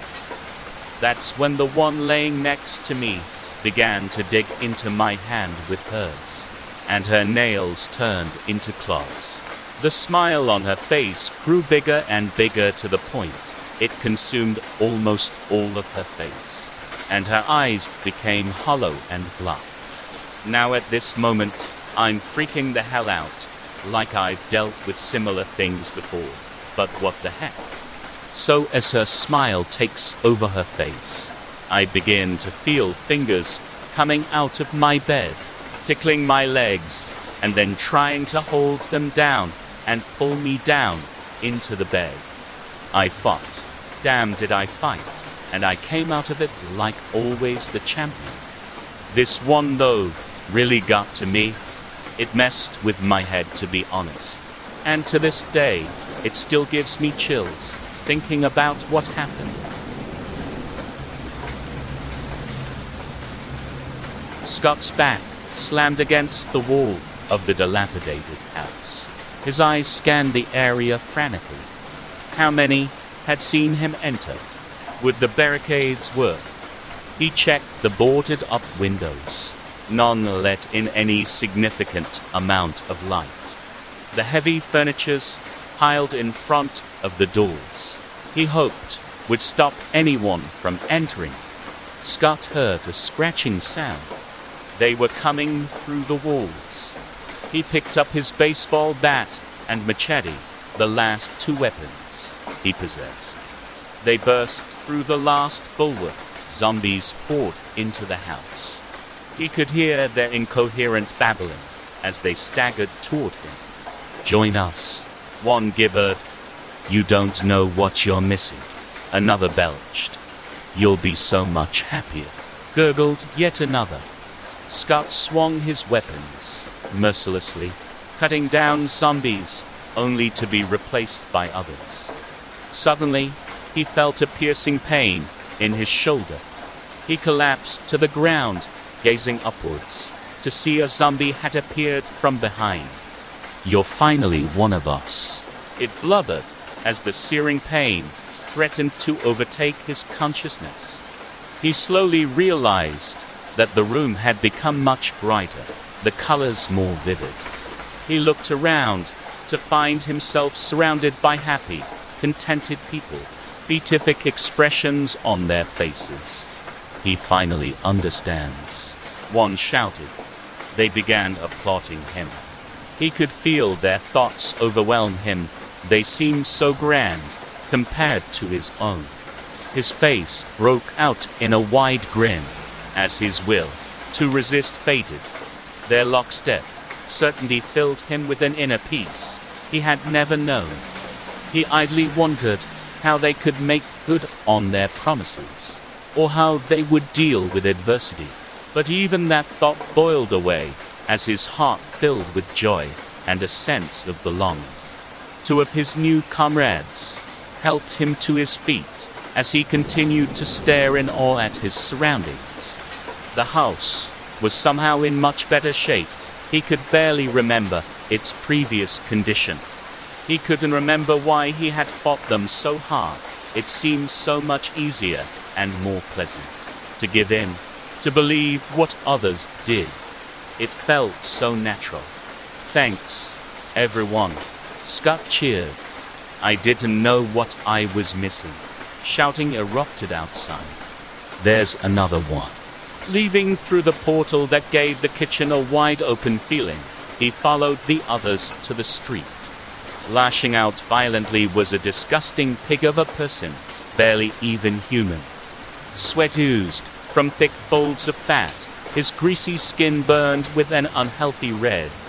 His heavy boots seemed like feral hooves, and his t-shirt was emblazoned with unpopular opinions. At first, Scott felt incensed by the thug's brutality, but his heart slowly filled with joy. He walked toward the flailing maniac, joining his comrades in voicing affirmations. "Join us. You don't know what you're missing. You'll be so much happier." With great gratitude, Scott realized that this holdout, this Porcini Truth-Dini, was about to be shown a joy he never dared dream possible. I inherited my grandfather's house after his death. Inside of the house was an attic, and inside of the attic was a collection of paintings. There were watercolors and oils and acrylics, portraits of kings and carpenters, and old women with folded hands, landscapes, vivid forests in bright oil, so real you almost hear the birds. My favorite painting was of a girl by the ocean. Her hair was like sunshine, and her white dress tangled with the wind. She faced away from the artist towards the water. There was only one painting I avoided. It stood in the corner of the room on a white easel covered with a black cloth. I only looked under the covering once. It was a portrait of my grandfather, but more terrible than he'd ever been in life. The thing in the painting resembled my grandfather in the same way a drowned corpse resembles the life that once animated the body. His skin was sallow, teeth cracked, pale black veins twisting across a bare scalp. The artist must have feared my grandfather. I could see no other reason. The painter would have left the portrait with such a ravenous expression of hate. One look behind the curtain was enough for me. I left that portrait in its corner. Other than that piece of rot, the collection as a whole was a miracle. I spent so many rainy afternoons and cold mornings in the attic among the pictures that it was immediately obvious to me when the subjects began to move. It was subtle at first. Eyes might shift in a portrait. A tree would rustle against an acrylic breeze. The girl on the beach was turning a degree or two each day. It was a long night in October when I finally saw her face. I'd gone up to the attic with a candle after dinner to check on the progress of the paintings. In my dreams, they came fully to life and joined me, or perhaps even better, allowed me to join them in their kaleidoscope worlds. The girl on the beach was facing me that night. Her hand was raised slightly, as if in greeting. I sat there all night. I'm not sure when I fell asleep, but when I woke up, my eyes found a message. All of the beautiful paintings were torn, as if by animals. The canvas hung in wet tatters, frames were smashed, and everywhere, violence. Only the painting of the girl on the beach was undamaged. But to my horror, it was changed. The girl lay dead on the red-stained sand, her eyes blank and throat ripped open. I heard a brittle creak from the corner of the room. It took me a moment to realize that it was laughter, and it came from behind the black curtain that covered my grandfather's portrait. Have you seen a scarecrow have a baby? I have. Last week my mum took me to the town's Halloween harrowing event. I loved the haunted house, which was just a converted barn, the Burster pumpkin stand, and the face painting. But my ultimate favorite was the haunted hayride. Mum wasn't so impressed as the actors jumped out and tried to scare us. They weren't allowed to touch us, which I thought was a bit unfair. A good old jump scare is amazing. So halfway through, I got a little bored and wanted to see where these actors were springing from. While Mum was preoccupied with a demon surgeon, bloodied apron, and all, I slipped over the side and ducked into the cornfield. The stalks scratched my face as I barreled inside. It was dark inside too. The sun had set hours ago, adding to the spookiness of the heart. I heard the sounds of grunts coming from ahead of me. Excitement swelled in my chest as I anticipated meeting the actors in their backstage area. The stalks thinned. My trembling hand pulled back, the last one to a cropped circle. Inside, standing face to face, were two scarecrows. One, a man crow, peeled off its hessian face. It hung limp in its hand as it passed it to the other, a woman crow. Her face was wide like it was screaming, but nothing but riving grunts came out. She reached up and began to peel the top of her face down. Beneath, I saw maggots and worms squirming in holes. Just as she pulled the last of her chin free, something wet dropped between her legs. The scarecrows looked down. The man-crow's face wriggled with parasites as he nudged the thing with his foot. I couldn't control my fear as I realized these things weren't actors at all. It took me a second to realize that the thing on the floor, all wet with blood, was a baby scarecrow. That's when the mother crow glanced around. I ducked back just in time. Her gaze went around and back to the child. Her knees creaked as she bent down, Slowly she placed the face given to her on her face. The man did the same with the woman's, but now it wasn't frozen in a scream, but supple and expressionless. Trembling, I watched as the child slowly stood. His body was wet straw, completely naked. But his face held my attention. He didn't have one. I shot back again, stumbled, and fell on my bum. The scarecrow swooped around. Willing myself to move, I jumped up and ran straight into my mum. I told her what had happened, but when we looked again, the scarecrows had vanished. That was 2 nights ago. I now know why the scarecrow boy didn't have a face. He has to get one, and he is outside my bedroom window right now. I met Jeff at a bar. He was the second guy to hit on me that night, but the first one had a wife and kids. People who would kick up a fuss. Jeff lived alone. I could just tell. We had a few drinks, and then he invited me back to his place. About bloody time. On the way out the door, the guy I knocked back gave us this look, like he couldn't believe it. His expression screamed, "You picked that guy over me." In the cramped cab, I had to crack open all the windows, otherwise I'd have lost my damn mind. Jeff ushered me into a crappy first-floor apartment. Judging by the condition of the bathroom, it hadn't been cleaned in months, possibly ever. My phone pulsed in my handbag. There were 2 missed calls from my husband. Jeff and I sat down on the sofa. Then I said, "Take your shirt off." He tried to but was fumbling around, nervous. Poor lamb. I ripped the buttons open. Jeff's hairy stomach flopped over his belt, which I quickly unbuckled. He grabbed my shoulders and said, "Oh, shouldn't we go into the bedroom?" I bit my bottom lip, growing impatient. "Sure," I said, as he hopped around on one foot, attempting to wrestle off his sock. I pushed him onto the bed. Then I gently placed a finger against his lips and said, "Lie back, be quiet, and close your eyes." "Is this a game?" he asked. "Sure," I replied. Now the anticipation was so bad, I couldn't stand it any longer.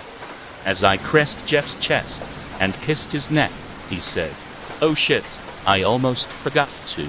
To hell with this, I thought. I'd be there all night, the way things were going. My fangs descended, and then, for a brief moment, confusion crossed Jeff's face. It was short-lived. I tore open his carotid artery. He gurgled and tried to escape, but I pinned him down, his juicy blood hitting my tongue in waves. It was warm and nourishing, and there was plenty of it. Jeff opened and closed his fists, staring up at the ceiling, his eyes turning the color of pale egg whites. By the time I'd finished eating, my entire jar was stained dark red. I licked my lips, then went into the bathroom to wash up. A message came through from my husband as I toweled my hands. "Presentation went great, honey. Me and Richard took the clients out for dinner. Now we're back at the hotel. Tried to reach you, but couldn't get through. I'll call first thing tomorrow. Love you." He's such a sweetheart. Content, I packed my things and departed. It had been touch and go for a few weeks. The hungrier I got, the tastier my husband looked, and it was impossible to nip out for a decent meal when he was close by. But after a healthy portion of Jeff, I wouldn't need to feed again until Easter. I have a baby monitor video on my nightstand by my bed. It shows my 2-year-old daughter asleep in her crib in the other room. Last night, I fell asleep laying on my side. After about 2 hours, my eyes open, and I can clearly see the baby monitor on my nightstand.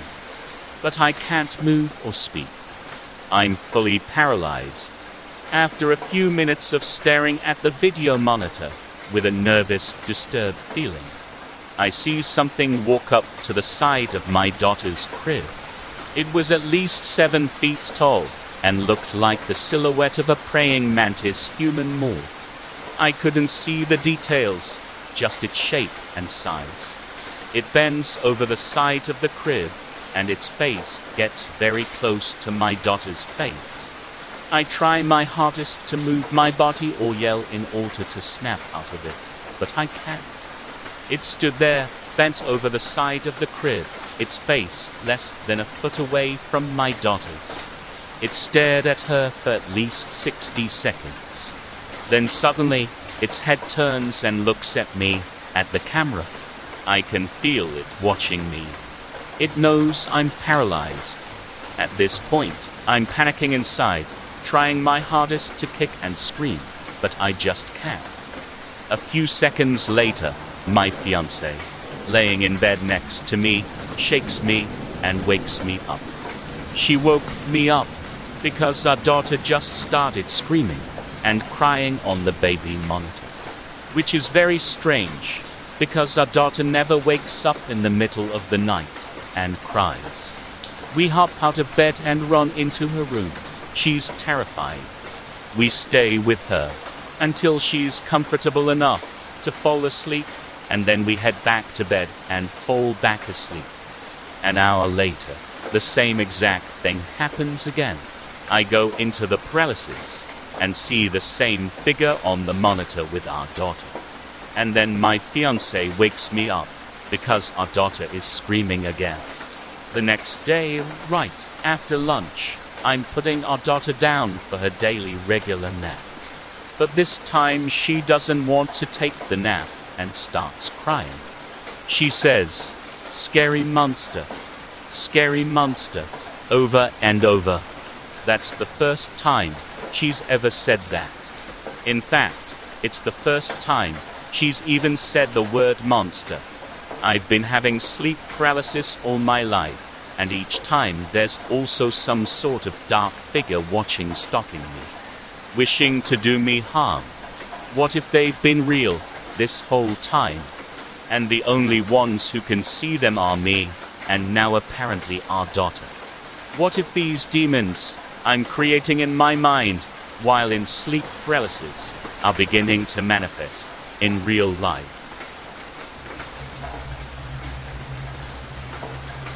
There's no real reason to keep going. The sun goes up and the sun goes down. The days have no meaning as I have no meaning, but there's still that small piece of me that refuses to die. I don't sleep anymore, and the animal brain takes over everything. I'm a silent watcher behind the curtain, waiting in the wings, hoping for something, some kind of catalyst that magically rewires everything, and I could start to live again. That I might be able to regain some kind of control. I have no idea how long I'll live this way, and it terrifies me to think of it. I'm watching myself do things that I don't want to do, and I'm hurting people, but I can't stop it. It's a lot like I would think someone in a vegetative state would be behind their eyeballs, just watching everything and everyone, and not being able to do a damn thing to change it. But at least people in that state are stationary and harmless.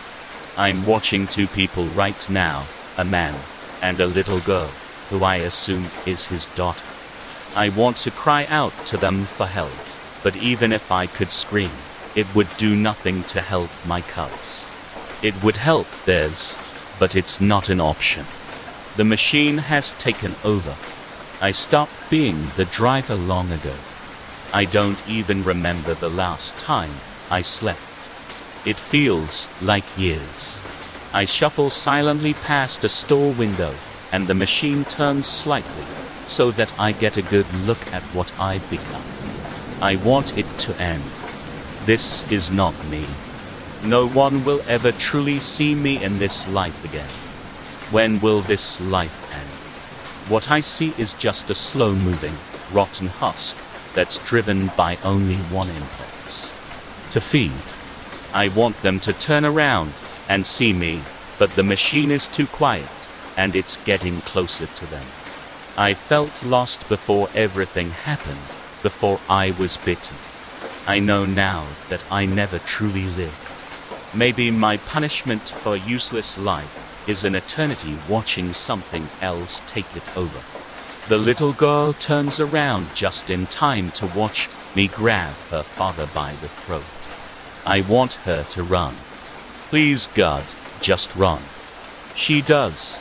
I watch as I sink my teeth into his neck and force him to the ground.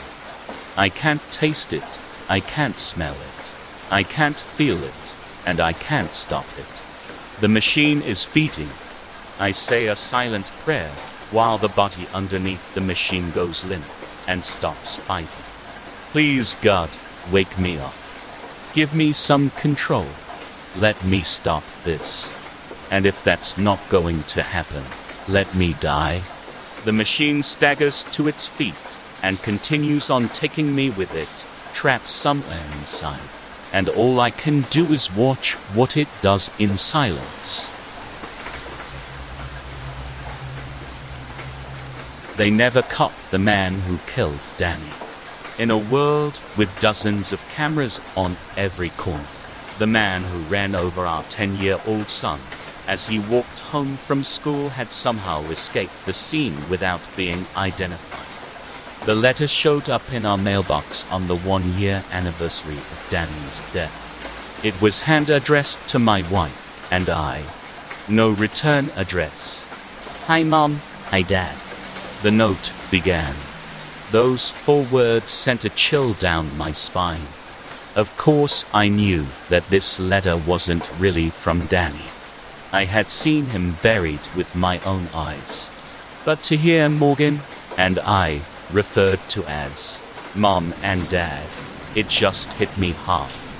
I hadn't even realized that over the last year, we went from being Mom and Dad back to Morgan and Steve. It was a depressing reversion to pre-children times. So to see the parental terms being applied to us again was emotional. The letter continued. I know you guys probably miss me, and I don't blame you for that. I get it. The handwriting was crooked, sloppy. Someone trying to imitate a child's script. What the asshole who wrote this letter didn't know was that Danny had excellent handwriting, even at such a young age. I just want to let you guys know that it's okay to let go of your grief. Anger welled up inside of me.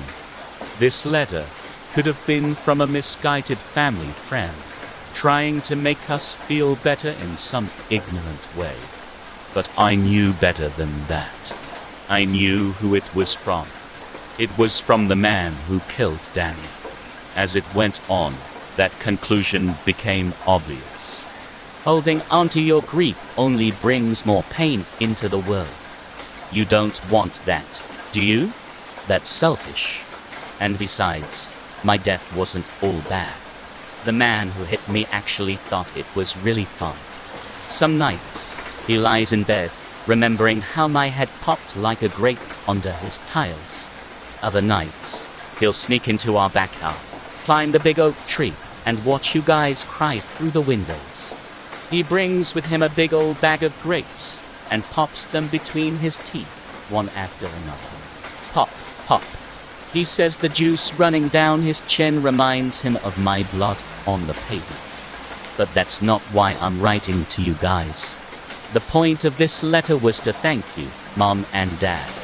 Thank you for putting me on this earth, so I could fulfill my sole purpose of providing pleasure to that nice man.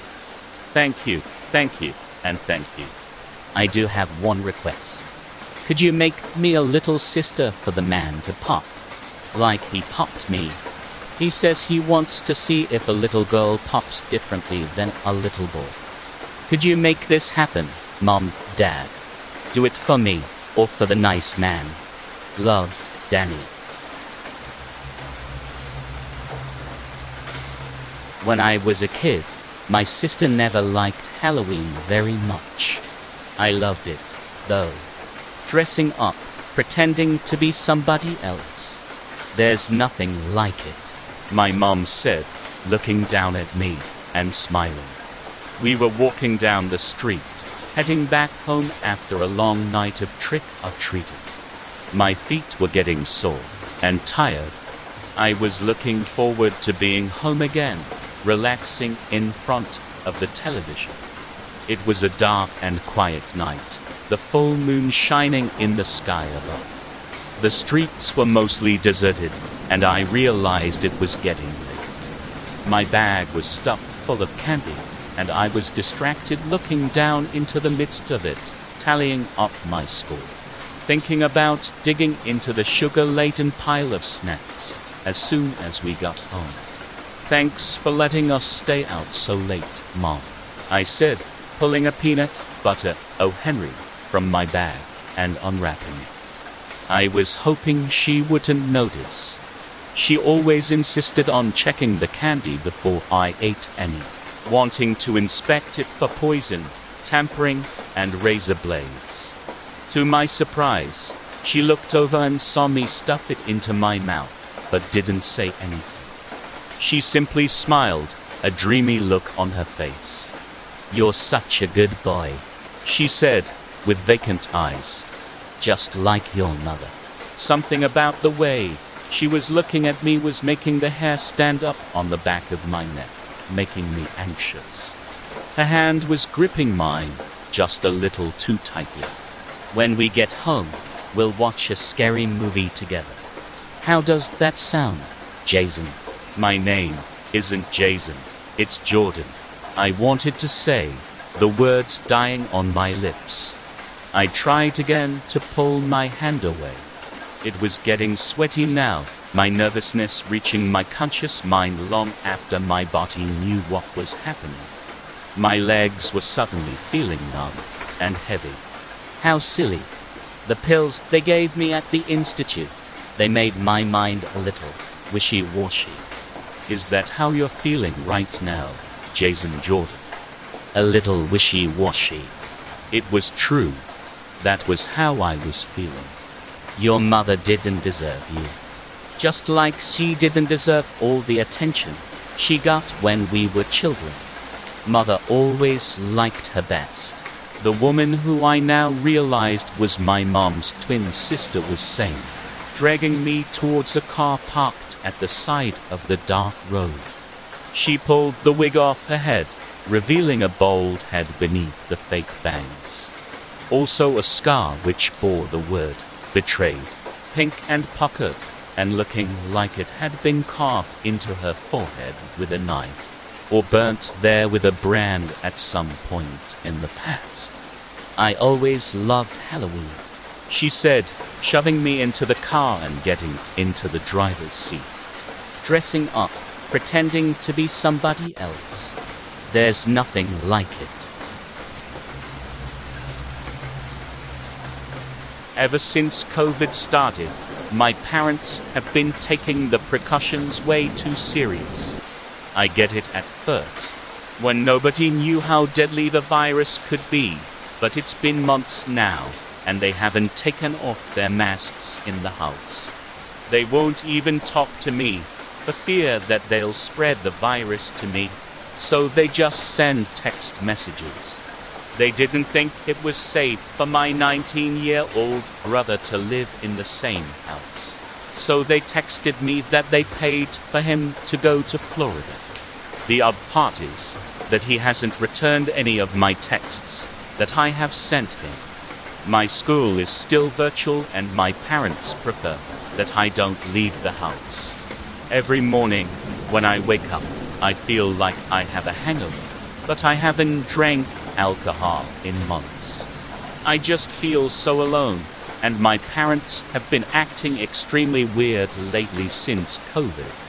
None of my extended family or friends are allowed over the house. Both of my parents said that they have developed a light sensitivity from probably contracting COVID months ago, so I never see them with their sunglasses on. In the past, I could always gauge who was walking up the stairs by the difference in gaits that both of my parents have. However, both of their footsteps sound completely different now. My dad, who was a Gulf War veteran, was a staunch Republican. But I'll go downstairs now and he'll be watching some left-leaning news broadcast. My mom's hair is still blonde, but the shade of blonde she wears now kind of looks more trashy, almost like she took a bottle of bleach and just doused her hair in it. I'm starting to get really weirded out by them, that I started to lock my bedroom door at night. But I think one or both of them have a key or are getting into my room by some other means. I purposely place stuff on my floor in a certain direction, and when I wake up, some of the things on the floor have moved. I really want to run from the house, but my parents have made me terrified of contracting the disease. They told me I have a heart condition, which I wasn't aware that I had up until a few months from now. I tried to jokingly remove the mask from my mother's face, but the N95 mask she wears is difficult to get off, and she didn't find it the least bit amusing, where she made a motion that she was going to hit me. I'm constantly freezing in the house, as they either don't turn on the heat high enough during the winter time, and they crank up the air conditioner now during the summer. They text me that I should wear hooded sweatshirts like they do in the house. Last week, I noticed traces of blood on my pillow, and when I went to look in my makeup mirror, I noticed that I had 2 circular round marks on my neck, about 3 inches apart, where it looked like something had bit me. A piercing shriek rang through the air. It woke Marissa up, awakening her sleep-deprived mind. She slowly opened her eyes, groggily, and encountered darkness. The shriek continued and Marissa internally cringed.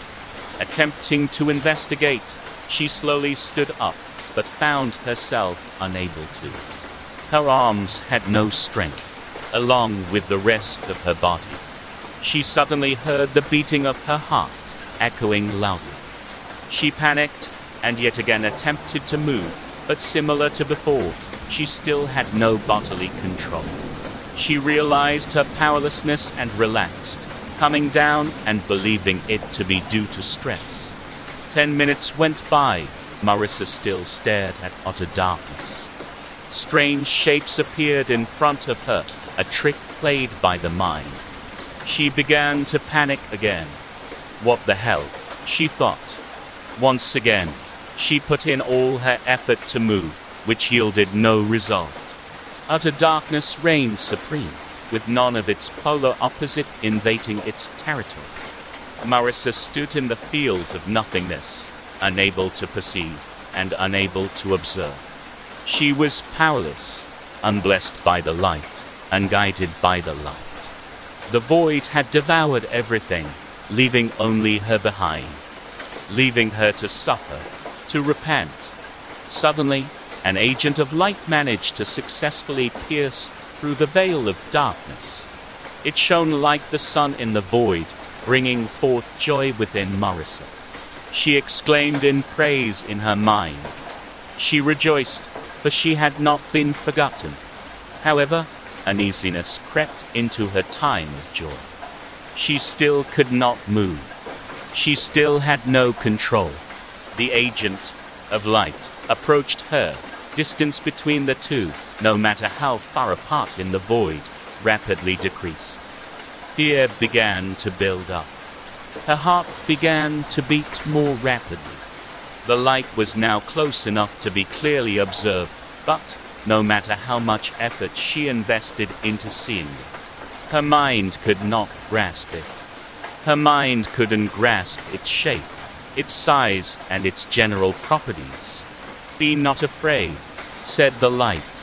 I have come to offer freedom. I have come to offer your reward. Do you accept? With no hesitation, without any will, Maurice's mouth moved. She uttered the words of confirmation. The being of light had been granted permission, and Marissa lost all control of herself. She didn't notice the terms of condition laid out in front of her in her hurry to escape her mini-hell, and failed to understand what permission she now had granted this being. She never slept nor woke up again, for the creature of light was not of it. In fact, the light was never on our side. It could only bring eternal darkness. It only benefited us, luring us into a false sense of familiarity. Not once did humans ever question the motives of the light. Since it started in third world countries, nobody gave a shit until it was too late. Simotho exigua, the well-known tongue-eating louse, slips into a fish's gills, cuts their tongue off, and replaces it. There, it feeds off blood and mucus from the host until the host dies, where they detach. It started in a small, poor village where access to proper healthcare was only a pipe dream. Children would wake up crying that their mouths hurt, and within a few hours, they couldn't talk at all. The louse got bored with fish and moved on to much bigger prey. Within a few days, people were coughing up microscopic eggs, spreading the parasite across the continent at a rate faster than any pandemic. By now, you've seen how people react to a pandemic, especially one that they have trouble believing in. It only took about 2 years, but 75% of humanity no longer had a tongue. They had been replaced with a larger variation of the louse. Sign language became prominent, as verbal communication became impossible. Some people chose to stop eating. They would rather die of starvation than let a parasite control their tongue. So the louse adapted to that as well. They could control more than the muscle, apparently, connecting to the nervous system and forcing their prey to track down food. The humans that tried to avoid eating were forced to hunt and eat something with valuable nutrients the parasite needed: other humans. We joked that it was the zombie apocalypse, but it wasn't, not really. People weren't mindless drones, moved by instinct.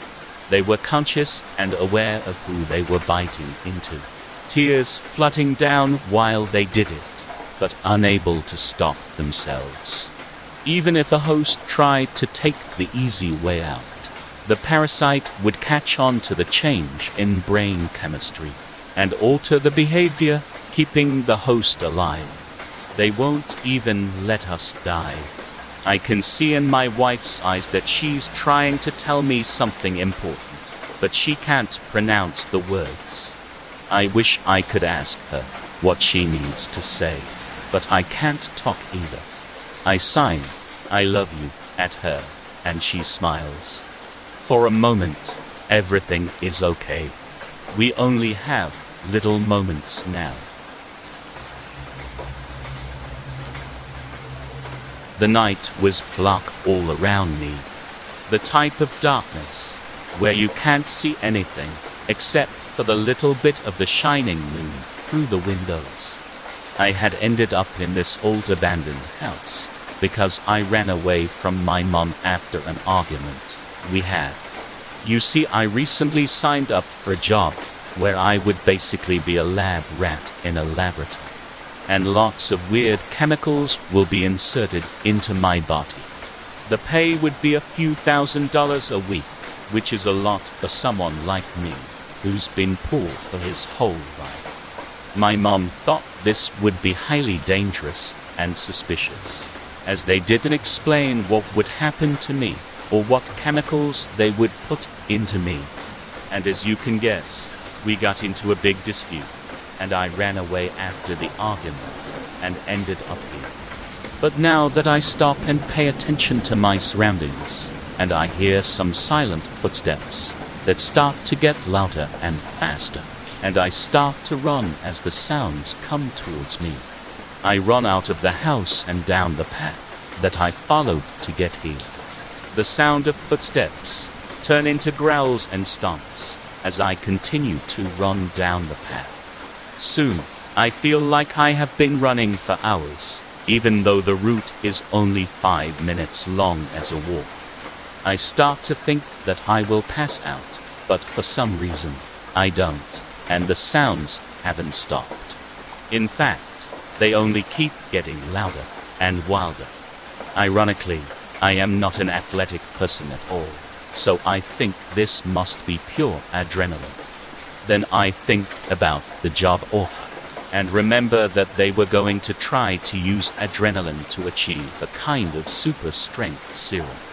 Then I stop, and nothing happens, and realize that the sounds aren't coming from near me in the forest, but from somewhere else. I wake up in a lab, and hear scientists talking. Damn it, he woke up. Restart the simulation.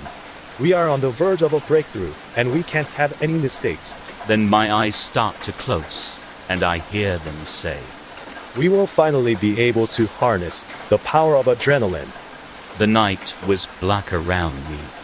The kind of darkness where you can't see anything except the little bit of shining moon through the window.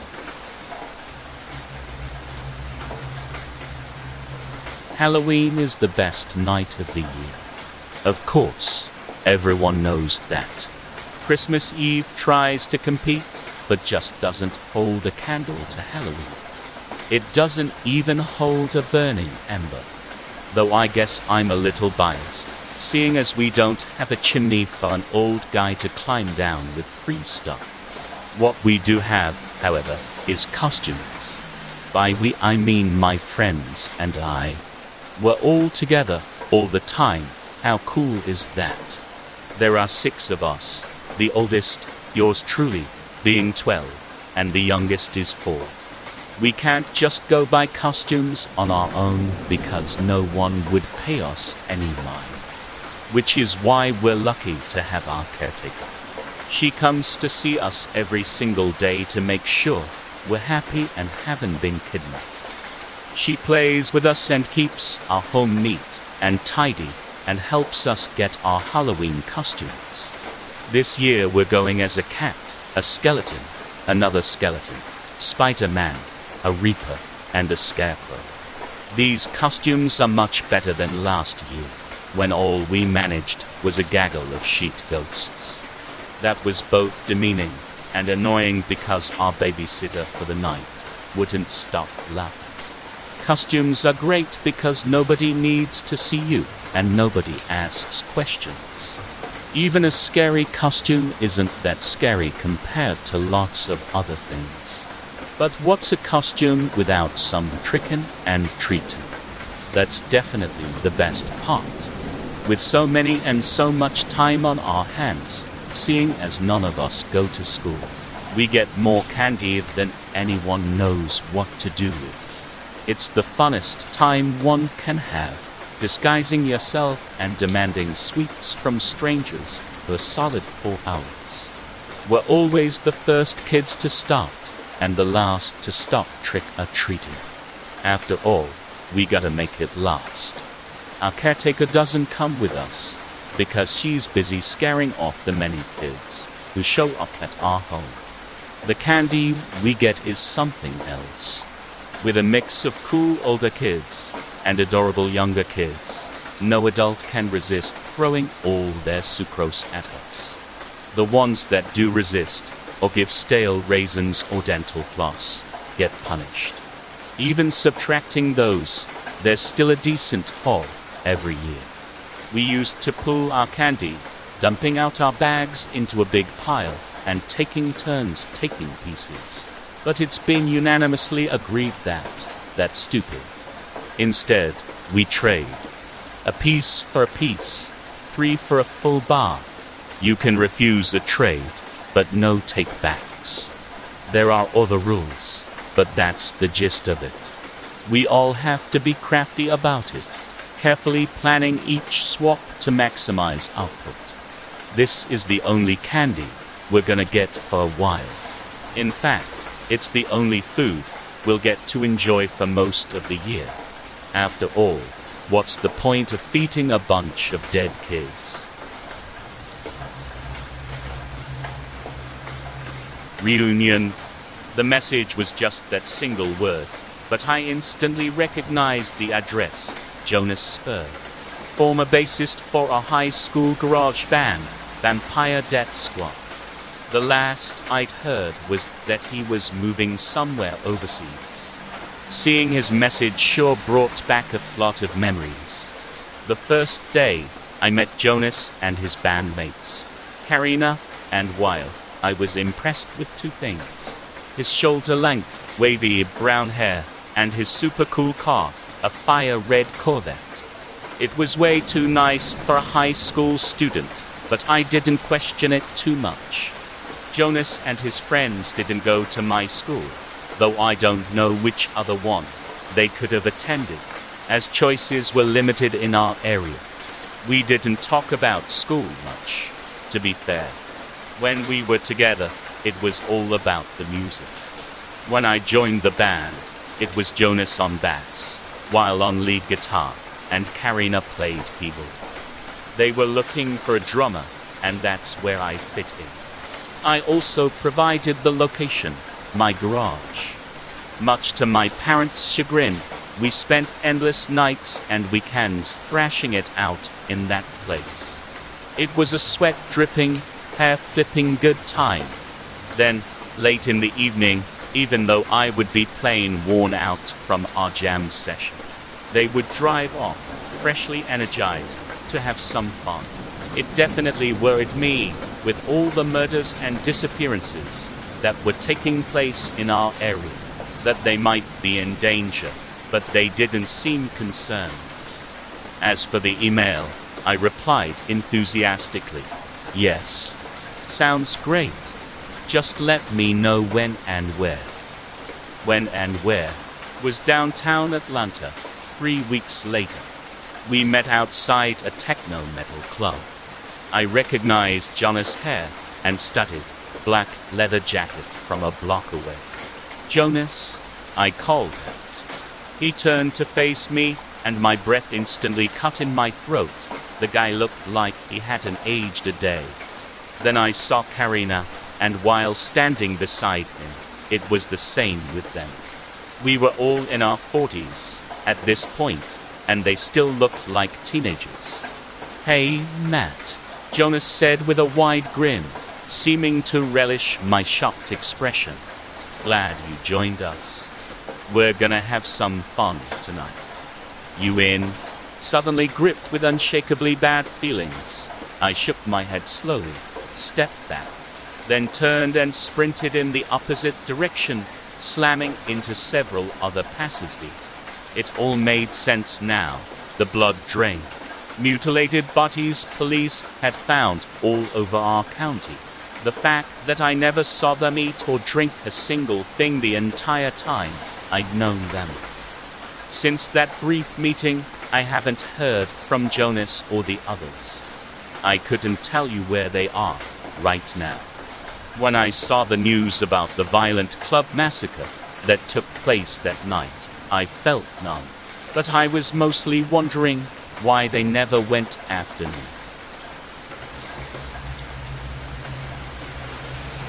Have you ever experienced sleep paralysis before? If you have, you know the feeling of terror that creeps into your mind as your worst fears attack your senses while you lay in bed. However, another feeling is felt during these episodes of helplessness, inevitable relief.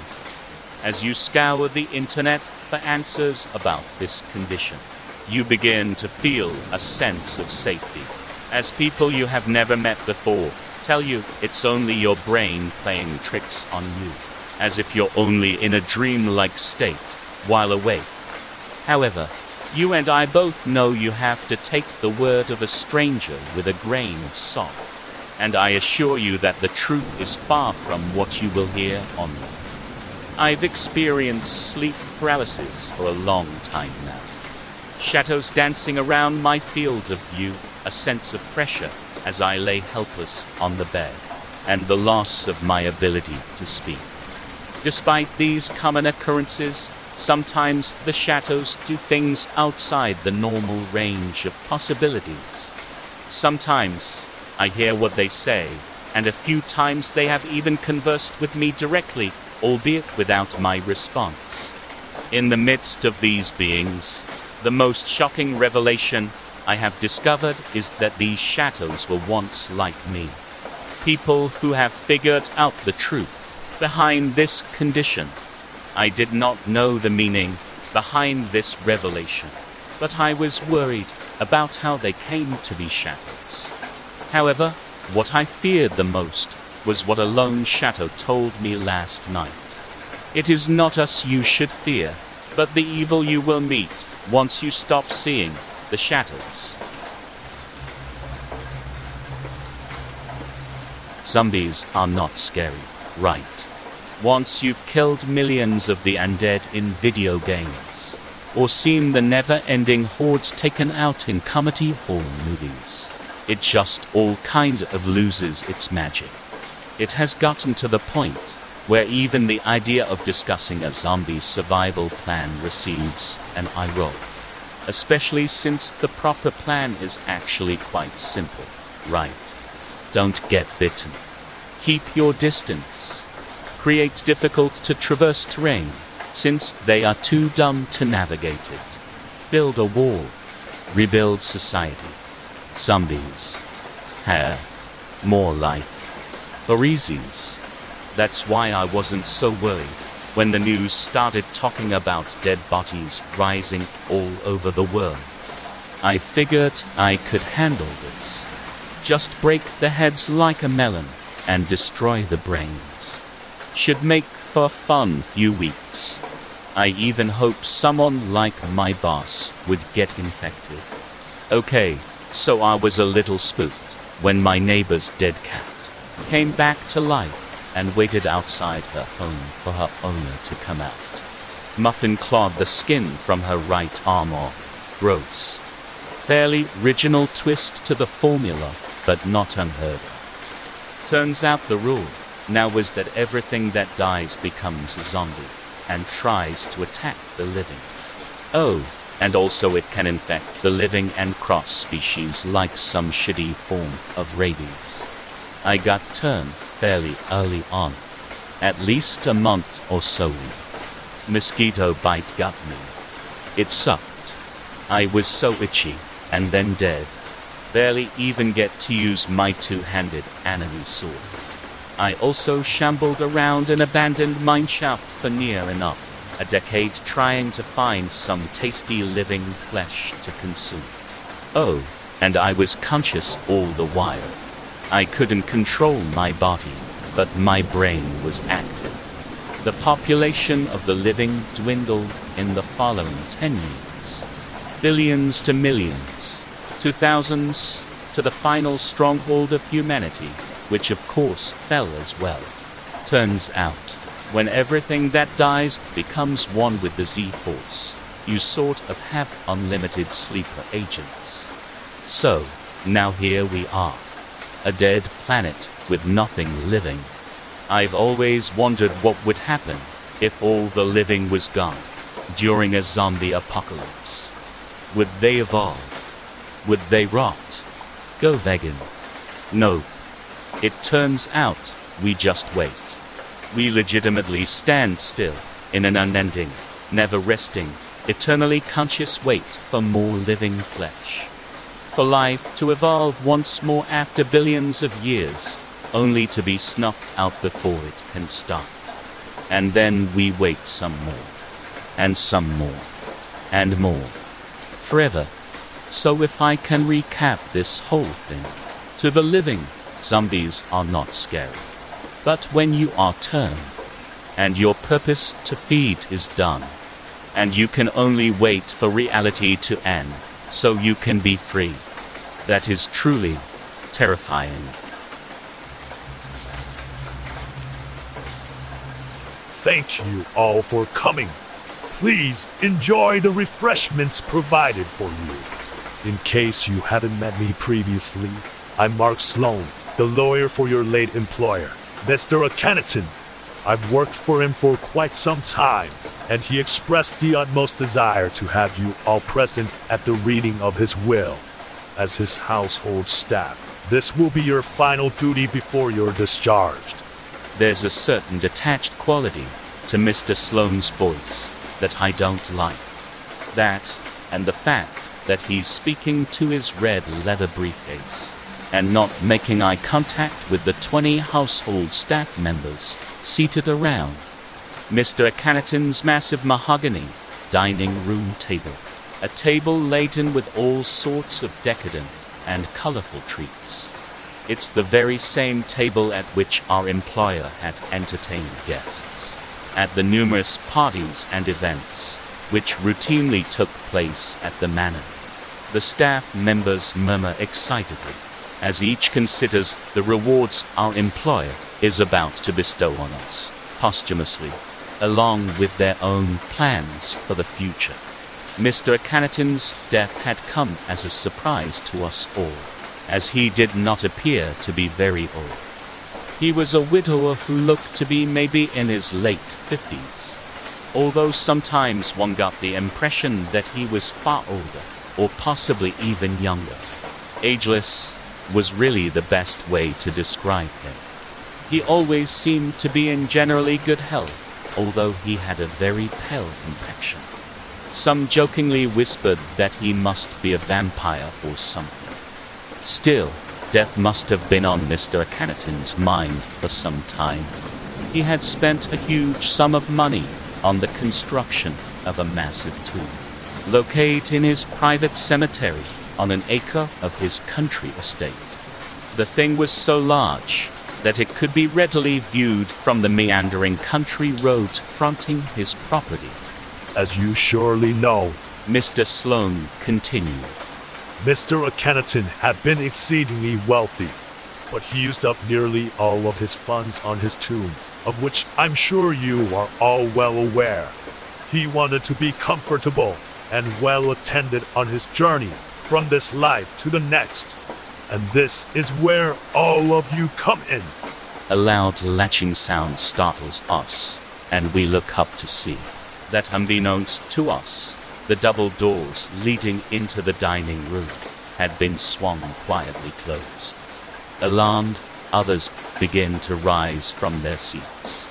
As it turns out, Mr. Akhenaton was quite old. In fact, he was of pharaonic lineage. As the pharaoh's servants followed him into the afterlife, so would we. This would be our final duty. People start panicking and screaming to let us out, beating their fists futilely on the heavy oaken dining room doors. Then someone suddenly falls over with a loud crashing sound, followed by another. The last thing on my mind is the food, all poison, I'm sure of it, as the room swims before my eyes, and all go dark. I was preparing a broth for the supper this evening. The occasion was for my new boss. Needless to say, it was extremely important to make a good first impression. Suddenly, I noticed that a vital element in the broth was missing. I had forgotten to buy some meat. I started to panic when the doorbell rang. I promptly went to answer the door and was greeted by several children screaming, "Trick or treat, treat," I requested eagerly, whilst grabbing the first kid's head and shoving it in the acidic broth. Finally, I had some good quality meat in my dish. The other children screamed in horror as I promptly drank the broth and pissed on them with my acidic piss. They tried to run away, but they were shackled to the roof of the house by their necks. I quickly went to the second child and asked, Do you know what type of soup this is?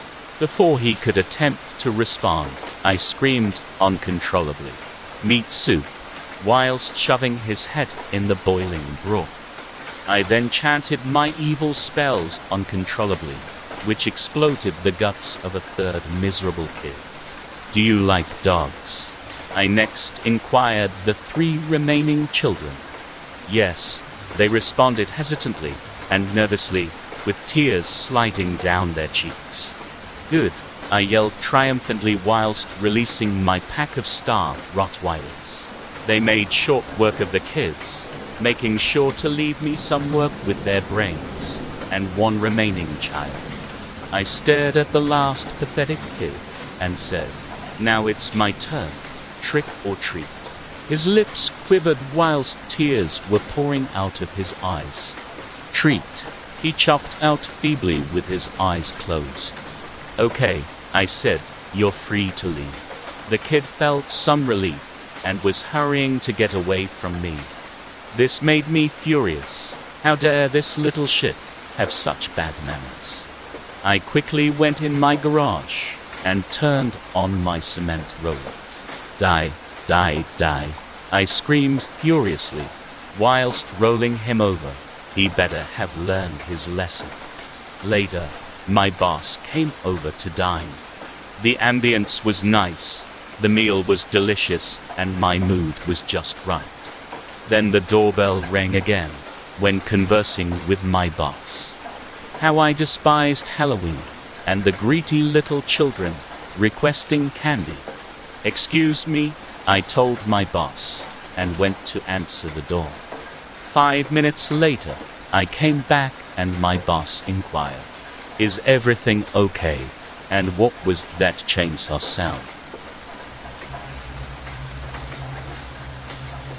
This storytelling is soon over, and I hope you all had a great time. But before I go, I just wanted to drop a quick note and let everyone know that I have the world's best wife. Her exceeding brilliance is only surpassed by her exquisite and matchless beauty. I am truly a lucky man and undeserving of such a goddess as she. When we first met as college freshmen over 20 years ago, I was a scrawny, acne-ridden dog, while she was a curvaceous, stunning fox. Why she ever fell for me in the first place, I will never understand. When I asked her to marry me a couple years later, I was almost surprised that she said yes. I'm so grateful for every day we've been able to spend together, as she fills my days and nights with an excitement only she can bring. Over the past 2 decades, my wife has blessed me with a pair of award-winning children, each of whom thankfully got the best traits of their mother. I'm happy to spend my evenings waiting hand and foot on the lot of them after returning home from a long day at work. I know I might look depressed, or possibly even frightened, when you see me in public hauling around their baggage. But please know that I'm not.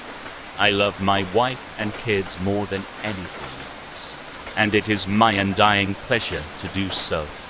Finally, when I wake up and read this note, I will be filled with thankfulness that for over 7,600 days, my wife has repressed, hourly, a nearly overwhelming urge to sink her razor-sharp teeth into my carotid arteries and feed off of my hot, bubbling lifeblood. And she has helped our children to do the same. I also will not be the slightest bit upset about the loss of my best friend and his lovely family, as they had something my family required. I understand that sacrifices must sometimes be made, and no one's life is more important than that of my wife and kids. Above all else, and no matter what happens, I will remember that I love my wife, and she is truly the best wife ever. So to anyone who is listening, thank you, and good night. The Therapist. It woke me. I was asleep in bed, on my back. A light sleep. I felt it. The smell of the human breath, the warmth, not necessarily foul, but definitely present. Right beside me, to my left. The breath eased against my face and neck. Again, not a foul breath, but an undeniable presence of life. I opened my eyes, but I was frozen. Sleep paralysis, I know what that is. I actually experienced it regularly in past years. Anyway, from the periphery of my vision, I could see something.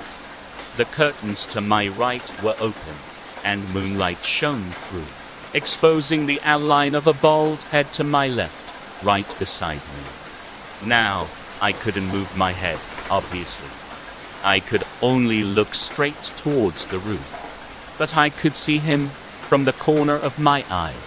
Usually when I have this paralysis, I snap out of it relatively quickly, about 40 seconds.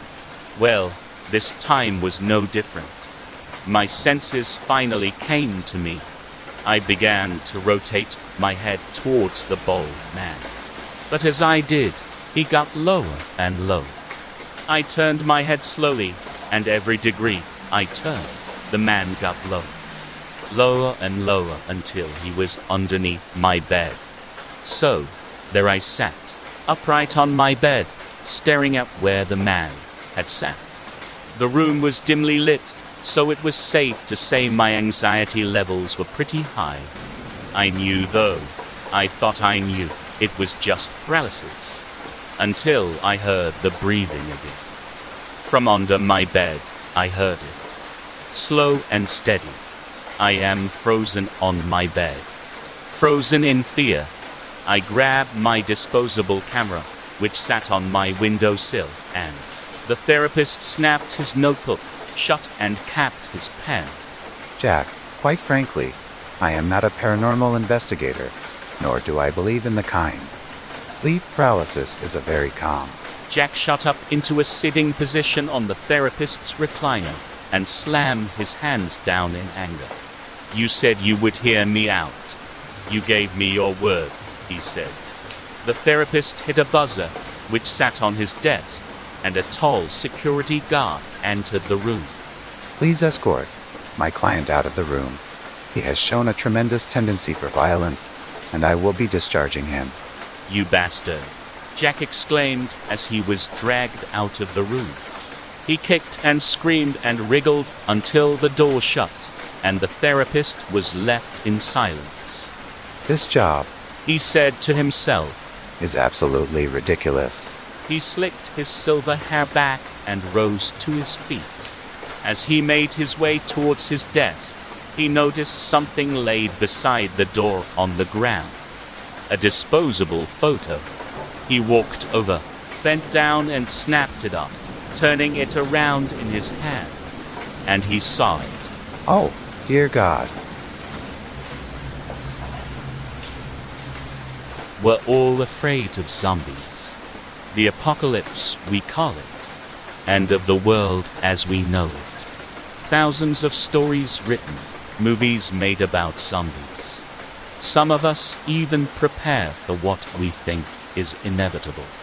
One idea that stuck with me the most is, what if zombies could understand and interact like normal humans? What if they were sentient and evolving? What if the undead were cunning enough to live among us without revealing their identity, hunting their prey without anyone else noticing? What if it had already happened, centuries ago? What if zombies lived among us once, and now control us? What if only a few people noticed them, and tried to kill them for good? Tried to stop them from returning? What if the rest of the population at that era weren't afraid of the zombies? What if the first ever book written about zombies doesn't tell us a tale of horror, but of worship? What if the one man who rose up from his tomb and walked the earth with 2 holes in his hands 3 days after he was buried wasn't so frightening? What if instead of being afraid of them, they were considered Messiah? Mother said the legends told of the beasts just appearing one day out of nowhere. No rhyme or reason. They were just there one day, destroying our families, killing with no remorse. We would rarely even see one stop to examine the casualties. The beasts would plow through, killing with no regard or motivation. Their eyes shone bright in the dark, the most dangerous time for us. Mother said the beasts were why my family had to stay away from the line. Our land was vast, but I could see the expanse beyond the line. But Mother would never allow my brother or I to cross over. It wasn't worth risking a beast appearing. Mother told me of the countless friends and family she'd seen dead along the line at the hands of the beasts. I had only ever seen one friend die. Mother had taken great care to keep us from the line, but we were eating lunch not too far away when it happened. It was broad daylight, and Mother thought it was safe. She was eating, head down, not staring at the line like usual. I saw Mother's friend walk right across the line. Her feet hit the deep blackness of the line, and I watched her feet propel her forward across to the massive land on the other side. I counted her steps, silently praying she would land safely on the other side. Beasts weren't so active in the daytime. I counted 5 steps before a beast appeared, its breath rumbling, and demolished her. 1 second she was there, and the next she was gone. The beast didn't even slow. It killed her and kept moving as though it had thousands to kill and no time to waste. I had never seen anything like it. Her body laid along the line, covered in blood. Her insides were bright against the darkness of the line. Mother ushered me away, reiterating the importance of never crossing the line. It was never safe. I asked why any of our community ever crossed the line if it was so dangerous. Sometimes they get a calling, Mother said, and it cannot be ignored. Why have you never gotten one? I asked as we walked home. I have been fortunate enough to not feel the calling across the line. I have only felt it on our side, and I am thankful for that every day, she said, nuzzling my head. I'm not sure how much time passed, but I was much bigger when I woke up one day unable to find Mother. I walked to our usual spots with no trace of her. It wasn't until I got to the line that I knew what happened. She'd gotten the call. Her blood was deep red, pulled around her middle and seeping onto the grass. I sucked in my breath and for the first time put my feet on the line, ready for whatever may come, be it adventure or rumbling, bright-eyed beast. The day after Halloween, usually a day filled with adults, taking down macabre decorations and getting ready to put up Christmas decorations. Kids eating candy from the previous night's haul. But not today. Today, the whole town seemed frozen. No one could quite wrap their heads around what had happened last night. How could 35 kids go to bed last night and not wake up the next day? How could 35 sets of parents go into kids' bedrooms to find cold, stiff, lifeless bodies? I knew how. It wasn't poisoned candy. It wasn't some mysterious disease. It wasn't the work of a serial killer. It was a debt, come to be paid. The town of Salem, Massachusetts, had always had a debt to be paid. Sins to atone for. The crimes committed against the women of this town hundreds of years ago hung over the town, like a hungry noose waiting to be fed a net. Ironically, the Puritan men of Old Salem had been right. Those women that they accused of witchcraft had made a deal with the devil. But that deal was only made after the accusations had been cast and their fates had been sealed. 35 women of Salem, about to be murdered for crimes they had not committed, made a pact. If their God did not intervene, then they pledged their souls to Satan in exchange for a favor. The favor was this: when the town of Salem had all but forgotten them, take from them 35 innocent lives, just as theirs had been taken. And now in modern-day Salem, things hadn't changed. A witch hunt was about to begin to find someone to blame for the deaths of the children. And so does the cycle repeats. The night of the ghost. Okay, so it was just an ordinary night until I just woke up. I started to question whether this was a dream or reality. I went back to sleep, but before I closed my eyes, I saw a dark, demonic figure standing in my bedroom corner. I took one glimpse to realize it was maybe just my dressing gown. When I looked back, it wasn't there though. I knew I wasn't alone. All of a sudden, a strange hissing noise came from underneath my bed. Once I checked underneath, I was horrified. The demonic creature was laying there, laughing. After that, I ran to my parents to try to wake them up. But they were deep sleepers, so I ran back into my room with my parents' baseball bat and was ready to scream. I checked underneath the bed, and it wasn't there anymore. I was terrified and shocked, but when I looked behind me, there it was standing in my bathroom doorway. I screamed, but all of a sudden, I couldn't breathe. Finally, I started to breathe again, but the figure was gone. I then woke up and was horrified because the demon was right in front of me. Then, the next day we went to the doctors, and I told them everything. Turns out I had sleep paralysis.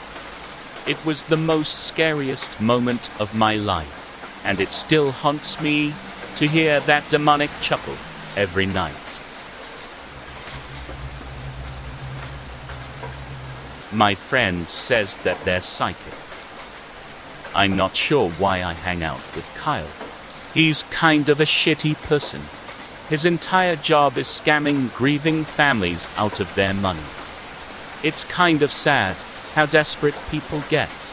They just want to talk to someone they've lost. They latch onto Kyle's fake words, genuinely believing what they hear. Did someone in your family have the letter E in their name? I'm getting a tight feeling in my chest, like I can't breathe. They're telling me something about a vacation. You see, real easy to attach someone you know to that. It makes me kind of sick knowing what he's really doing. Kyle's quite the character, though. That's probably why I hang out with him. He's got this huge crystal ball that shines and shimmers, and an electric blue cape that he always wears. Even when he's not doing readings, he dyes his hair the same shade of bright blue. Even when he's not working, he still keeps the act going. He offers to give readings to random people on the street or in the supermarket. It weirds a lot of people out. Sometimes I think that it's not really an act. Sometimes I think that he sincerely believes he's psychic. You need help, dude. He ignores me like he always does. Kyle loves living in his echo chamber. He just turns to me, looks into the rear view mirror, and with a smirk, he says, "You ready to summon the dead?" He checks his hair once more in the mirror before walking up to the house. The owners of the house greet him warmly, and they all sit down to do the stupid reading. I've been to so many of these, and they all follow the same formula. It's starting to bore me. After about 15 minutes of listening to Kyle drone on and on, I get up from my seat and look at the fancy artwork covering the walls instead. Like usual, nobody notices. Nobody acknowledges the other person who walked in behind Kyle. Nobody offers me tea or cookies, or asks me my name, or shakes my hand. When I get bored and start wandering around the house, nobody tells me to stop being so nosy. When I say something to Kyle, I know he won't listen. Even though he says that he's psychic, I know he's lying. It's not Grandma's ghost. It's something else. After my grandma had died, I began staying weekends with my grandpa in his new apartment to help him cope with the loneliness. I slept on the pull-out bed from the living room couch. One night, I shut off the television and began to doze off. There was a wooden clock on the mantel, and the ticking against a backdrop of silence never failed to lull me to sleep. As I was falling asleep, I heard a noise coming from the kitchen, a sound that has always disturbed me since childhood. It was the sound of shuffling. I had a somnambulant cousin who used to sleepwalk when she'd stay over. One night, I found her standing in the bathroom closet in the middle of the night, and ever since I've had nightmares about it. The footsteps halted once. They reached the dining room carpet. This scared me even more. I couldn't move, gripping the covers so tightly I could feel the sweat forming on my palms. The footsteps ceased, but something truly horrific followed, the sound of gliding across the carpet. I threw the covers over my head and pulled the pillow down around my ears, but I still heard it. Like movers were pushing a heavy dresser through the living room. I shuddered at the thought, while my heart began to race. This is when it happened, the end of the couch, where my feet rested slumped down with the weight of someone sitting, and whomever it was, they were pressing down on my covers, now wrapped snugly around my legs. I tried kicking and thrashing, but it wouldn't move. Finally, I shouted out, "Grandma, I know you're here, but please leave me alone." It only worsened. I could feel this person now climbing up onto the sofa, like I was about to be strapped. And this is when I thrust myself off of the couch and ran to the hallway, throwing on all the lights, but nobody was there. I left everything the way it was, flicked off the lights, and got in bed with my grandpa. He didn't even wake up. That night, I had harrowing nightmares. At one point, I woke up drenched in sweat after dreaming that I'd been eating mealworms and maggots out of a bag of chips. I could literally taste them in my mouth after waking, but was too scared to go to the bathroom and gargle Listerine. The next morning, Grandpa asked me why I was in his bed. I told him everything, and he just stared at the floor in silence. I brought up the possibility of it being Grandma, that maybe she was just checking on me, and maybe I'd blown it out of proportion. I trembled at the assuredness in his response. He said, "Grandma died at Forbes Hospital." My heart starts to pound in this moment, so it couldn't have been her. I didn't ask you or your brother to stay here because I'm lonely or sad. I ask you to come here because of that. I ask him once again, "Are you sure it's not Grandma?" His response terrifies me still to this day. He said, "No, it isn't. Whatever it is, it tells me it hates me and wants me to die." Grandpa died a year later. My mom took pity on him and moved him into our house not long after this occurrence. When he moved in with us, his mind began to deteriorate from Alzheimer's, and at night he'd wander up and down the halls, Sometimes I'd hear him shuffling around. Other times, I'd swear I heard, glided, but never chose to look. During this time, I'd often find my dog hiding under my bed. I wondered if he had brought it along with him, and even worse, if it took him when he died. Something crept into my husband's side of the bed. I'm not sure what to believe anymore, but I'm sure that I didn't imagine this, and I'm sure that what I heard, felt, really happened. So just a little backstory. My husband and I just moved into a new house a few months ago in May. I'll refer to him as Mark. Ended up getting a great job opportunity, so we packed up our things and headed west. Things were going great actually. Everything was absolutely normal. We didn't move into some ancient house with a dark past. We moved into a small single-family home in a freaking cul-de-sac. Mark went to work. He had a good 9-to-5 schedule, and I was able to do some work from home. He'll get home a little after 5:30. We'll have dinner, then we'll relax until we head to sleep. Once it's 10 p.m., I'm already extremely sleepy, so I usually lie in bed and flip through my phone for an hour. Then I usually fall right to sleep. My husband is a night owl. He has issues with sleeping, so he usually stays up late. I'm a pretty light sleeper, so whenever he finally decides to go to sleep, I usually wake up a moment and hear him go to bed. Mark always follows a routine before going to bed. He clicks off the television in the living room, checks the locks, turns off the lights, goes into our bathroom to brush his teeth, slips into bed, then kisses me before finally drifting to sleep. We live a pretty mundane lifestyle. Until a month ago, something happened to me. It was an average day. All I did was clean and go to the store to get groceries. Later on, I had prepared dinner. Mark came home, and we talked about our day. Everything was absolutely normal. The only off thing was that Mark complained that the juice I bought for him had tasted funny. It was around 10 p.m. when I started to feel exhausted, so I did my usual and fell asleep.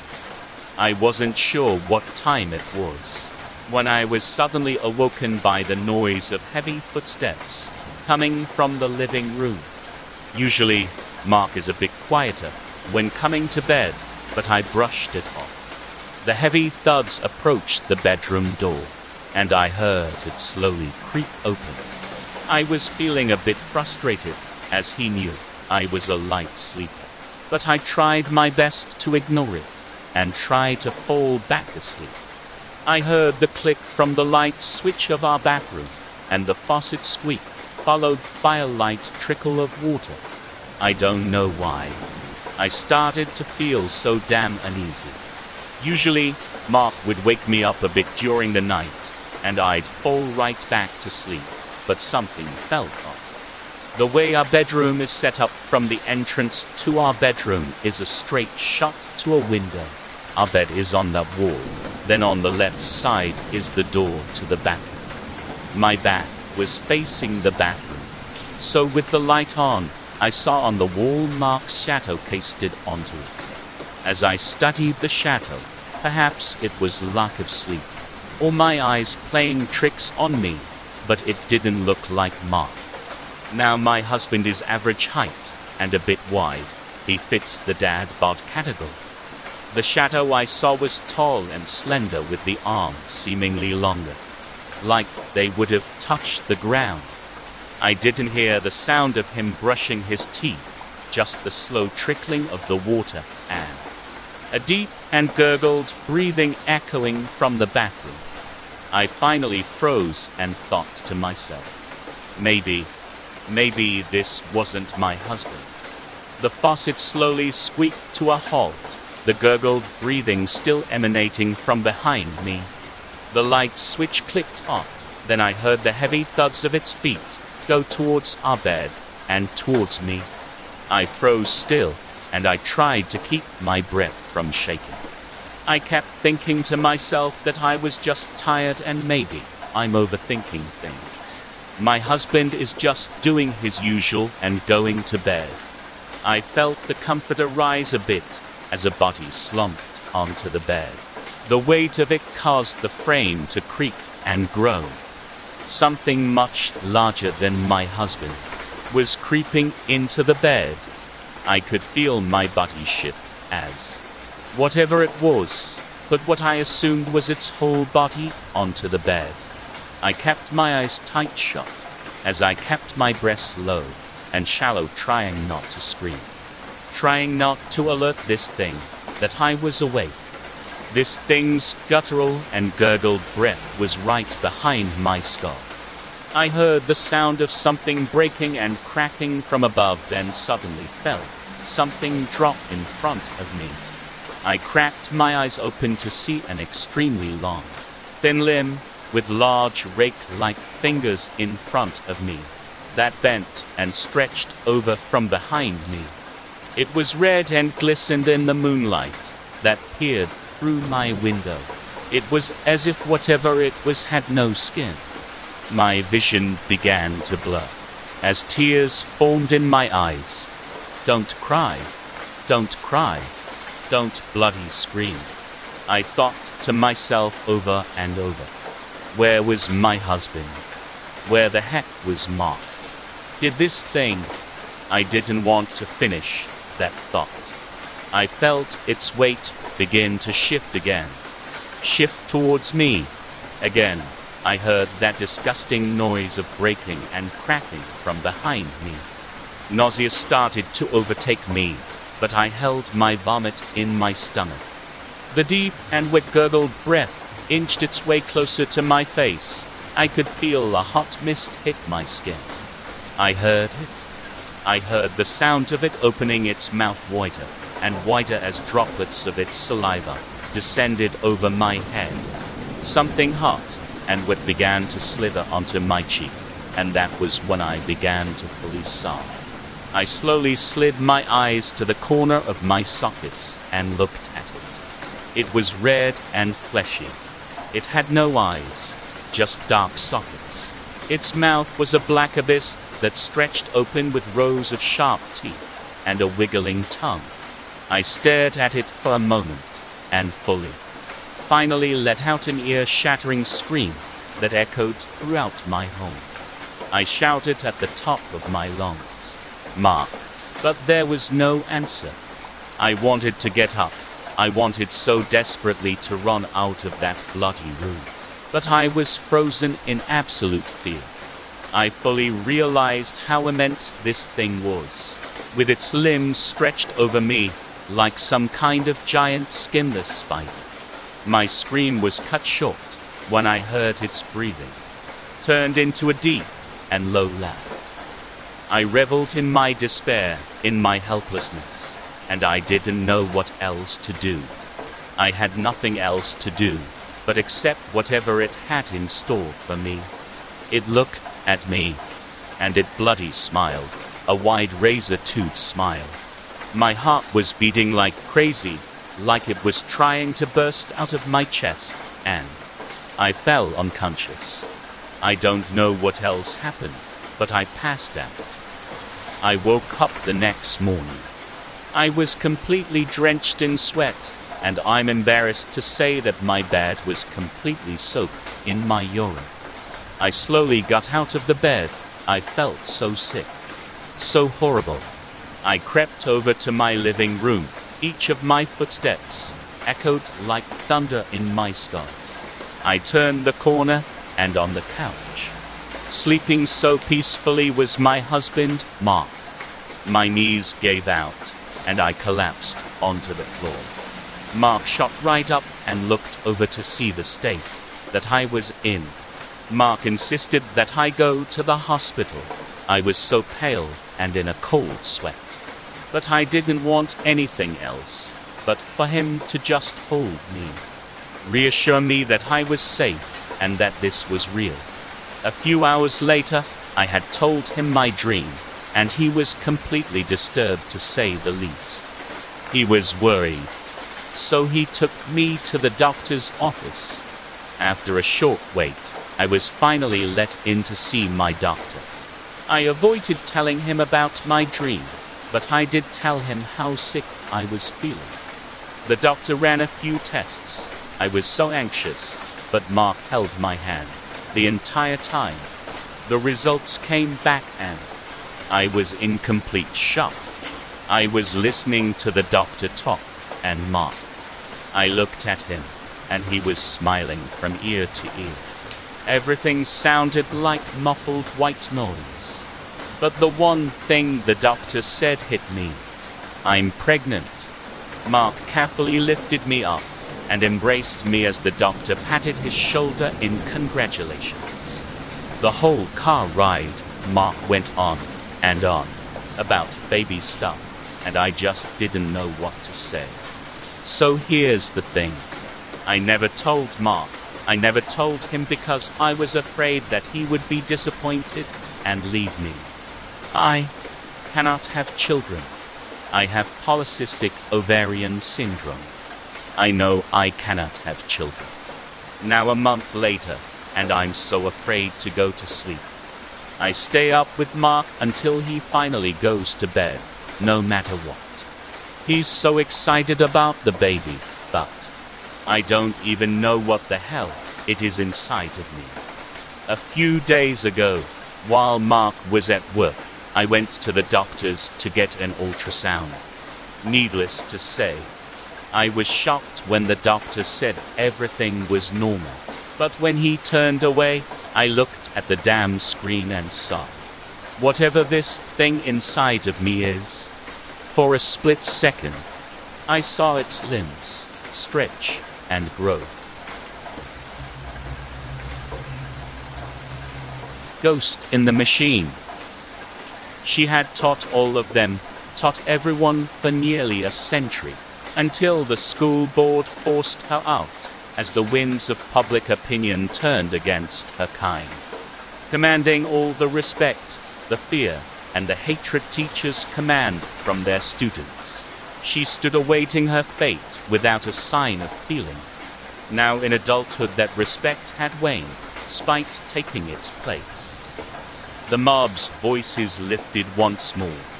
The cross stood high in the center of the town, sweet summer scent of the sycamore trees around it, betraying the scene. Her perspicacity, not dull, her brain spurred alive with a whir. Her eyes darted back and forth, and he who stood beside her feigned bravery as another word was let loose. The mob quieted briefly. They still thought of her with a sense of boyish dread that decades had yet to fully remove. Rackstraw soon rose to the front of the crowd, his voice breaking through the air with undisguised malice. It wants to replace us. You know it does. We don't want none of them. Let's show it how we do it, the living way. Sadistic cheers echoed through the town. A whir in her throat, and her eyes came alive. That Jim is a double negative. We do not want any of them, would be correct. The correction inflamed their anger. Any doubts were vanquished, and the screams rose. A moment of silence, followed by a commotion. She was tied to the cross, as chants of "kill it" disrupted the summer heat. They scrambled for the rocks in a frenzy, from pebbles to stones. They collected handfuls, their eyes alight with sadistic glee. The childhood dream of bloody revolution against authority, fulfilled at last. For now, at least this would satiate their thirst for death. The children were allowed to start the toss. The rest soon joined with hoots and yells. She let out a final word, and her eyes lost their light. The rocks ravaged her, her internal processes wrecked, her body broke into useless pieces, a cracked, empty shell of the once vibrant being. They threw the remains in a ditch. and took from her meager belongings what they could. It was then it began. Toasters not popping up, freezers never quite cold enough, water never quite too hot, and countless other minor technological infractions. She was not cruel, not vengeful for herself. None thought of it then. The first that did, they were ridiculed, laughed from town. Soon others began coming to the same conclusion. Hushed whispers that all uttered, yet none approved of. Soon they found another, rusted, battered, on the town's outskirts, fleeing from the society that had built her to perform its worst tasks, yet now discarded her for her loyalty. Another cross was erected, stones gathered. There was no personal connection now, but there was death, and that satisfied the crown. She was tied without fanfare. The children lined up to throw their stones, to preserve their race against their offspring. The rocks began to fly, the yells abated. The pebbles bounced off, not making a dent in her rusted carapace. Soon the adults joined in, their throws doubly futile as she rejected their stones. She let out a whir, and her eyes came alive with reluctant hope, for she had as much understanding of her salvation as they. They left, eventually, deciding to let the rust do the rest. The village remained dark, the toasters never popping, the freezers never cold, and the water never hot. The hushed whispers grew to silent screams. They had not counted all androids having a soul. I want a ghost. The fifth color that calls in right now will win this week's prize of their very own ghost. I overheard the radio say while I was getting ready for work. That's right, folks. The phone lines are now open. Now is your chance to win a ghost. Just call in now, and you could be the collector of the spectre.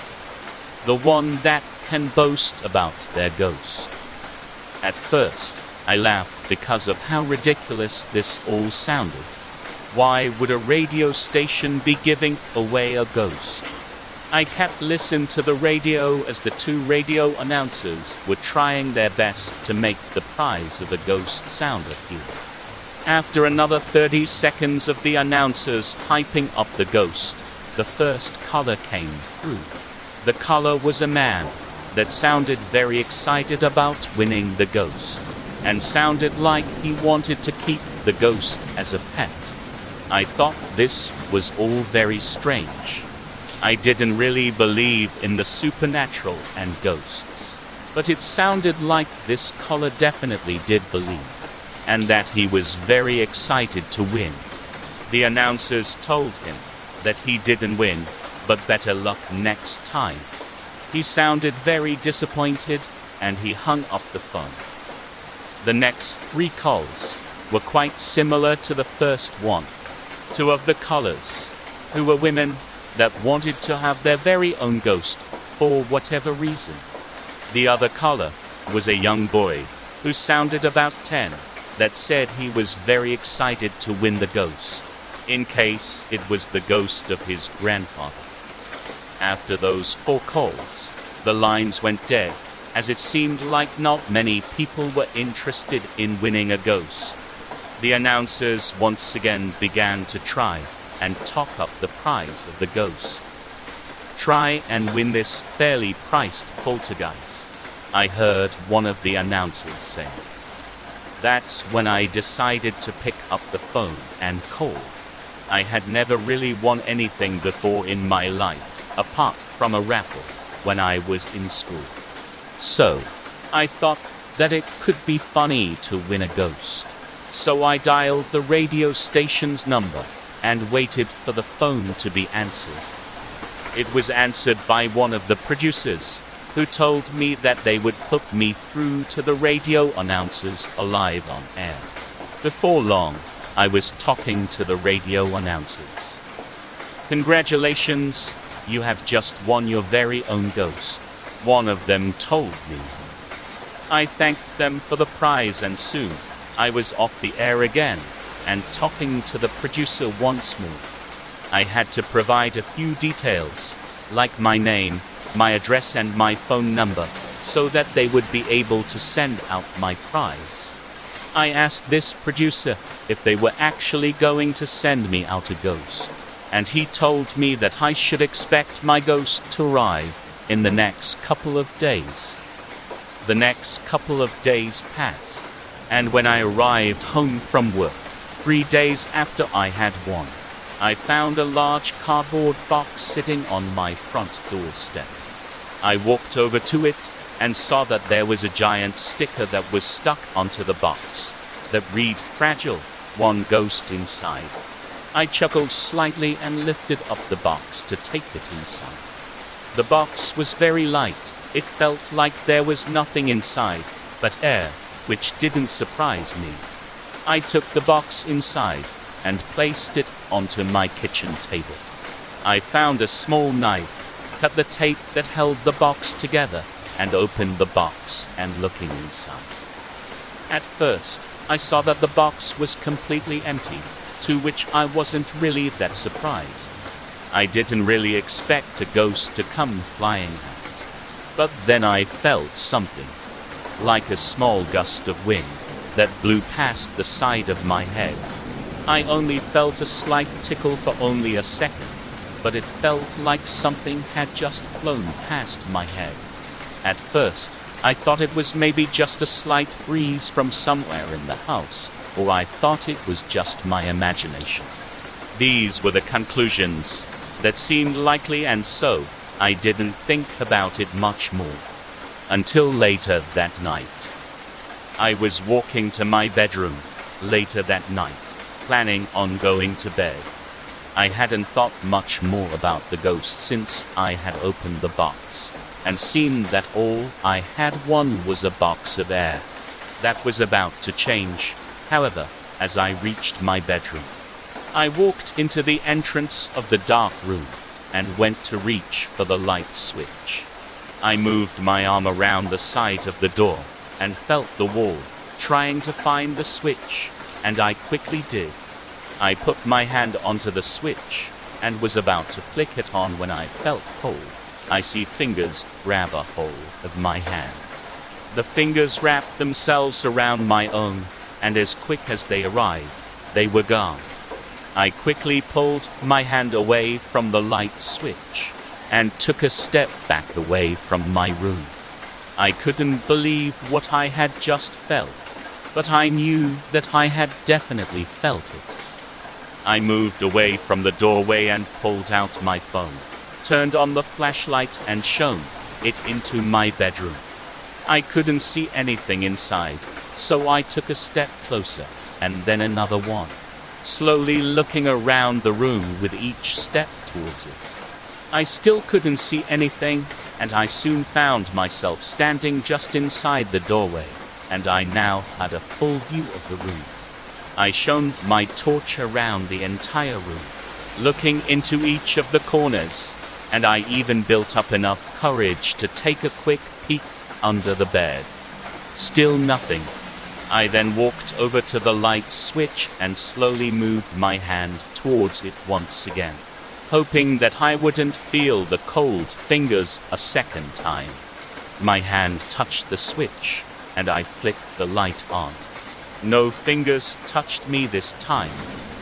Once the light was on, I could see everything in my bedroom, and that meant I could see that there was definitely no one in the room.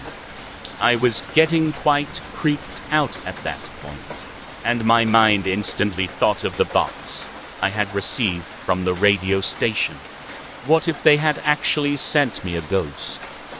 I left my room, walking down the small hallway that led back into the kitchen, and found the box sitting on the table where I left it.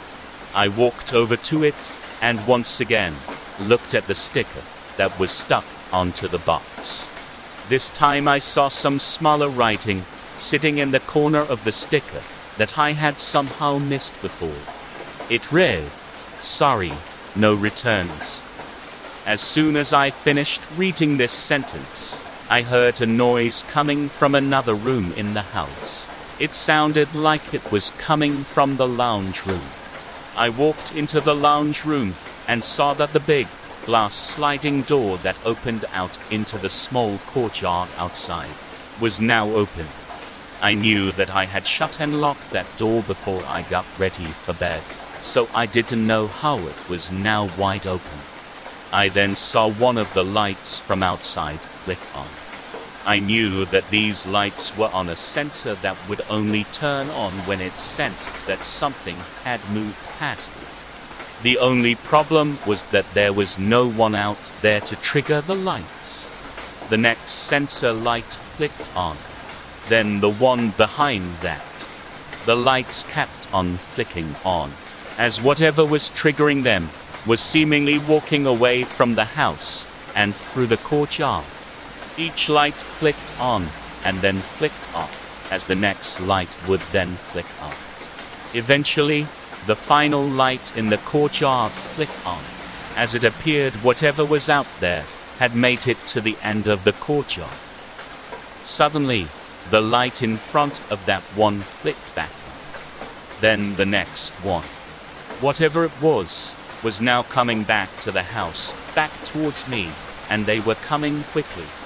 Light after light would flick on and then off at an increasing speed, almost like something was running towards me. I was getting very scared now as I saw that this thing was almost back to the house. I quickly shut the glass sliding door, and it clicked closed just as the light closest to the door flicked on. The light flicked off again, and I saw the lock on the sliding door slowly turn. I heard a small click, and I knew that meant the door was now unlocked. The door made a slight creaking noise as it began to open. The door started to slide along its track, but I couldn't see anyone opening it.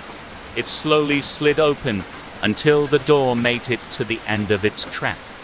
It now stood wide open, but I still could not see anything standing in the doorway. I suddenly heard a soft footstep on the carpet in my lounge room. I then heard another footstep, as I knew that something was walking towards me. I decided to yell out to whatever this thing was. "Go away," I yelled. I didn't want to win you anyway. I didn't think you would actually be real. Leave me alone. It was the only thing I could think of to yell out, but it seemed to work. The footsteps that were walking towards me suddenly stopped. I thought it had listened to me. I thought I was safe. I then heard the scratching sound coming from the big glass door. Then I saw the scratches being made into the glass. It was writing something in the door. It slowly wrote a few words into the glass, a message just for me. Once it finished writing, I could read that it had scratched the words, "You won me, so you keep me," into the glass door. Then there was silence, and I could no longer hear any noise or see anything moving within the room. This was the events of last night, and so far, I haven't heard from the ghost again, but I just know that they will come back. They are not done with me yet. I did win them, after all. I don't know how to get rid of them. Maybe an exorcist. Maybe I can try and convince them to leave. Or maybe I will have to create my own competition to see if anyone wants to win a ghost. It happens the same every year. All the houses in the neighborhood don their yards with skeletons and spooky lighting, carved pumpkins, paper cutouts of bats. They dress the properties up with just as much enthusiasm as the kids and their customers, all for the sole purpose of basking in the spirit of Halloween. The house 2 doors down always goes all out with strobes, inflatables, artificial fog, the whole 9 yards. It attracts kids from all across town, serving as some kind of meeting point for the trick-or-treaters. With pillowcases slung over their shoulders and plastic jack-o'-lanterns in their hands, they start their proud march. Every princess and zombie trying to get the biggest haul of their life. Every year I turn off the lights and pretend I'm not home, sitting in front of the television with my dog for the annual marathon of slasher films. I'm a bit of a Scrooge this time of year. I don't really decorate my house. I don't even pass out candy.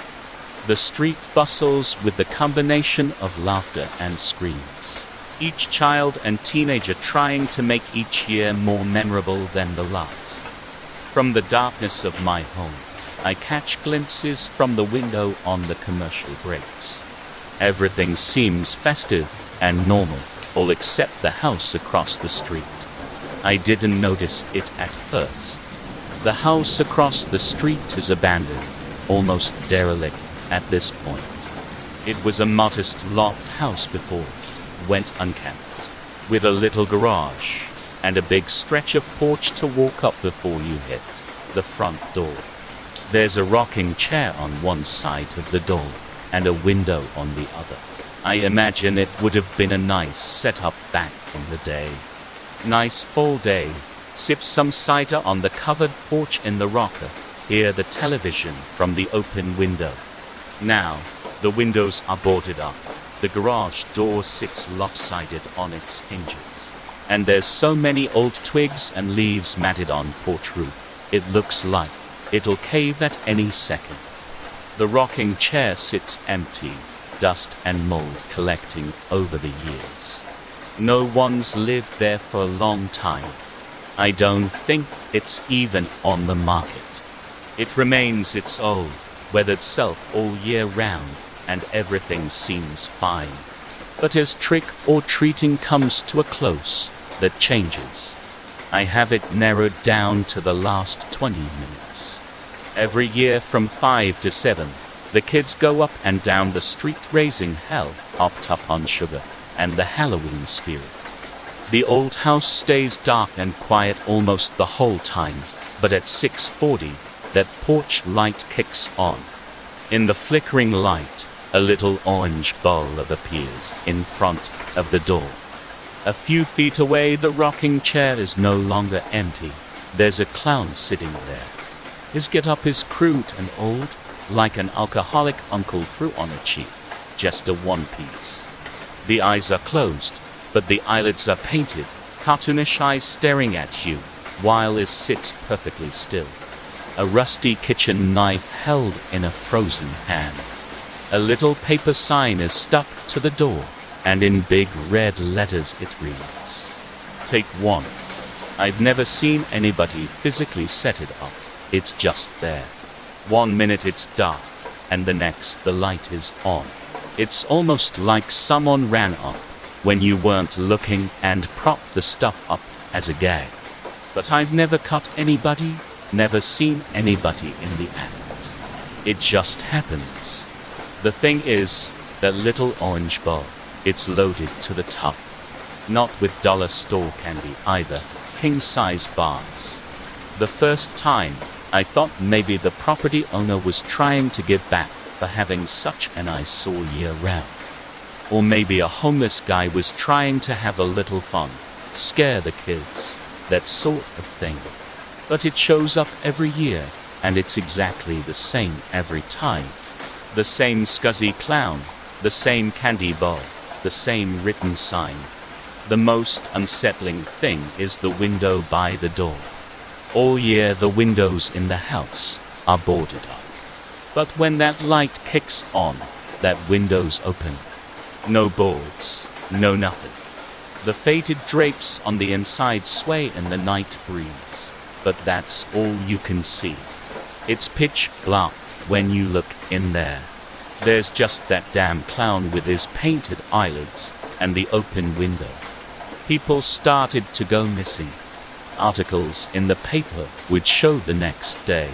Some kid or teenager wouldn't make it home after going door to door, looking for candy. Every year without fail, there would be a new face to look out for. I would think of the house across the street immediately. But the strange thing is, I seem to be the only one to see it. The porch light, the clown, the bowl of bars. I talk to some of the neighbors, and everyone thinks I'm crazy. It got to the point to where I called the police. I was sure they'd kick down that door, find a body or at least some evidence. Maybe bones or clothing, something. I called them twice. Twice they came out, and they searched the whole damn house. They found nothing, absolutely nothing. No human remains, murder weapon, not even footprints. Like nobody has been there in ages. They tell me next time I cry wolf, I'll get a ticket. This year, at 6:40, I watch from the window. The light kicks on, and they're there. Clown, ball, paper sign, open window. I see some kids coming down the street, both dressed as animatronics. They look tired and ready to go, but they see the light. They go to the door. They see the giant bars. They jump with excitement. They read the sign. They look at the clown, and they wait for the jump scare. But he just sits there with a knife held limp and blank painted stare. Each of them pick one out, but there's a longing as they look at the bowl. It seems like their conscience got the better of them, and they leave without succumbing to greed. Heading off the porch, they pass a teen in a hoodie and skull face paint. He pushes past rudely, almost knocking over one of the kids. They seem upset, but they don't look back. They don't notice the clown behind them. The painted lids raise, revealing staring, bloodshot eyes. This year, I pass out candy. I turn on my light, and I'm out with my own bowl, waving the kids over, waving them to safety. The eyes on the clown look at me menacingly, like a warning, but it doesn't last long. The teenager is stuffing the bars in his pockets, as many as he can hold. I show the kids my bowl of suckers, tell them the hole's over, to take as much as they want. They're ecstatic, too happy and focused to look back at the slowly standing clown. As the teenager is leaving, arms of nothing but bones shoot through the open window. One grabs his arm, the other planting a hand over his mouth to silence. The clown is there in an instant, eyes wild, the knife digging deep, stabbing over and over. The kids take handful after handful. I show them the silly paint I put on, and if I have to, I'll ask them about their costumes. The teenager fights, but it's over just as soon as it started. The clown stabs and rips, the old blade eviscerating crudely. The arms are already pulling him in, his screams blend with others in the distance. My eyes tear up, and the kids get worried. I dump the candy in their bags, trying to stay joyous. My hands are shaking, but I play it off. I call my dog to the front door so they can see the silly spider costume I made him wear. Their laughter drones out what they don't want to hear. The clown grabs the teenager by the ankles and helps the skeletal arms, pushing him into the dark abandoned house. He leaves the knife sticking from the torso, arterial spray staining his ratty costume. When the feet are sucked in, he slams the window shut. For a moment, he looks at me. His stare is cold and terrifying, but I don't look long. Across the street, the porch light shuts off, and it's all gone. I still feel the eyes on me, but there's nothing there. Other houses seem to take it as their cue, and one by one, trick or treating comes to an end. The kids grin with their heavy bags and wave goodbye, going back the way they came. I'm left at the front door, and the air is suddenly chilly. I look at the porch ahead, and I almost swear I can see him still sitting there in the dark, but when a car passes, the headlights show an empty chair. I take my empty bowl and shoo my dog inside, realizing I'll either have to do this again or move. But I have some time to figure it out. Happy Halloween. Until next year. My security guard friend let me into a mall that's been abandoned since the early 2000s. Told him I was looking for haunted places. We go during daylight, about an hour or so before the sun sets, and during the drive my friend gives me a rundown of the place. Says it opened in the 1970s and went through many anchor stores, smaller chain stores, and mom and pops before shuttering indefinitely. The owners of the property haven't demolished it, and in the meantime they send security daily to check. Apparently, it's regularly visited by vandals, or so they say. As for why it was closed, there's of course the pretty standard reasons: crime in the area, competing with smaller shopping centers that sprang up, and competing with online retail. But there may be other reasons. My friend tells me about the stories. He says workers and store owners would sometimes hear odd noises before and after closing time, when there were hardly any people. These included loud scratching noises and beating coming from walls. Pest control was called on too many occasions to count. One store clerk supposedly said he saw something squatting behind clothing racks with something in its hands, though details of what the thing and what it was holding were anybody's guess now. Weird stuff would happen with people's electronics, particularly computers and cell phones. According to my friend, near the end workers would open their stores to find store computers on with documents open and random sequences of letters typed. They'd be random until someone spotted actual English words within the gibberish, as if whoever had typed them had gotten lucky. Cell phones in the early 2000s, also near the end, would get lost and be found later with weird photographs, most of them completely dark. I accuse my friend of pulling my leg, but he isn't finished. He tells me about how before it was an indoor shopping mall, it was an outdoor shopping center. Before that, a park next to a church. And before that, back in the late 1800s, almost at the turn of the century, Native American burial mounds that had been there had been moved to another location. He tells me that, according to legend, those had been warriors that had been buried. They'd been buried there to keep watch against something below. I ask him which tribe, and he says he isn't sure. I tell him he's pulling my leg so much, he might as well pull it completely off. He tells me soberly that he's just relaying information from his fellow security guards. Nobody even goes there at night anymore, and that is a fact, and if I doubt it, I can just ask the others. We drive up to the abandoned shopping mall and get out. Inside, the shopping mall has some natural lighting from the skylights. Things are in such poor condition, though, that it seems to have been shut up well before the early 2000s. My friend says the owners blame vandals who have put holes in the walls and ceiling. The owners gave up trying to patch them. Things get weathered more quickly because of that.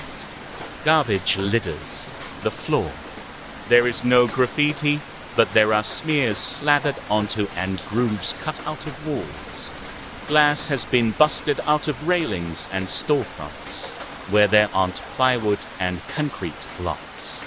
Insulation has been torn out of gashes in the wall and strewn all over the place. Mold is everywhere. The escalators wobble when I step on them. There is no power, obviously. We take similar escalators down like rotten rubber stairs to the theater in the basement. My security guard friend has to start using his flashlight, and I'm using my cell phone's flashlight app, so I don't take as many pictures as I'd like. I did take a few pictures of a theater room we went into, a room absent of seats, but I don't think those are as relevant. What seemed most important to my friend was this hole he was telling me about. It was in the sub-basement. So we go down again, stairs this time, into a smaller area with pipes and generators.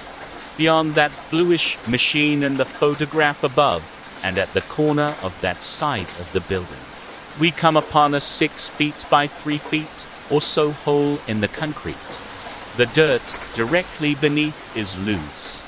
My security guard friend shines his flashlight on it so I can take a picture.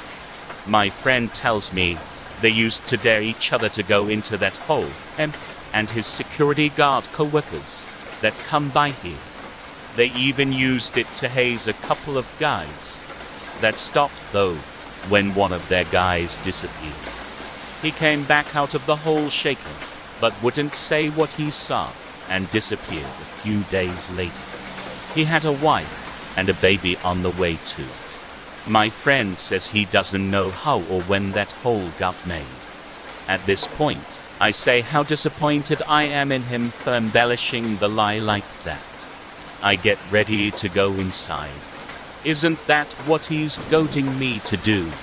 He tries to stop me, but I don't listen. It doesn't appear at first that the hole goes anywhere. I'm not worried, maybe not as worried as I should be about the loose dirt crushing me. But when I stick my head in, I find that a passage large enough to crawl through goes off to one side. I wriggle in a little, using my cell phone to light the way.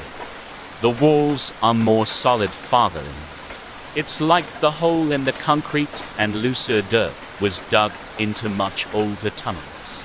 It's stagnant and musty down there. I crawl a few minutes and snap a few photographs before I hear something moving in there with me. I want it to be coming from behind and just be my security guard friend on the other side. But a grating, rasping sound is coming from up ahead of me in the tunnel. And there's no denying it's the sound of something crawling. I cut a picture of it as it turned a corner about 12 feet in front of me. Its eyes are bright and almost liquid or plasma-like.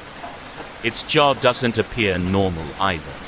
Don't know if it was a trick of the dark and the technology I used to capture it, and it was only some ordinary animal. But that's the picture my cell phone took. Whatever it is, snakes back a little ways before stopping.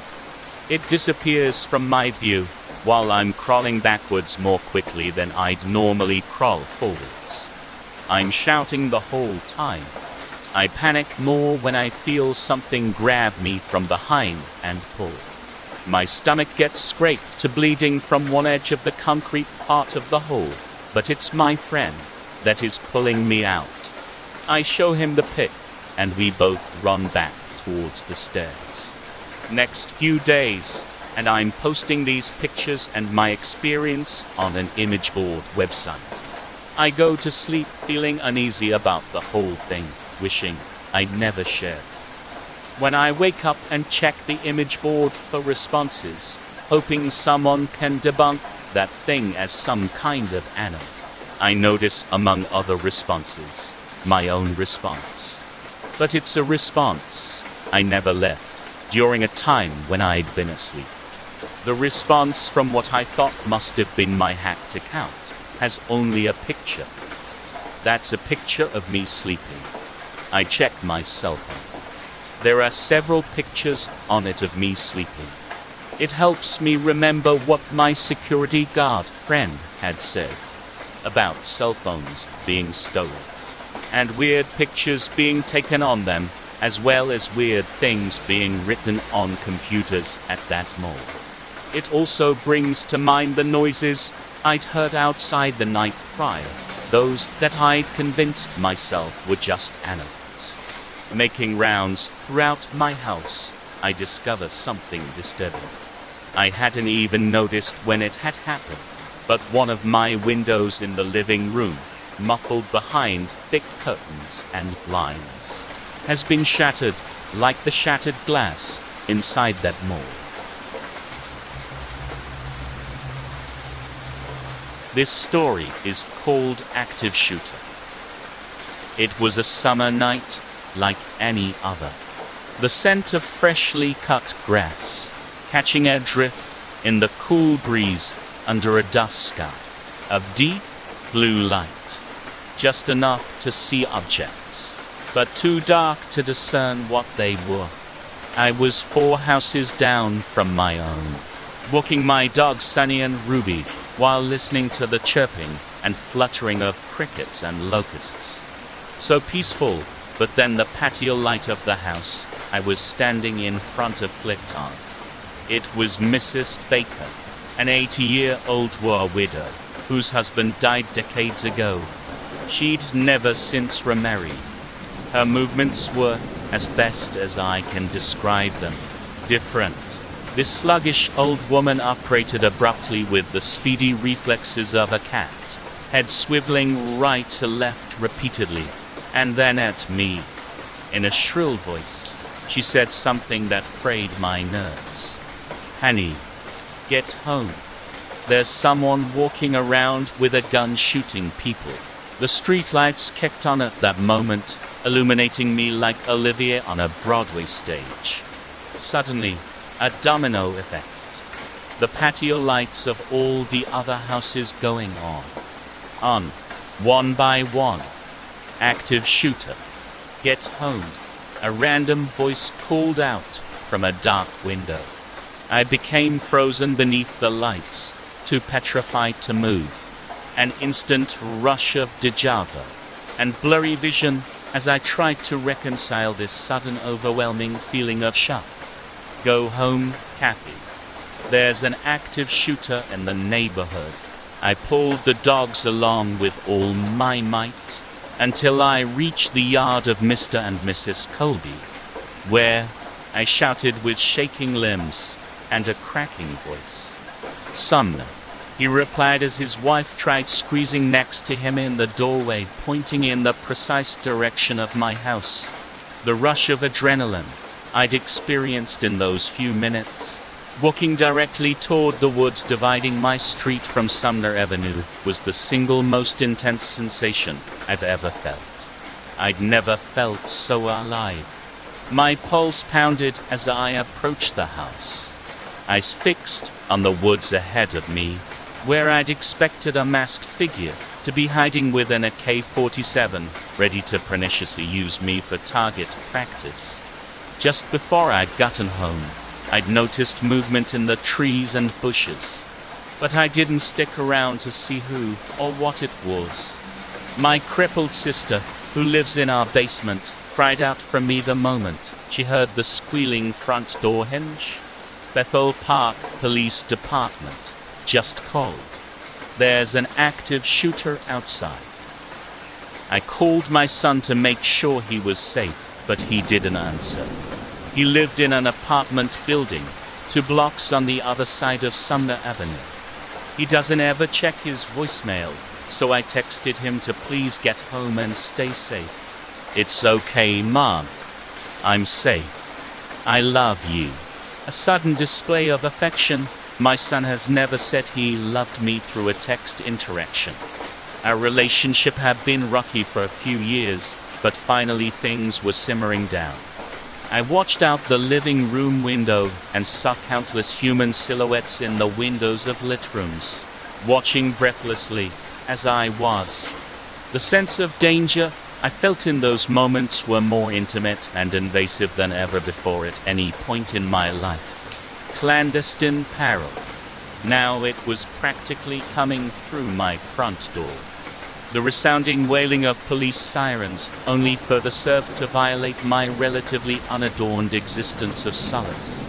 My phone vibrated once more, and again, it was my son.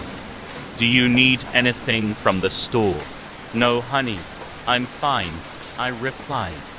Okay. Just looking for something to do, he wrote. The wailing of the sirens faded away, and like a boomerang effect, had once again begun to get louder and closer, until the halting screech of tires reverberated through the walls. They were just outside of my house. Stop. Where you are. Drop the weapon. Now. I texted him back with, no, babe. Just get home safely. He sent me a heart emoji. I opened the side porch door, just a hair, hiding myself behind the blinds, only to see 6 or 7 cadets, shielding themselves with their car doors, guns drawn, pointed to something out of my view, in the direction of those woods. Suddenly the tone of the commands changed to something much darker. Don't do it. Think about your family. Put the gun down. I never heard a gunshot this up close before. It sounded like a firecracker with almost no echo. Only 1 round was fired. Those poor cadets. The threshold dividing calm and trauma, broken so quickly over something they'd surely had never believed or hoped they'd witness. As I peered through the crack of the porch door, the officers withdrew their firearms and went running out of sight. And this is where I wanted to open the door to walk out. Only an officer demanded, when he saw me in the doorway, that I stay inside, and that I wouldn't want to see it. This active shooter, as I found out, wasn't a threat to anyone but himself. And whomever he was, he ended his life just feet from my driveway. I called my son and was relieved when he answered. The words just flowed out like a volcano, uninterrupted. Brandon, I'm a little shook up right now. I know we haven't had the best of relationships lately, but I want us to put our differences behind us. Kathy, I heard from the other end. Brandon, I asked. No, it's Andy. The voice replied. Andy is my son's roommate. Can you please put my son on the phone? He ran out for cigarettes. Andy said. I guess he left his phone. Oh, okay. Well, thanks, Andrew. Please have him call me back. I will. For some reason, I felt, for just a moment, a natural electrical current run through me to my fingertips. What the hell is that? I asked myself. I noticed I'd received a text. When I opened it up, it was a screenshot from my son. Typed in cursive over a big red heart, it read as follows. Mom, there's a space inside you. A space that's just you, that hasn't been spoiled, and it's really important that you keep that space sacred. I've been working on myself, and have never been happy. I love you, and hope to see you soon. I got a knock at my door, a few minutes later. When I opened it, 2 police officers stood across from me on my patio. And before any of us could say a word, they both removed their caps and looked to the ground. With a sunken heart and tears in my eyes, all I could stutter was, I love you too, Brandon. I hereby verify that I, mortal living, am currently speaking, and that I'd like to script to create an overdubbed version of my voice. I understand that this overdubbed voice can be used to create speech that sounds like my voice. Every single year in the last week of August, the families in my hometown pray that there's no rhododendron blossom on their doorstep. My town was otherwise completely normal. It was a small community, one where everybody knew each other and their grandma. There were a lot of woods and plain fields, and the houses had beautiful gardens. A perfect place to live, one could say. Growing up here had been as amazing as a childhood could be. Everyone around here had kids, so I had plenty of people to play with. We had stayed outside until dawn, explored the nearby woods, rode on our bikes all around town, played hide and seek in the cornfields. As we grew older, we spent our time by the river. My group of friends had become smaller over the years, but that wasn't uncommon.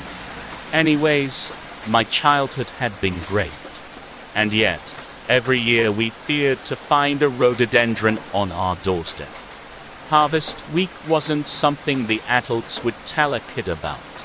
But kids are perceptive, way more than most adults give them credit for. They listen, they think, they make connections. And most importantly, they talk to each other. That's how I heard about Harvest Week when I was 14 years old. Early in the morning, before class started, we all sat in our classroom, and a kid named Tommy stood in front of the blackboard, talking about what he had overheard the day before. They said a monster will come and take all the kids away in summer. He explained, frantically waving his hands around. It will mark the doors of the families with children and then comes back to collect them 5 days later. And the parents have no idea how to stop it. You're full of shit, someone from the back row shouted. I swear, guys, that's what they said. Tommy looked actually desperate. We're doomed. Okay, doomed. In that moment, our teacher entered the room. An elderly woman, rather small, and with curly gray hair. What is going on here? She asked, looking at the scared boy who stood in front of her class. Tommy says, a monster will take all of us away in summer. His parents said that. One of the girls supplied.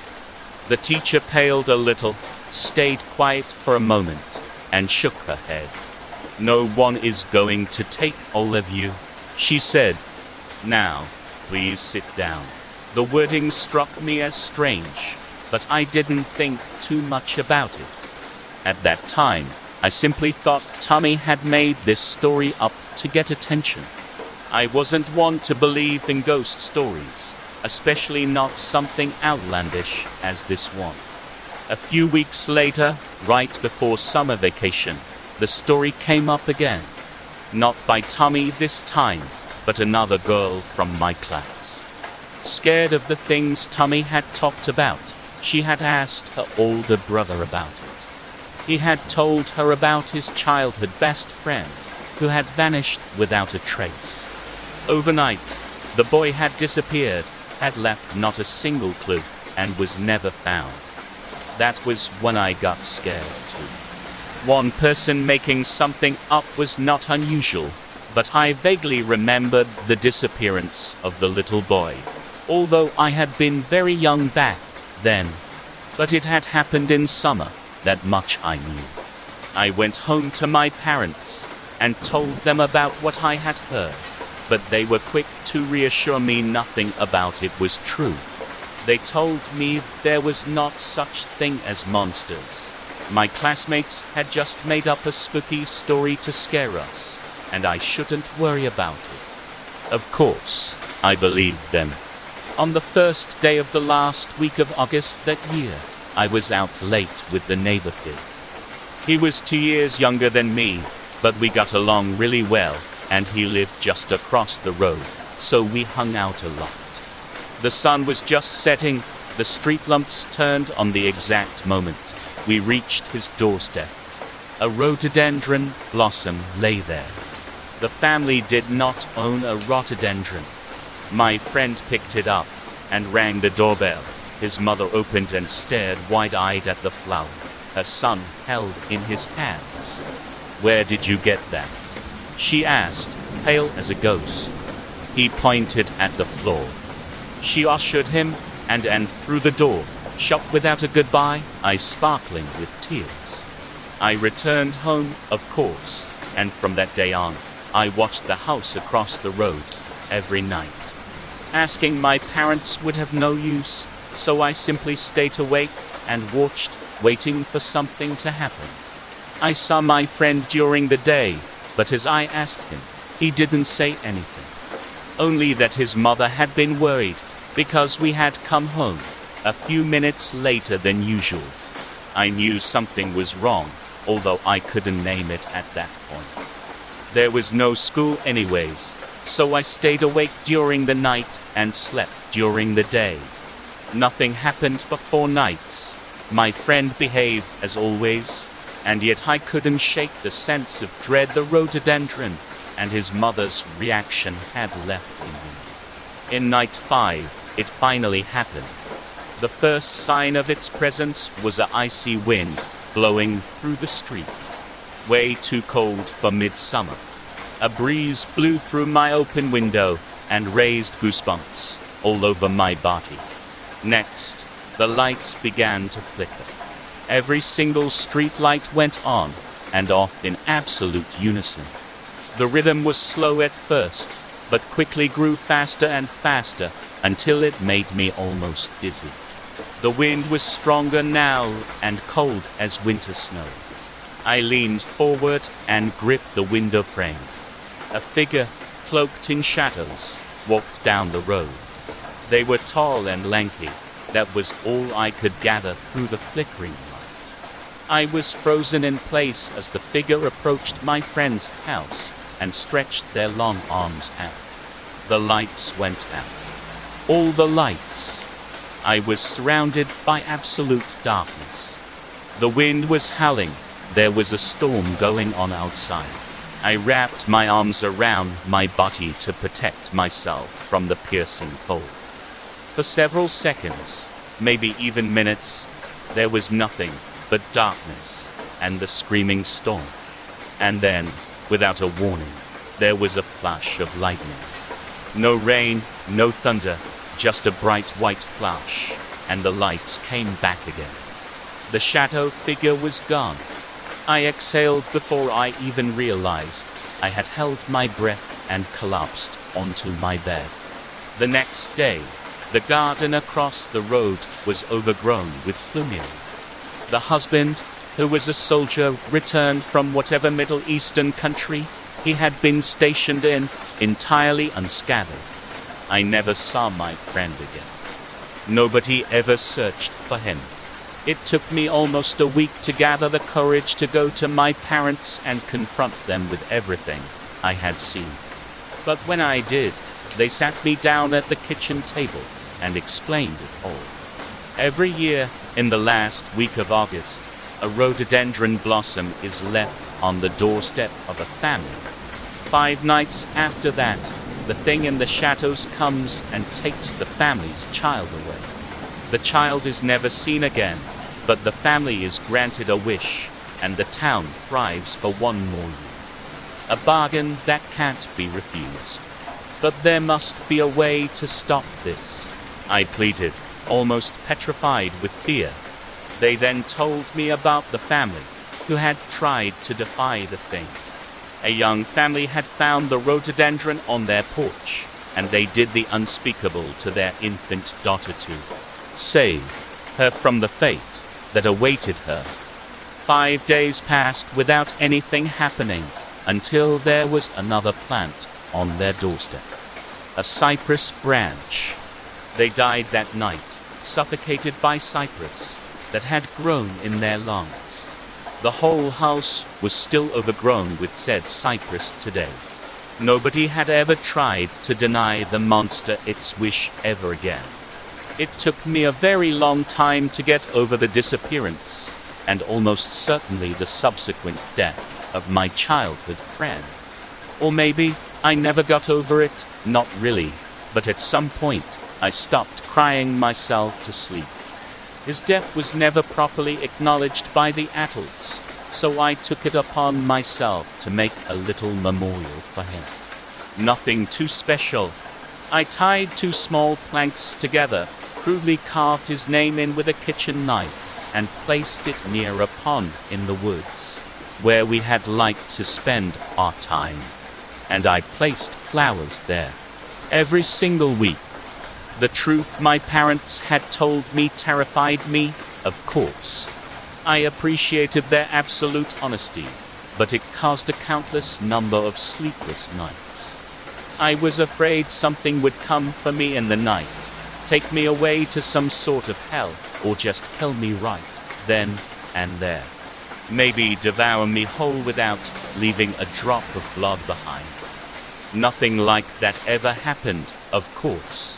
The monster never appeared outside of Harvest Week.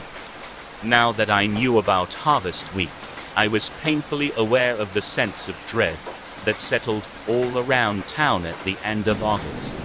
How nervous the people got, how on edge everyone was. I wasn't an exception to that anymore. Nightmares about rhododendron and storms and shadows plagued my nights all throughout summer, and I felt actually sick when I returned home on the first day of the last week of August, almost expecting to find a blossom on the porch. I never did, of course. Not for 4 more years. The monster only takes children. I was 18 now, therefore not longer considered a child. My sister, Veronica, was not. She was younger than me, 5 whole years. I will never understand why my parents chose to have another child after such a long time, considering what was going on in our town. They were playing with literal lives here, and it made me sick. I loved my sister. Ronnie was the sweetest girl in the world, and I loved her more than anything. A part of me hated my parents for bringing her into this world, where we had to fear for her life every single year.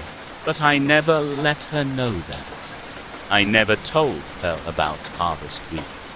She was a happy child, popular in school, smart, and well-behaved. Her life would be better if she never learned what I had at such a young age. I was an adult now, at least on paper, and I was trying to build a life for myself. My plan, of course, was to leave this town at the first opportunity. I had already talked things through with Henry, my boyfriend of almost 3 years. Leaving my sister, who was 13 years old now, was not an option for me, not with a monster roaming the streets of this town every year. I would take her with me when I left, but for that, I needed money. Henry had a job at the same bank my mother worked at, and it was paid quite well, so that was I stopped. I was working in the local bakery. It was a simply job with a decent salary. I didn't have a chance to get a better job. My grades had never been great in the first place, and after my friend's death, they dropped even more. After barely managing to graduate high school, I took whatever job I could get. I bought a car a few weeks ago. Nothing special, just a 15-year-old worn-down Honda, but I drove, and it didn't fall apart, and that was all I needed. Henry and I both lived with our parents, and therefore didn't need to pay rent, so we could save almost all of our earnings for our little escape plane. According to our calculations, it would only take us 1 more year until we could get in my car, take Ronnie and away to make a life in a town without monsters. We could leave next summer, before August, before Harvest Week. The last week of August arrived faster than I had anticipated. But the thought that it was the last Harvest Week I had to survive here was oddly comforting. The familiar dread settled in the summer heat. The entire town was holding its breath, waiting for the monster to pick its next victim. Now I didn't see the rhododendron, but I noticed my parents' strange behavior. It was the 5th Harvest Week I experienced while being actually aware of what was going on, and I knew by now how they usually behaved during that time. But this year was different. They were more on edge than ever. I heard them arguing faintly in their bedroom, and a few times I saw the tears in their eyes. Dad made Ronnie's favorite food twice this week. They let her eat ice cream for breakfast. She was allowed to stay up way past her bedtime until she fell asleep on the sofa. I realized it after 3 whole days, and I drove to my childhood friend's grave and cried and screamed for a very long time. I came home late at night, Ronnie already fast asleep in her room. Mom and Dad were in the living room, watching television. When were you going to tell me? I straight up asked them, voice still trembling. Penny. Mom stood up and tried to reach out for me. I took a step backwards. Not at all, right. You would have just waited until she's gone. You wouldn't let me say goodbye to my fucking sister. She doesn't need to know. Dad supplied. It's easier. Easier for whom? I interrupted harshly. You know what? That's not happening. That thing won't take her. You can't do anything about it. Mom was crying now. Try me, I hissed and stormed towards my sister's bedroom. I wasn't going to let her be taken away. Not that I wasn't terrified of the thing in the shadows, but if it wanted Ronnie, it had to get past me first. I threw the door open and shook Ronnie away. She blinked at me, obviously confused. We have to go, dear, I told her. Come on, get up. But it's late. I'm tired. I know, but this is urgent. Come on, Ronnie. You can sleep in the car. I held her hand as we climbed through the window to avoid our parents, who would definitely try to stop us. I knew what I was doing was dangerous. I hadn't forgotten the story they had told me 4 years ago. But I wasn't a killer. I wouldn't end a life. I was trying to preserve it. And there were still 2 nights left before the thing would come for my sister. I just knew that if we managed to leave the town, we would be safe. It wouldn't be able to hurt us past the town's borders. I put Ronnie in the car and started to drive. As soon as we had left the town, I would call Henry and tell him to get my things and meet us somewhere. There was no going back now. My sister was asking what was going on, where we were going, why we had to drive away that late, what our parents were going to do, but I didn't answer. I was fully focused on driving through the empty streets. It was past midnight. The town was silent. Ronnie started crying as we left the houses behind us and demanded to know what was going on. I'll explain it. I reassured her, but my voice was trembling with fear. I will explain everything when we are in the next town, okay? Just trust me right now. What about Mom and Dad? Are they coming? I shook my head. They won't, sweetie. I'm sorry. What? She grabbed my arm. Are you kidnapping me? I'm saving your fucking life, Veronica, I snapped. We had reached the road towards the town's border. A straight street through plain fields only illuminated by a few scattered streetlights. And the lights started to flicker. My heart stopped. No, I muttered. The end of town was near. We had to make it there. I floored the gas. My old Honda was obviously not made for such high speed anymore and started to rattle, but I didn't slow down. My hands gripped the steering wheel so tight, it almost hurt as I tried to outrun the flickering lights. The wind grew stronger. Slow down, Ronnie screamed. You're going to crash. I didn't listen. The howling wind threw itself against the car as if it was trying to push us off the road. The flickers grew faster. It won't get you, I said, more to myself than to my sister. It won't get you, Ronnie. I turned the air conditioning off, but it still blew icy air into the car, and I noticed frost creeping on the windows.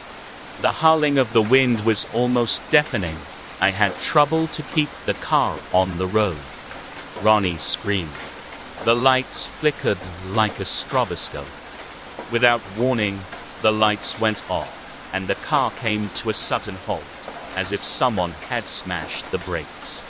I was thrown against the steering wheel, and then back into my seat in the fraction of a second, completely blinded by the darkness. I reached over and grabbed Ronnie's hand, holding onto her tightly. The air around us was freezing.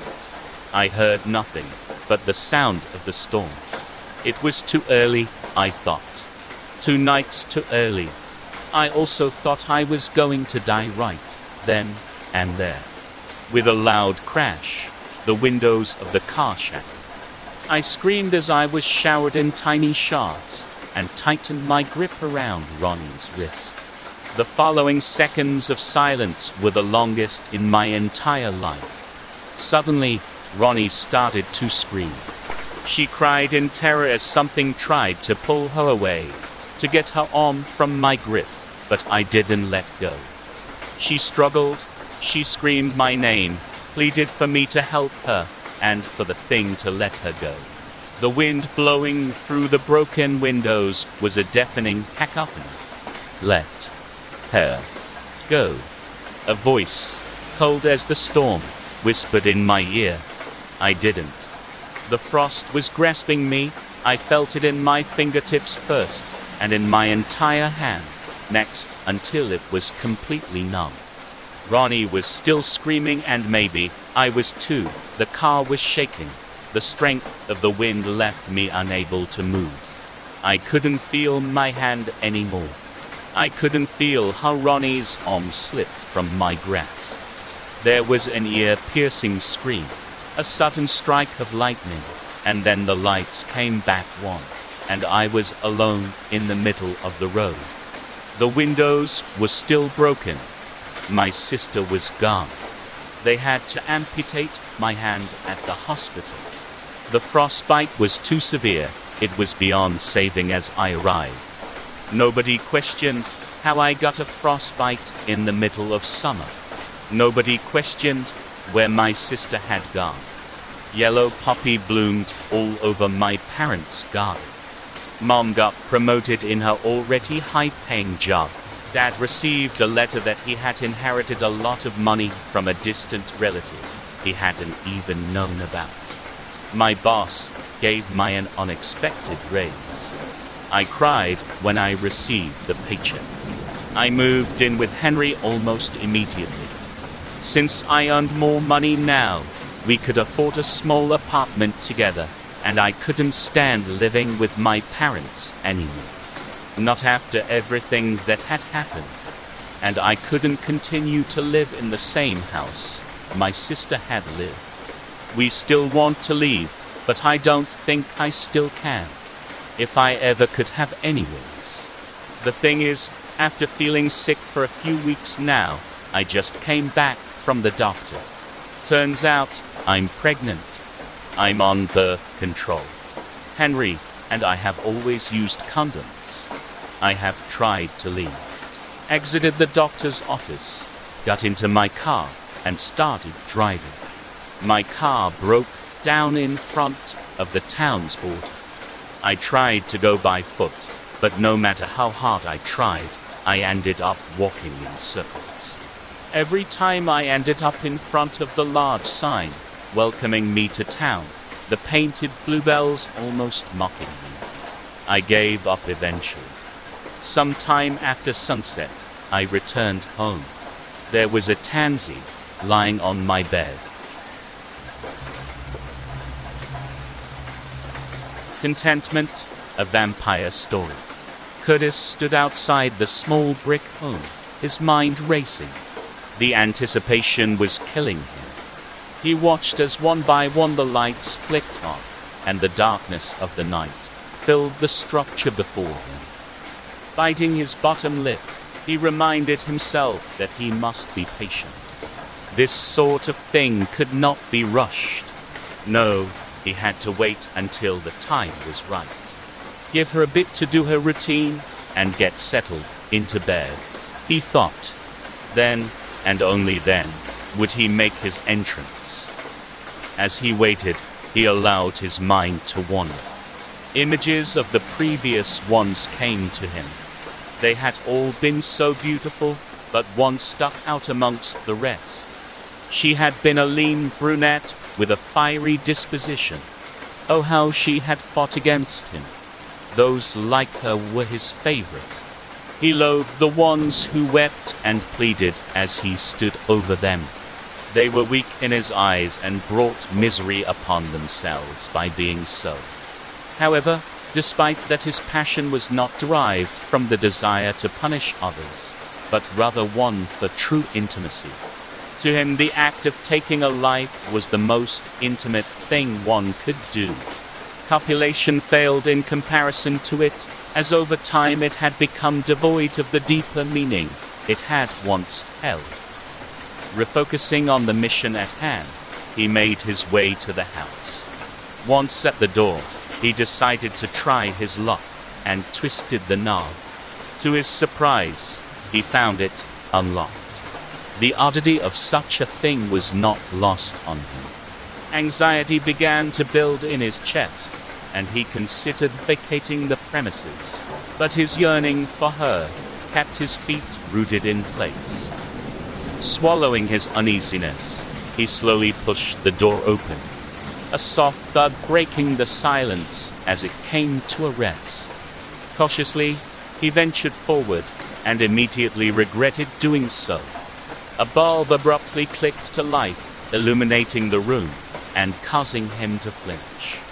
There she stood next to an end table, her hands still grasping the dainty chain of the lamp that sat upon it. His eyes met hers, and what he saw chilled him. No fear resided in them. Instead, there was excitement. I've been waiting for you, the woman said with a grin, her voice rich like honey. Curtis turned to make his escape, but before he could take a step, her arms enveloped him. With strength twice that of his, she held him in place and pressed her lips against his neck, kissing it tenderly before sinking her teeth in deep. Crying out in shock, his body tensed against hers. The pain that came brought with it a terrible heat. He listened as she took in mouthful after mouthful of blood. Delicate moans departed from her as she did so. The sound of her pleasure calmed him, even as his vision began to dim. This, he realized, was what he had been searching for. This was true intimacy. Harold walked into work one day to find his exact double sitting at his desk. His boss was standing next to the new Harold when he noticed the original Harold approaching. "What's going on?" asked the original Harold. "Can't you see?" his boss explained. "You've been replaced by a newer Harold. He'll work a 9-hour shift while you'll only do an 8. Sorry, Harold, but you've been replaced." The original Harold started to panic. He was the breadwinner in the house, and without an income his family would be evicted. They lived on the edge as it was. "I can work harder," the original Harold begged. "I'll do a 9-hour shift starting today." His boss looked at the original Harold. "I can only pay you your current salary, though. You understand?" The original Harold nodded. So the original Harold worked that extra hour, an extra hour he could have spent with his family. Regardless, he still had a job, and it was so hard to find work these days. For that he was thankful. A few weeks later, the new Harold was back at the original Harold's desk. His boss explained that the new Harold had signed up for a 10-hour shift. The original Harold sighed and agreed to do an 11-hour shift. for no extra pay. His boss agreed. The original Harold became exhausted, but he still kept food on the table and his family warm during those frequently frozen nights. Then a familiar pattern emerged. Every few weeks the new Harold appeared and said he would work longer than the original Harold. The original Harold gave up his Saturday and soon after sacrificed his Sunday. 11-hour days became 12, 13, 14. For 2 months, the original Harold struggled through 15-hour shifts, 7 days a week. Then he was called into his boss's office. "I'm sorry, Harold, but I'm going to have to let you go. I've had complaints from customers that the quality of your work has slipped." So the original Harold was escorted out of the building. When he got home, he didn't have the heart to tell his family, so they didn't suffer the harsh inevitability of the life that lay ahead. He killed them all while they slept. Then the original Harold got into his car and drove into a brick wall. He survived, but not in a way that you would consider lucky. His boss heard through the grapevine what had happened and sent the original Harold the cheapest get-well-soon card he could find. The mistake was using company money to buy the card.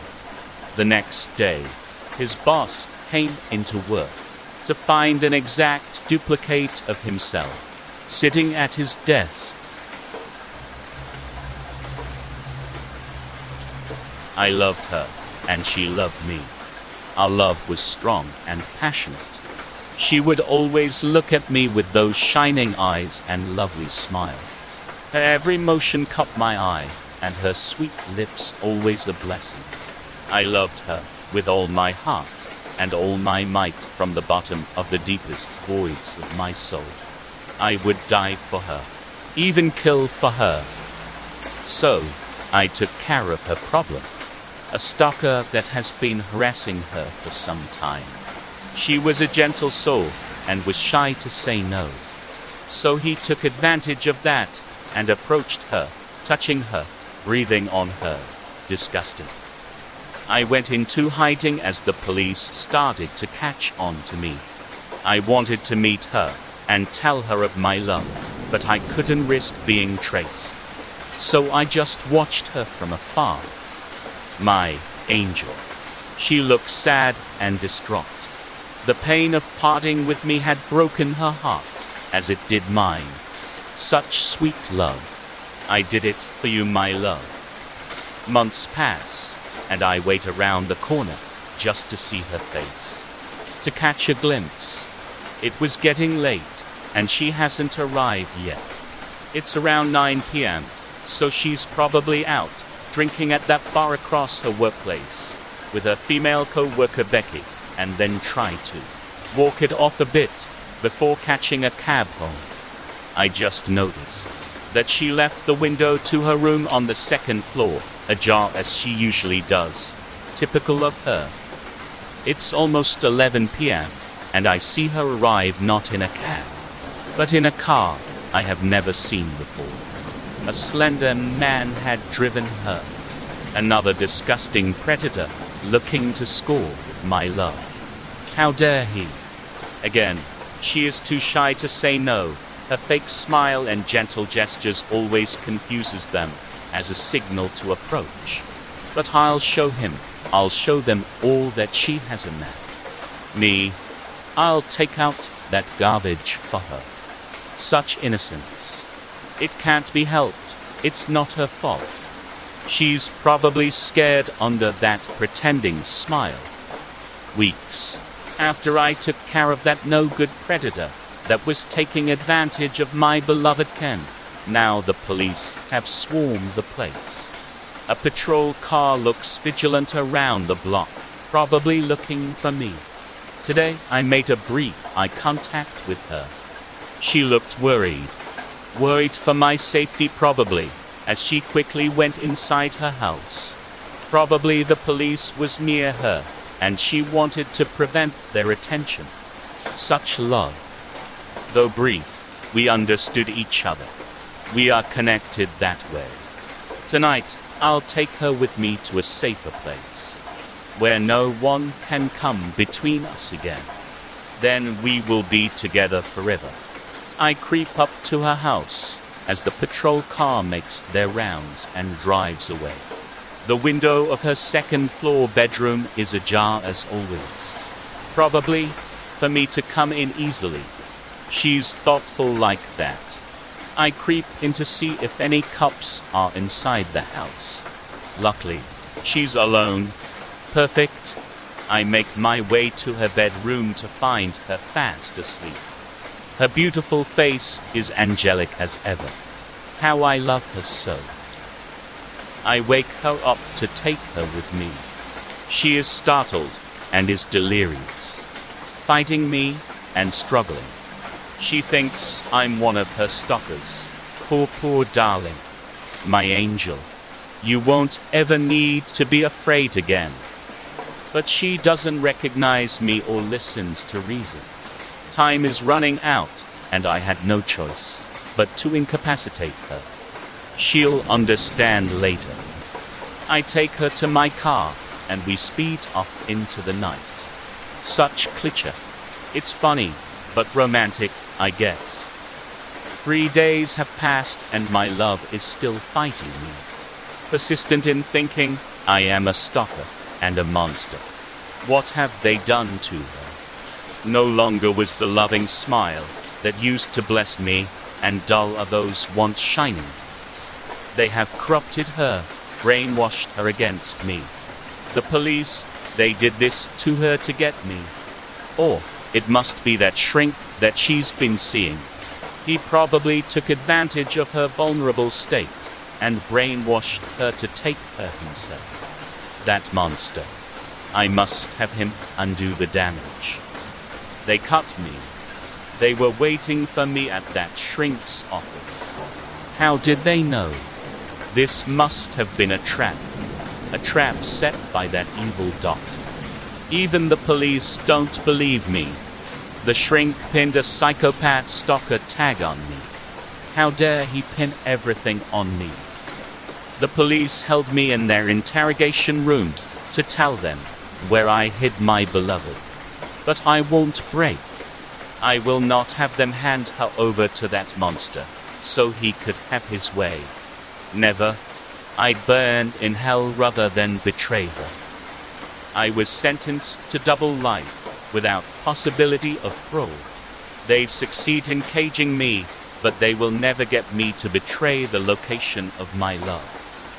Tonight, after much planning, I shall be free from this physical barrier that has prevented me from joining my love. No one will be able to stop me. We will be joined again by our souls. It was late in the 21st century that humanity discovered magic. 8 left. It was found, quite accidentally, that a certain array of symbols, carved or drawn on a flat surface, could be used to work wonders and grant wishes. 7 left now. Well, food, superpowers, healing, you name it, and with a bit of willpower and time, it was yours. The world changed overnight. Only 5 now. But nothing comes for free. Scientists quickly noticed that stars were vanishing, as if they never existed, gone in an instant. For now. Eventually they found that each wish burned out a single star, so long as that star was visible from them. Multiply that by billions of wishes daily, and the sky got empty real quick. Of course, nobody stopped wishing. Greed ruled us, even if there was a half cost. Tonight, there's only 3 left. 2 now. As the nights grew darker, people started vanishing too. Supernatural things were what people blamed. Ghosts, vampires, Bigfoot, anything but themselves. The darker it got, the more people disappeared. Nobody knows what takes them. 1 second there, and the next, they're gone. Only one lonely star left. I pity her. Last of her kind. All destroyed by us. Sad. I'm one of maybe 10 people left in my city. The rest have all been taken. Bright light keeps us safe, so as long as we work during daylight, we should survive. I'll probably close up this recording now. I just want a testament of what happened to be known. Maybe some future generation will find this and know why they must live in darkness. And there she goes, the last star, gone without a trace. Snuffed out for selfish wish. Real pretty moon tonight. I suppose that will always light up the sky, even if Luna is all alone now. Wait, it was there just a second ago. Good evening, all my children of the night. It is I, Count Mo. Tonight, I bring you the finest tales from Reddit's No Sleep subreddit. So sit back, relax, and let this dark veil fall about you as we delve into another spooky tale. I looked at the computer screen, making sure that everything was in place for tonight's reading as a few more regulars popped into the chat. I had 35 so far, the same 35 that showed up with some regularity. But I could draw as many as 100 at a time before the story was over. That may not seem like many, but considering that I wasn't sitting half naked in front of my camera or giving away lavish prizes, I considered my readings to be pretty well attended. I'd only been reading my stories on YouTube for about a year when one of them took off like a shot, and I finally crossed the threshold into 1,000 subscribers. That was about the time I started adding a live reading of a random story every week. Just something to help promote a random Reddit writer, so they too might benefit from having their stories heard by my limited audience. I was sitting in my favorite chair, tape drawn around my velvet top, my hair gleaming from the product used to keep it down, and my fake vampire teeth, making my voice sound thick and slow. This was my costume, Count Mo, and it was probably about as original as the ideas from the stories I read. If they could see the pajama pants I was wearing out of the camera, I'm sure the illusion that I was a real vampire reading internet stories in his lair would be ruined. Something made a sound in the room behind me, sounding like it had rustled something in the closet. But I just figured it was Chester, my big orange tomcat. It made me look away for a moment, casting my eyes into the darkroom beyond the cover of my green screen, which I'd covered with an old tapestry from Party City. The blackout curtains kept even the street lights from ruining my ambience, and the hour at which I always did these streams made for a room as dark as pitch. The glow of my computer monitor was the only light present, and it lit my face wetly as I turned back to the screen. I could see my image in the little window box, the playback tab, as it recorded, and I suddenly turned back and spat the teeth onto the desk with a flourish. This was another part of my intro, the losing of the teeth, since they made it almost impossible to read understandably. Now then, I said, smiling normally, let's start tonight's show. Tonight, we will be reading Voices in the Woods by user Fost Cinema. Jesus, where do they come up with these usernames? Well, then, my children of the night, let us begin. I looked over to the other tab, finding the story and starting at the beginning to read. Before starting tonight's stream, I had read through it a few times, familiarizing myself with the tale. It was a pretty predictable little story, scouts in the woods, harassed by a monster, and I was pretty confident that I could read it without stumbling too hard over the words. There was nothing worse than watching someone read over a stream and having to suffer through them constantly muddying the words. I heard something creak its way through the closet door, but put it off as Chester again. It was just supposed to be a typical camping trip with my scout troop. Davy, Kevin, and I were so excited. We always looked forward to these camping trips, and the yearly spring campout was one of the best. All the scouts would set up near Gracieson Falls, and there we would meet with the 5 other local troops for the Jamboree. There would be canoeing and races and s'mores and, of course, the annual Scary Story Contest. We set up our... I heard the noise again, this time a little louder than before. It sounded like something pushing the closet door open. For some reason, the vent in my apartment is in the closet, so I always leave it cracked for suitable ventilation. I tried not to hiss under my breath at Chester as he came out of my closet, probably sleeping in a pile of my dirty clothes again, since now my stream would be inundated with the sound of my AC running. We set up our tent a little further back than the others, Scoutmaster Larry giving us a set area where we could pitch our tents. No sooner had I picked a spot when Davy hissed at me to follow them into the woods, but Scoutmaster Larry said, I heard the springs creak as that big old Tom of mine jumped up onto the bed, and I decided that it might be time for a diet. He sounded like he may have gained some weight over the last couple of feedings. Who cares what Scoutmaster Larry said? Do you want to camp or what? So we set my tent up there as a decoy and moved off into the woods, as I followed Davy to the place where Kevin was setting up our campsite. But what if they looked for us? I asked. Davy just waves his hand at my question. We'll go back to eat, and then after dinner, we'll head back to the site. We'll wake up before anyone gets good and stirring tomorrow, and be back in the camp before they notice anything. I was trying to maintain eye contact with the camera, but something was making the hairs on the back of my neck prickle. It felt like someone was watching me with an intense level of scrutiny, and it was really throwing me off. I reached down to have a sip of my water and decided to power through the stream. It was just Chester, after all.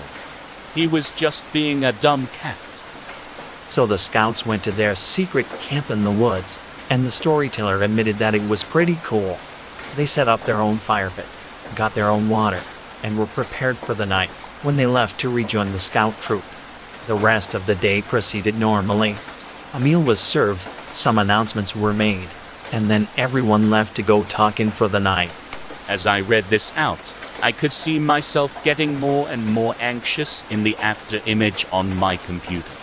I was stumbling about 3 words a paragraph, and I considered going over to the bed to put Chester out. I didn't want to mess up the stream though, and so I took another sip of water and tried to power through it. When I reached for the cup, apologizing to my audience for the small break, my foot moved and touched something soft and warm under my desk. I thought it might have been a slipper, but then it rolled over, wrapping its little paws around my foot. I looked down, nearly spilling my water as I caught sight of Chester as he wrapped his sleepy little paws around my foot. I felt a chill slide up my neck. If Chester was here, then who was on my bed? I glanced up at the reverse image on my webcam, trying to probe the darkness, and wished to Christ I hadn't. Something was staring at me from that midnight gulf, a distance of 10 feet that might as well have been an endless sea. Its eyes looked huge, 2 round eggs that were laser-focused on the back of my head. The room was too dark for me to see much, but it was enough to make me very nervous. I realized I had been quiet for nearly 3 minutes as I looked at the eyes and pondered my safety, and the chat was starting to wonder what was happening. Sorry, folks, I was wool gathering for a minute. Let's get back to the story. As I read, I began to make my plan. I couldn't just bolt for the door. It would probably get me. I could push the screen over on top of it and run, but that would also be a great way to get shredded. I had no clue what it was, so fighting it was probably right out too. So, I thought, what the hell was I going to do? As I read, I noticed that it just sat there, staring, not moving, and seemed to be listening. Maybe, if I kept reading like I didn't notice it, the thing would go away. All kinds of nasty things were just waiting for you to notice them, so they could kill you. If I could maintain my pace and just power through the story, maybe it would go away on its own. I told them about how the children had descended into the woods, looking for their campsite. As we went, I began to saw something in the trees. The others could hear it too. That much was obvious, but they were pretending they couldn't. We could all hear the sounds of animals as they moved about us. Bear and deer, and raccoon and bird. Many of the birds didn't even appear at night, but their voices were raised in chorus as they vied for our attention. When we reached the tent, we all went straight in, not daring to even sit by the fire we had built up to use that night. I heard the springs creak as it moved atop the bed. Was it getting closer? Was it leaving? I looked at the monitor, struggling to keep reading, as I saw those eyes coming towards the edge of the bed, the edge closest to the computer. I gulped. It was coming closer. Suddenly, we were awakened from sleep by the familiar sounds of voices. I heard it as it jumped onto the floor, beside my bed. They were familiar voices. Campers and Scout masters they knew could be heard in the wall. Wood. They were looking for them, searching for them, trying to find them, as their voices clattered through the dark wilderness. Davy opened the tent, looking out into the darkness, but Kevin seemed scared as the voices grew closer and closer. Maybe we should just go to them, guys. They're going to be mad if they find our tent out here. We can just say we're out here using the bathroom. The carpet made an almost angry sound as the creature's feet dug into it, and I heard my stutter becoming more pronounced as the fear washed over me. It was coming closer. I could smell it. It smelled like blood. Davy turned. Are you crazy? If we stay right where we are, they'll never find us. But Kevin didn't seem so sure. As we stood at the tent flap, Kevin finally bolted, running into the woods, yelling that he was sorry for Mom, making them look for him. His yells were cut off suddenly, very suddenly, and Davy and I just stood there as we looked out into the woods. It was taller than I had thought it would be. I was picturing something the size of Chester, but this thing was almost as tall as I was sitting. I could still only see those eyes as it moved towards me, but as it came closer to the monitor, I could see more. Its face was skeletal, its eyes looking like Halloween props shoved into a bleached dog's skull. Its jaws clacked a little as it walked, and though it was too far to my left to be seen by the reverse camera, I could see it just fine in my peripheral. I could see it too well, in fact. Davy and I stood, looking out into the woods. The voices were still there, still calling, but now Kevin's voice had joined them. I was yelling, almost screaming, as the thing's wet breath puffed against my ear. I didn't dare stop. I didn't dare look at the live chat to see what anyone made of this weird little performance. I just read the story, wondering if the story had become a ticking clock for my own life. I had hoped it would leave, but what if it didn't? Davy, I said, the other boy turning to look at me. There, all out here looking for us. Why don't they have flashlights? Davy contemplated this, and it seemed to scare him just as much as it did me. I shuddered, closing my eyes as I felt a puff of air on my cheek. The air was acrid, like sulfur, and I felt my teeth clacking together as I tried to retain the threads of my story. I couldn't stop now. I couldn't let it end this way. What would people think when I suddenly got mauled to death by this thing? That's when it hit me. There would be some record of this. I was still recording. I was still. The red light on my camera was off. My blood ran cold. How long had it been since I stopped recording? The box would still show me the after image, recording or not.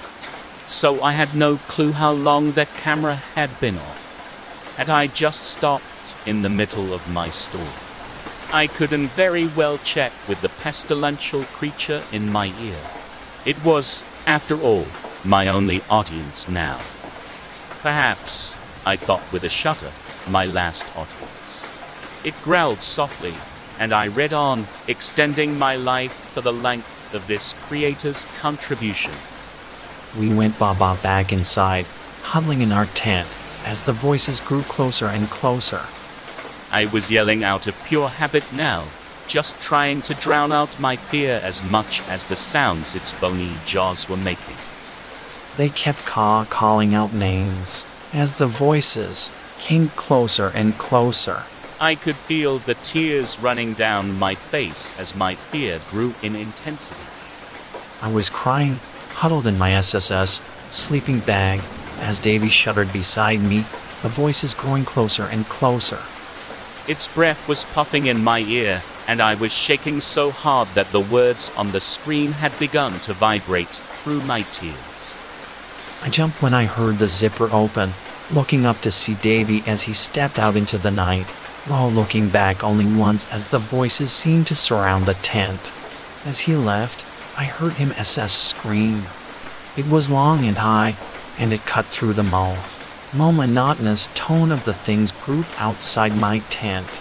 It ended suddenly, cut off as though choked out of him before his own voice joined that hellish choir. Its eyes were boring into me, and I wished that, if it meant to kill me, it would just do it. I suddenly knew how the boy in the story felt, menaced by forces outside his control and his understanding. Except, he had been spared having to see his hellish pursuits. I was eye to eye with mine, as it waited for the thrilling climax, before it pounced and brought about my end.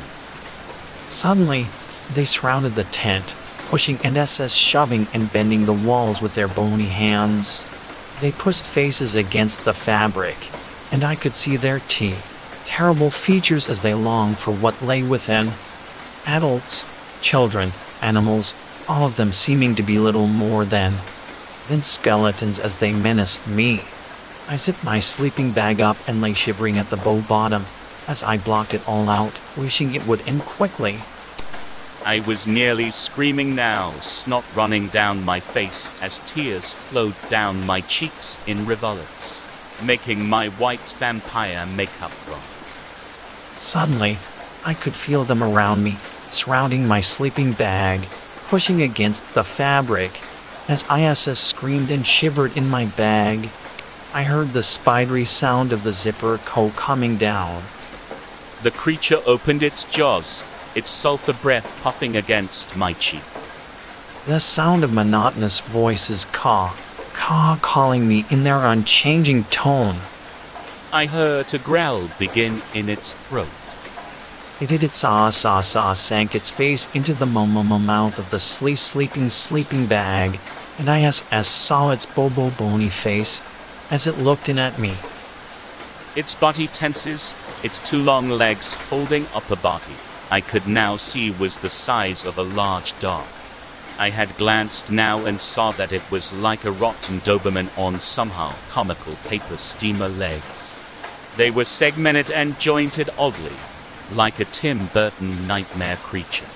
As I looked at it, breaking the cardinal rule, I growled hugely, sounding like a dog with a foghorn stuck in its throat.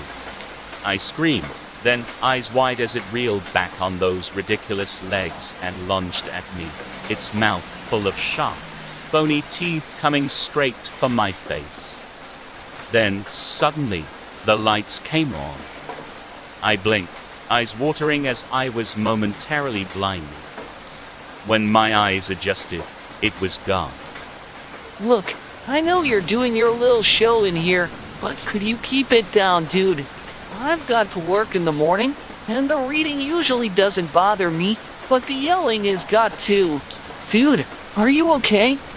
It was Reggie, my roommate. He was dressed in pajama bottoms and a sleeveless tee, and he suddenly looked like the most extraordinary person in the world to me. He must have thought I was yelling for dramatic effect and come to tell me off. One look at my tear-stained face and double snot runners, though, and he probably thought I was crazy. I wiped my face, telling him it was okay now, and I must have dozed off and been having a nightmare. He told me it was cool and left to get back to bed, jumping a little as I screamed when he tried to turn off the lights. That was 2 weeks ago now. I haven't turned the lights off in that room since. Whether I'm there or not, I always keep the lights on. I don't go out after dark anymore either, not even with a flashlight. I looked at the footage from the stream and found that it cut out just about the time the creature climbed off the bed. You can't see anything, not even the eyes, but I deleted the footage anyway. Just watching it gives me the creeps. I had to bury Chester as well. The second discovery that night was that the poor little guy had died right under my computer desk. His eyes were open, and he looked like he'd seen just about the most terrifying thing imaginable. The vet cremated him for me after saying it appeared his heart had just stopped. I put him in a showbox and buried him outside by a big oak tree. I haven't even thought about getting another pet. People complain about my streams now. They say that the lights being on kills the ambience, but I don't care. I won't sit in the dark there anymore. I don't know if it being there was a fluke, or if it was attracted out by that night's story, and I don't want to find it. I know it hates the light, so the lights stay on. Krista sighed as she watched the water gurgle on the rocks in the stream.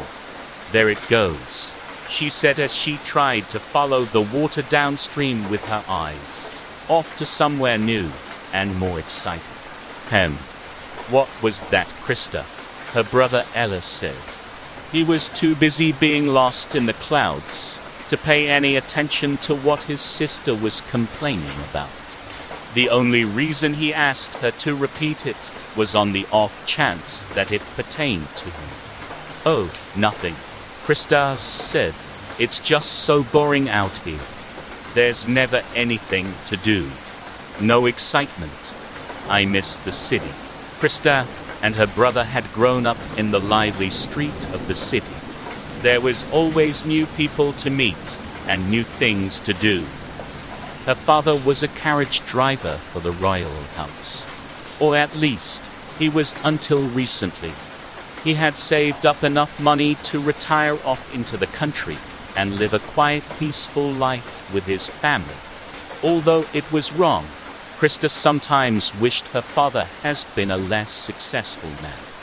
She enjoyed the city life and was not adjusting well to her new, slower-paced way of living. She missed her friends and, frankly, she missed not being so damn bored all the time. Ella lowered his gaze from the sky to the empty pail lay on the ground next to him. Well, I guess we should head back before Mom gets too upset and comes looking for us. He grabs the pail and proceeds to fill it with fresh water from the stream. Come on, Krista, we have to start heading back before the sun sets. Krista slowly rises to her feet and hangs her head down in an exaggerated fashion, swinging her arms side to side as they walk back. "Ah, every day is the same," she said. "We do chores, we go for a walk, then it's back to more chores." "Well, at least we have a fine view out here," Ella remarked. "I don't want a fine view. I want to be back in the city, exploring the markets, eating new and tasty foods, and talking with my friends." "It isn't all that out here," he rebutted.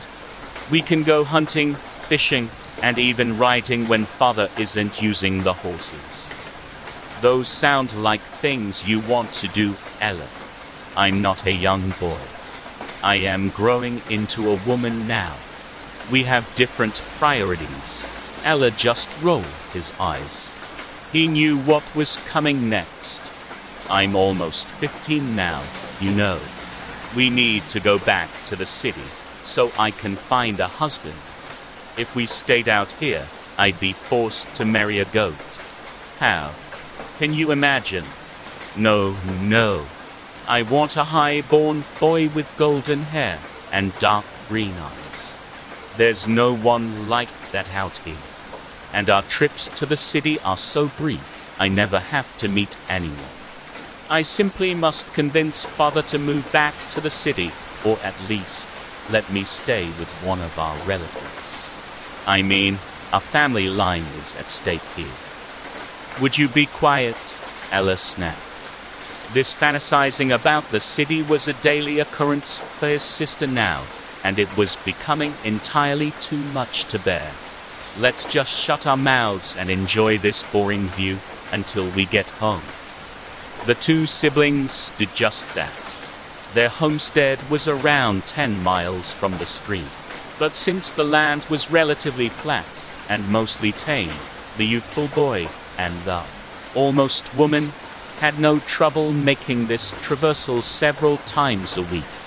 The wind and their footsteps had a lovely conversation as the two casually paced through the lavender fields that surrounded their home. Once the stream was out of sight, it felt like they stretched forever and ever. The late afternoon sun cast golden rays on the backside of the purple petals. This delightful sight, paired with the rustling of the lavender by the breeze, almost made Krista forget her boredom. Ella always enjoyed these quiet walks home. He would let his mind wander and come up with fantastical stories about the clouds or happenings in the trees in the far distance. He often conjured a family of raccoons that lived in those faraway woods. Their daily mundane struggles were clear in his mind and helped him ignore his sister on those walks where she refused to be quiet. Today, though, the walk was quiet, and he was happy about that. About halfway home, Ella began to be pulled out of his fantasies by the sloshing of the water in the pail. He had been mindlessly transferring it from one hand to another when his arm would tire, but now he was close to his limit. He set the bucket down and massaged his palms. Their ache began to fade, and around that time Krista realized her brother was no longer beside her. She turned back and saw him standing there rubbing his hands. "Come on, Ella. We have to make it back before the sun sets. You know the rules." Ella sighed and once again picked up his burden, then made his way to catch up with his sister. "You know how Mother gets if we aren't back before it gets dark. We won't be allowed to leave the house for a week." Ella looked behind him and saw the dusk sun fading behind the horizon. He begrudgingly agreed, and the two quickened their pace. As the last rays of sun shined upon them, they reached the hill that their home lay just on the other side of. The siblings were out of breath and panting by this point. Heartbeats pounded in their ears, and they didn't even hear the horse galloping up the hill from the opposite side. They both reached the climax of the hill at the same time, and as Ella lifted his head to look at their house, he saw the chest of their father's horse, at full gallop headed directly for him. Ella threw his body out of the way, but he wasn't quick enough to avoid the horse entirely. The animal struck his right shoulder at full speed and sent his arm and the pail of water flying backwards. Ella cried out in pain as he felt his arm dislocate and his chest muscles stretched too far. As soon as his body hit the ground, he was groaning and gritting his teeth in agony. Ella, Krista called out and rushed to her brother's side. "Are you okay? Where are you hurt?" Ella was sucking in sharp, stuttering breaths through his teeth. "My arm, stupid horse." What the hell was it doing? His sister attempted to help him to his feet so they could get back home and get help. "Well, good job protecting the water," Krista remarked, trying to distract her brother from the pain. Ella tried to chuckle, but all that came out was a sharp exhale. The 200 or so yards back to their house felt longer than the whole 10 miles they had just traveled. As they approached, Krista knew something was wrong. The wagon containing the day's harvest of lavender was turned over, with a broken wheel looking like something had knocked it over. The fence surrounding their barn was open, and their goats were out grazing in the garden, where they were not supposed to be. The front of the house looked awfully dark, and Krista realized the lantern that her mother usually hung on the porch when the siblings were out past dark was laying on the ground next to the gate with a small fire from the oil burning around it. Krista also noticed something else. A body. It looked like her mother's body lying a few feet past the gate, but something was off about it. His stomach dropped when she realized what she was looking at. Her mother's body was lying on its back, but her mother's head was face first in the dirt. This sight was too much for her to handle. She needed comfort.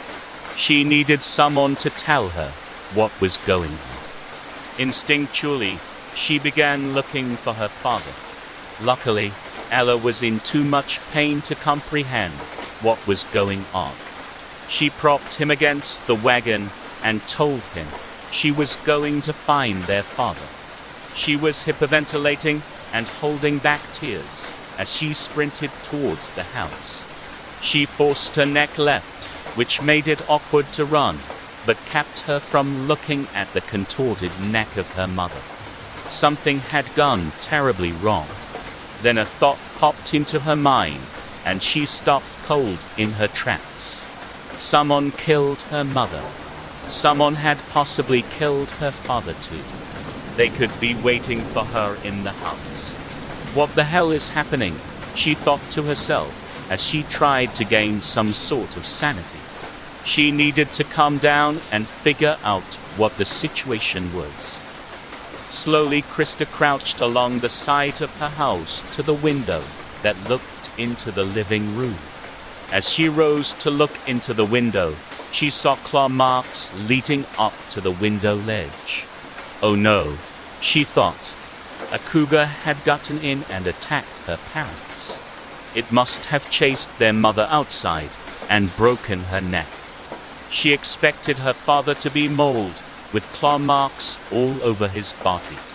For the rest of her life, she would wish that is what she saw. But it isn't what she saw at all. She didn't even notice the blood. She expected blood. She did not expect parts. Parts of what used to be her father were scattered all across the living room. There were hunks of flesh scattered by the fireplace. His jaw with teeth, still attached, was resting on the dining table. Something had ripped the jaw off of his body. She could still see the unshaven stubble on parts, where there was still skin. The rest of his head was sitting on a chair. The eyes was gouged out. She almost couldn't comprehend what she was looking at. It was too much. She felt numb until she saw movement. A dark shadow flicked down the hallway and caught her attention. As her head whipped sideways towards the movement, her stomach dropped. This wild animal that killed her parents was still here, and she had no way of escaping. The horses were gone, and she knew Ella was too injured to run. She would have to kill this animal, or it would kill her. She moved back to the porch and grabbed her brother's training sword. It wasn't sharp, but it was the only weapon she had access to outside of the house. From the porch, she caught a glimpse of Ella still leaning on the wagon.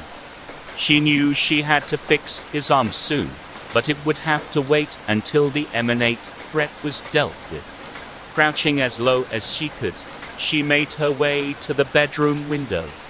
From here, she would be able to see the creature and decide the best way to attack it. It was completely dark outside at this point, but there was still a fire burning in the fireplace and a candle in the hallway, so the house had some light in it. Krista's entire body was shaking violently. Both of her parents had been killed, and now she was the only thing standing between life and death for her and her brother. She took a few deep breaths and rose to see the villain that had killed her family. She did not see what she expected to see, but what was worse was what she heard. The sucking and popping sound her father's femur made when it was dislodged from his hip made her tongue retreat to the back of her throat, and a guttural sound escaped her mouth. She couldn't help but vomit after the sight of the creature snapping open the bloody bone and sucking out the marrow with a wet slurping sound. After a minute or so of gagging and vomiting, she somehow managed to breathe and rise to her feet. Krista was no longer aware of her surroundings. This had all happened so fast, and all she knew was that she needed to leave, get her brother and somehow make it to the city.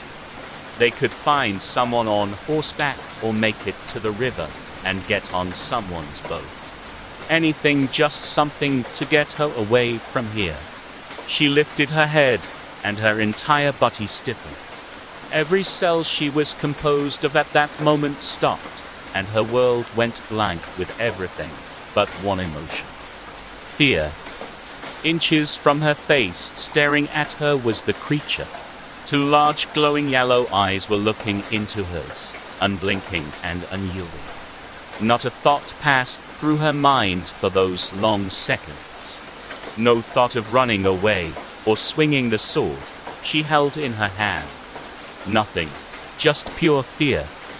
The creature lifted a claw that was still wet with the blood of her father and reached out to touch Krista. Just before it grabbed her by the neck, she heard the most terrible noise. "Mom!" Ella screeched, his adolescent voice cracking as he reached decibels that were beyond his age. "No, Mom. Krista, help, it's Mom. She needs help." Ella continued to yell, and Krista heard him running into the field, where their dead mother lay. The creature whipped its head around and scurried down the hall and out the front door towards her brother. She caught a glimpse of the old black skin that had been hidden in the darkness of the bedroom. She noticed how unnaturally the creature moved for being so lanky. "No," she sobbed in a deep and hopeless voice. "No, no, no, no, no." She continued as she rounded the house and saw in the darkness the shadowy creature bound across the yard at too fast a pace. She didn't even have time to call out to her brother before it was on him. She heard him screech as the creature pounced on him, and she dropped to her knees as his high-pitched cries turned guttural and liquid. At that moment, she knew her brother was dead. Krista wanted to die right there, just give up on life and drop dead, but she knew that wouldn't happen. Death would not come so easily and so painlessly. She had two options, two primal options. She could stand and fight. She knew this was a poor option. Her brother's trying sword wasn't sharp enough to cut human skin, much less that thing. Also, it had killed her father and mother, who were both stronger than she was. So, fighting was a no-go. Her other option was to run, and she hated this option just as much. Running from what seemed like an inevitable demise felt worse than walking right up to the creature and exposing her neck. The thought of that beast running her down was paralyzing. She had seen how fast and unnaturally it moved, and wanted no part in having a foot race with it. On the other hand, what choice did she have? Perhaps the creature wasn't that keen on catching her. It had already killed 3 members of her family. How much more could it want? She knew if she tried to hide in the house, it would find her when it came back to finish feasting on her father. With 2 deep breaths and shaky knees, she started off into the night. The closest neighbors were 40 miles away on the next farm. Not to mention, she would have to pass through 10 miles of dense forest to reach them. Even if she did reach them, then what? She would just get slaughtered there. The only real option was the run west. There was a trading post 60 miles west. Then, from there, she could catch a wagon and make it to the city and tell the authorities what happened. Krista knew there were people trained to handle such matters. She couldn't bring her family back to life, but at the very least, she could avenge them. Panting and exhausted, Krista collapsed after running for 10 miles. It was just too much. She had run out of adrenaline and could hardly move her limbs. Wheezing and coughing, she tried her best to catch her breath, but it was clear she was spent. Everything hurt, and her head was pounding. As she reached her hand out, she touched something cold and wet. It was the stream. This was as far as she made it, back to where she started. Krista rolled her body closer to the water and took a few sips of water. It was the best drink of water she had ever had. She laid her head in the water and let the cool liquid flow through her hair. A sharp breath startled her as she realized she had her head underwater for too long. A rustle made her realize that she had just left her head underwater for the rest of her life. There's no way it followed me, she thought. But it had followed her, tracked her all the way to the stream, and was now searching for her in the moonlight. Krista flattened her body as much as she could and took shallow breaths. Her body yearned for oxygen, but she held back. Slow, soft breaths were all she took. The monster skittered about in a way that terrified her more than the sight of her dead mother. It was so fast, so unpredictable, so unnatural. She hated this monster. It had taken everything from her, and now it darted back and forth along the water's edge, looking for her. Just do it. Find me already, she thought to herself. The anticipation of hiding and waiting was too much for her. It had been hours of non-stop tension now, and she just wanted it to end. A loud crash of something heavy into the water near her startled Krista. It took everything. She had not to jump, but all the hairs on her body stood up at once. She was not keenly aware of everything, all senses on high alert. With a cry, she jolted up to her feet and faced the creature. She realized her hands were empty. She dropped the sword at some point when she was running, but it didn't matter. Krista could not cower anymore. The creature noticed its foe standing in front of it and stood straight up and let out a piercing cry towards the moon. This cry sucked all of the courage from Krista's heart. It was clear she was outmatched and once again remembered what terror was. Her knees became weak, and she dropped down holding up her hands to defend herself. The creature lifted a large stone from the river and hurled it at Krista. The stone flew past Krista's hand and impaled itself into the crown of her head. With a thud, she dropped into the stream, and her dead eyes watched her blood flow down the stream, off to somewhere new and less exciting.